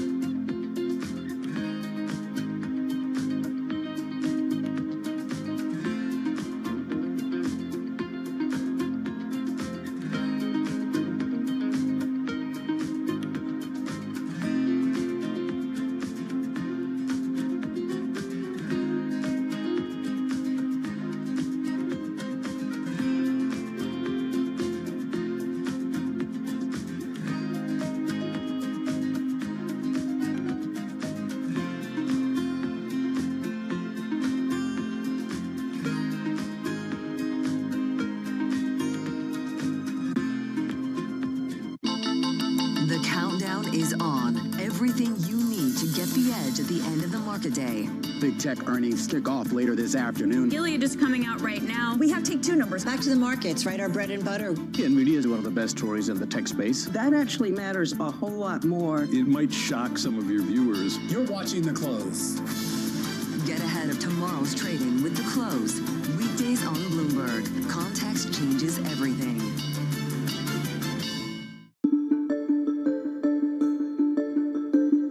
What about artificial intelligence? Is artificial intelligence going to enable you and others to say, we have enough information to know exactly what something is going to be worth in terms of insuring it or not? Artificial intelligence is finding its way into our business in a variety of different factors. I think the first piece is getting much better insight into data, which allows us to make better decisions on underwriting. It's also a great opportunity to service business better in terms of like call centers and different ways of what's using robotics and other AI will be very helpful. But it is an emerging practice within the industry and one that is evolving very quickly. So it's also going to present risks that other companies, how they use it and how they use large language models and making sure the decision making is very sound. So it's complicated, but it definitely is benefiting the business today.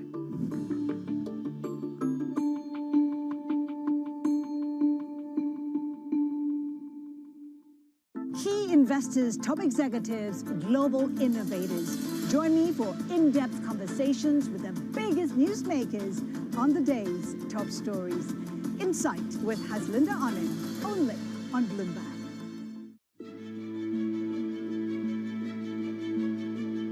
In 2015, I was not optimistic because nobody was working on the hard problems. The energy R&D budgets had gone down. The venture investing in climate had gone down. It was completely out of fashion. So I don't know what people were optimistic about then. The fact is we built essentially from scratch, with lots of supporters, a really mind-blowing level of innovation against emissions. And, in the last 9 years, that's gone better than I would have expected. So only now could you even, plausibly be optimistic about the path of emissions. And someone who said, hey, nobody's ever scaled things up like the speed that we knew to before, they're welcome to say, hey, I'll believe this when I see it. In the meantime, some people who care about this issue are really out, trying to think, do we need permitting reform? Do we find, what new ideas haven't we found yet? How do we fund people with those new ideas? How do we get the costs of these things down? How do we collaborate on a global basis? So we're still not at the point where it's guaranteed or even that it'll be easy, but at least there's a theory of change.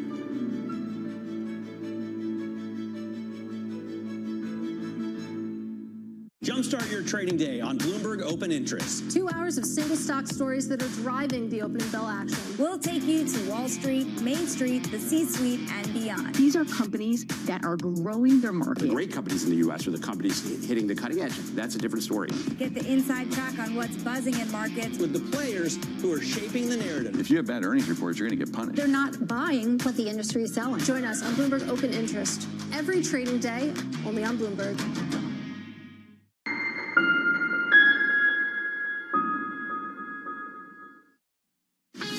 This is Bloomberg Business Week with Carol Masser and Tim Stenovec on Bloomberg Radio and Television. It is a special edition of Bloomberg Business Week on this Inauguration Day, January 20th, 2025. I'm Tim Stenovec along with Carol Masser and David Gura. The President's motorcade just arriving at Capital One Arena. If you're watching on Bloomberg TV right now, what you're seeing right now is a live shot of what's happening in Capital One Arena. We do expect the President to address supporters in the arena a little later, as they have been waiting for him throughout the day. Yeah, I think we're also going to be listening and watching to see if indeed any of the signing of those executive orders and actions come down, whether or not we see and hear anything about the January 6 individuals, some who are in prison, and whether or not there is some kind of pardon for them. So there's a lot to be watched for still in terms of specifics coming out of the new president, the 47th president of the United States, of course, Donald Trump. So we're going to continue monitoring it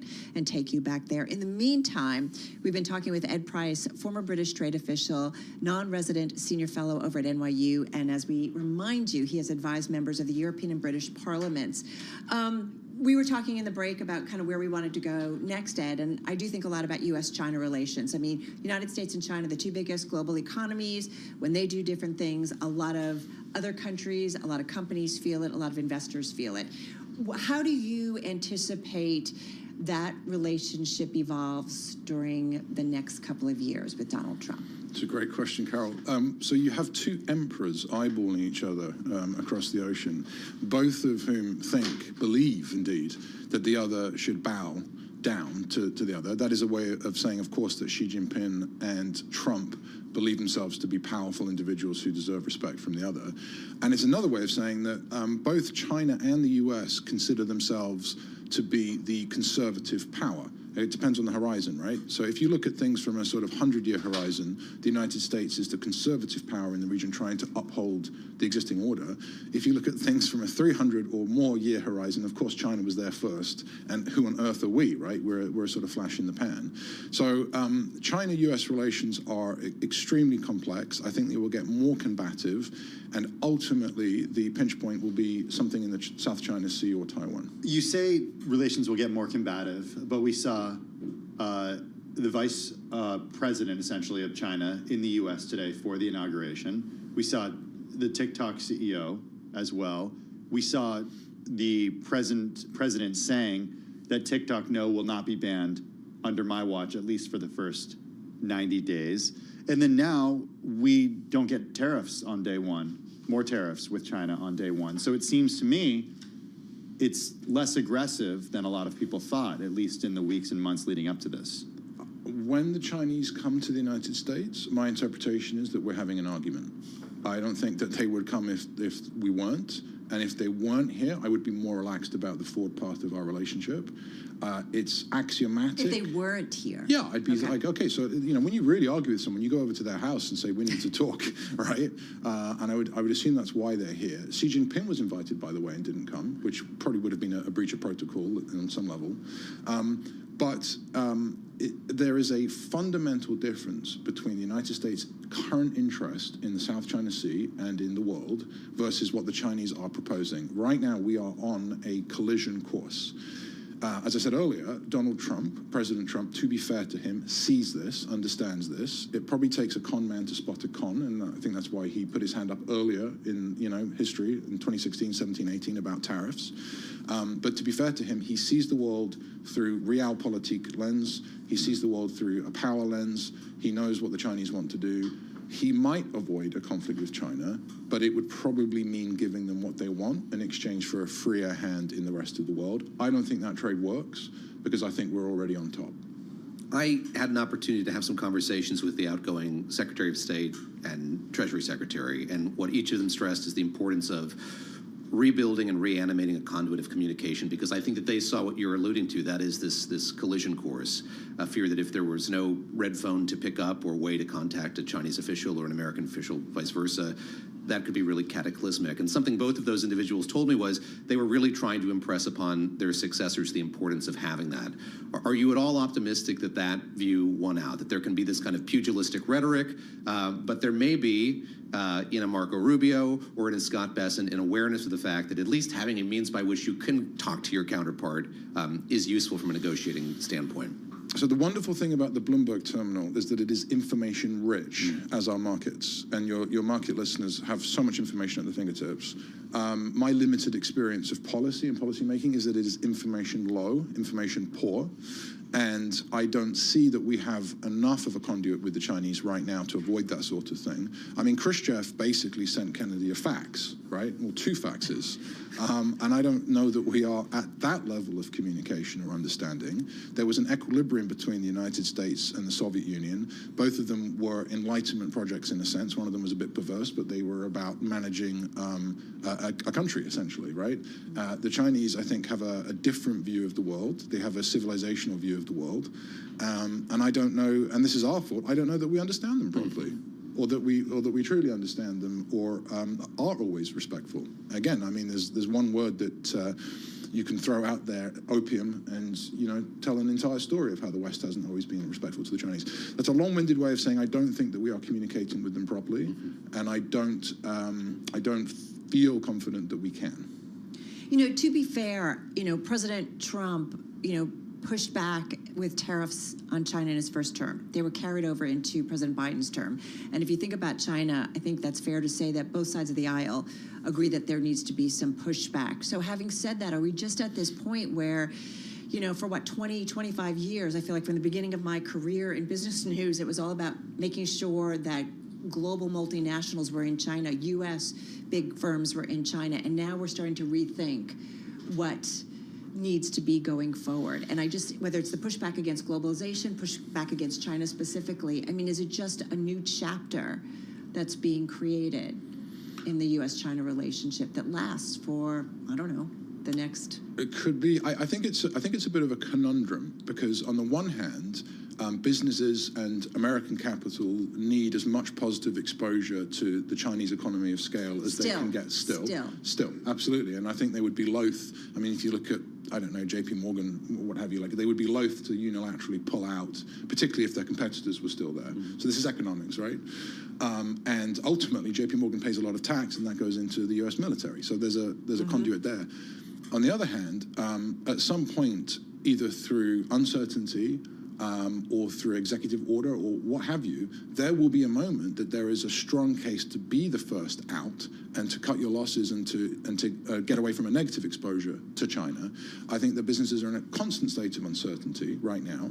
They don't know how to comply. This is very similar to the Brexit process, which I sort of saw some of from the inside, where the Commission would say something, the European Commission would say something, and then the British financial services would think, should we just over-comply because we're not sure? So I don't know that China and the US have a clear glide path in either direction. I think it's a conundrum, it's a dilemma, and it's a trade-off that either way there's going to be losses somewhere. Ed, I want to step back a little bit and talk about, you know, we're talking investment, talk about the investment environment here for Americans and for people in the US during this next administration, during this current administration. You wrote in a recent column for FDI Intelligence over at the FT that there could be this orange gold rush if certain Biden policies are kept in place, but also certain Trump policies are enacted, but other Trump policies are not enacted. Sort of this perfect storm of like, okay, don't go too hard when it comes to deportations and immigration controls, but also go ahead with those tax cuts. What's the sort of best case scenario here? Well, I would remind your very erudite listeners that the gold rush was a disaster and not many people got rich. I think the best case policy is that Trump sort of redoes Reagan, that there is sensible deregulation, that maybe we pull back on Basel III a little bit, and all the rest of it. Like we've read it, it's in my column, everyone's writing about what he could do that would make sense. And if he manages to say, we're going to get out of the hair of business a little bit, we're going to calm down on tariffs, we're going to remove criminals, but not the labor upon which this country is foundationally built. By the way, that labor is not always American. Then there is a way of sort of reading the Trump runes where you can say this might be quite good. And I think that's what's happening now with the markets, back to your earlier point, Carol.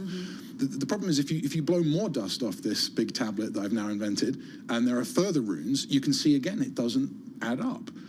There is a fundamental contradiction between cutting people's taxes and lowering the available number of goods. I mean, that's the money goods ratio, as everyone points out, that's inflationary. So we're in a spot of bother with Trump, I think, if you scrutinize what he said. All the buzz around Bitcoin isn't just talk anymore. Crypto has gone mainstream. At iTrust Capital, you can buy and sell cryptocurrencies 24/7 with the tax benefits of an IRA. That's right. With an iTrust Capital IRA, you can defer taxes until retirement or choose a Roth IRA for tax-free withdrawals later. Setting up an account is quick and easy. It only takes minutes. Open your account today at itrustcapital.com. The new era of crypto is here. I know you're going through a lot. I wonder if you know that we can get help. Let's see how far we can go. Love, your mind. This is the story of the one. The one knows the unexpected can put everything on the line. But with a teammate like Granger, she's confident that she will always win the day. Call, click, or just stop by. Granger, for the ones who get it done. Today's seniors are enjoying life more than ever before, and part of that comes from the independence of driving. Just because I'm a senior, and maybe you are too, do we really have to pay outrageously high insurance rates? No, we don't. When was the last time you checked to see if you could get a lower insurance rate? Just call the number on your screen and speak with a licensed insurance agent. Are you paying too much for your auto insurance? If so, you're just throwing your money away. You change your oil, you change your tires. Well, maybe it's time to change your car's insurance company. You may be able to save a lot of money. As a responsible driver, you always check your gauges, right? And you check for other cars and pedestrians. Well, now is the time to check on your auto insurance rates. You need to make sure that you're not paying more than you need to. 1-800-372-1521. 1-800-372-1521. Hey, should I convert my IRA to a Roth? You're asking the wrong guy. You should ask around online. That's what I do. You know, financial advice should come from a vetted fiduciary financial advisor who understands your personal financial needs. Makes sense. Take the free advisor match quiz on smartasset.com to find one who can answer your questions and help you achieve your retirement goals. Oh, push it. That's one intelligent donkey. You mean a smart ass? Get started now at smartasset.com. Oh, look. Great blue heron. Oh, your favorite. You know, when I go, I'd like to leave some money to the local bird conservancy. Oh, that's a beautiful legacy to leave. Doesn't count. Generous, but final wishes need to be more finalized. What you need is a will. Luckily, Trust and Will makes it easy to create a legally valid, state-specific document that actually counts. What's that? That's a duck. Start your will at trustandwill.com now and make it count. About climate change or AI, which are some of the other big issues that are facing our world. So I said this before, say it again. I don't think Donald Trump is a threat to democracy. I think he is a threat to the republic, which is ever so slightly different, but is an important distinction to make. He degrades the way we do things, codified or otherwise, that we could previously have counted on to be a part of the checks and balance system, right? For example, firing Comey. Back in the day, right? Firing Comey, wild. And so... Rule of law? But the rule of law is this sort of ethereal thing, right? Because it's a spirit and a letter. And I think that he's not always a threat to the letter. He took the oath today. He is the constitutionally elected president of the United States. But I don't think he likes the spirit.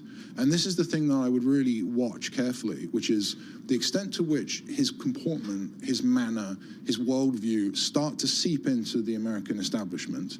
And you start to make assumptions about, well, how would J.D. Vance behave were he president in the future? But we don't know, right? We don't know at all, of course not. I can come back later and tell you I'm completely wrong if you like. I mean, that might be, that might be wise. Is it wise for us to assume that someone's going to pick up the mantle from him and continue? Something is being let out of the box in the American body politic, okay? And it's hyper-democracy. It's the sort of democracy the Founding Fathers did not want, which is that someone who is quite combative, quite crude, and not necessarily in favor of the spirit of the Constitution is now in power.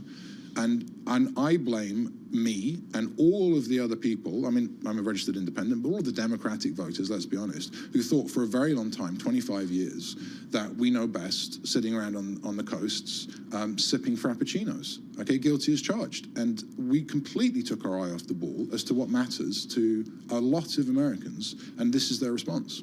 We're speaking with Ed Price, former British trade official, now non-resident senior fellow at NYU. He's advised members of the European and British parliaments. He writes regularly about politics, economic policy, and more. As a reminder, too, we're also keeping an eye on what's happening at the Capital One Arena in Washington, D.C., where we do expect to hear from the president in just a few minutes. Ed, what happens, though, if it doesn't work? What happens if the Americans who you spoke to and you met throughout your road trip this summer, we've had you on to speak about that, you've written a lot about it. What happens if the policies from this Trump administration do not improve their lives? What's the next iteration? I think the next iteration could be past populism, and then you would be appropriate if you were talking about fascism. This has happened in history time and time again. There is a solid backbone of good, honest people in this country who have followed the rules and really seriously been let down in the last quarter century. And that is a fundamental observation that Trump made. He's promised them the world. He's promised them to get back on their feet. They've believed him. You're asking exactly the right question. If he lets them down now, and we go into this kind of like dystopia tech overlords, situation, then there's going to be hell to pay from them, and rightly so. Now, I wish that there was some third way of doing this. I wish there was a romanticized small L liberalism, small R republicanism, like the aforementioned T.R. Roosevelt, that we could get Americans interested in again. But the choice between Trump and the Democratic Party isn't working. We are a young democracy, as you reminded us, versus something like China, or just not a democracy. Even if we feel but old. in terms of government. Even if we feel old but I mean, sometimes. is this just kind of what we need to go through to get to a better end? I don't think or to make our government evolve? I think the fundamental mistake we made was twofold. One, in the 70s, a fiat dollar without a better way of controlling it. We can get into that if you want or not. And the second one was allowing China into the WTO and allowing it to be a developing rather than developed country status for too long. So these are really structural, huge structural problems. There are now too many dollars in existence. We've enriched a potential adversary. We are in a precarious position. We imported deflation, so we're in trouble. Ed Price, great to speak with you. Thank you very much for an extended period of time with Ed Price of NYU, Great former stuff. British trade official, now non-resident senior fellow at NYU. And we're watching what's unfolding in the Capital One arena in Washington, D.C. Our colleague Jody Schneider is as well. She's Bloomberg Radio and TV's political news director. And Jody, there's something familiar about the scene we're watching here. It looks like any number of campaign rallies Donald Trump presided over during the presidential campaign leading up to the election. What is your sense of what to expect as you're watching this unfold? What stands out to you? Yeah, well, first of all, this is a place Donald Trump feels most comfortable. A campaign rally. He's a showman. He's a reality TV star. That's how he, got into politics. And he really likes the rally. He likes all the people. He likes the acclamation. He likes, them getting excited about him. And he likes really the crowd itself and his back and forth with the crowd. So this, I think, if he had to be honest, was probably his favorite part of the day so far. What he will do here, first of all, he'll engage with the crowd. They were supposed to be, tens of thousands of people outside who came for the inauguration, but because of the cold and the decision to hold it inside, there can only be 22,000 at this arena. So they're all happy to be there, and he will play to the crowd. He will also probably do some showmanship things. He has said he's going to sign executive orders today. He signed a few things at the Capitol already. He will maybe do so here on stage this afternoon, and then he will likely do more when he gets back to the White House later. He will probably have some shout-outs for people, and he may have some reflections from the day. His earlier his inaugural speech, the kind of more off-the-cuff speech he gave afterward, and then the luncheon where he had tech moguls there.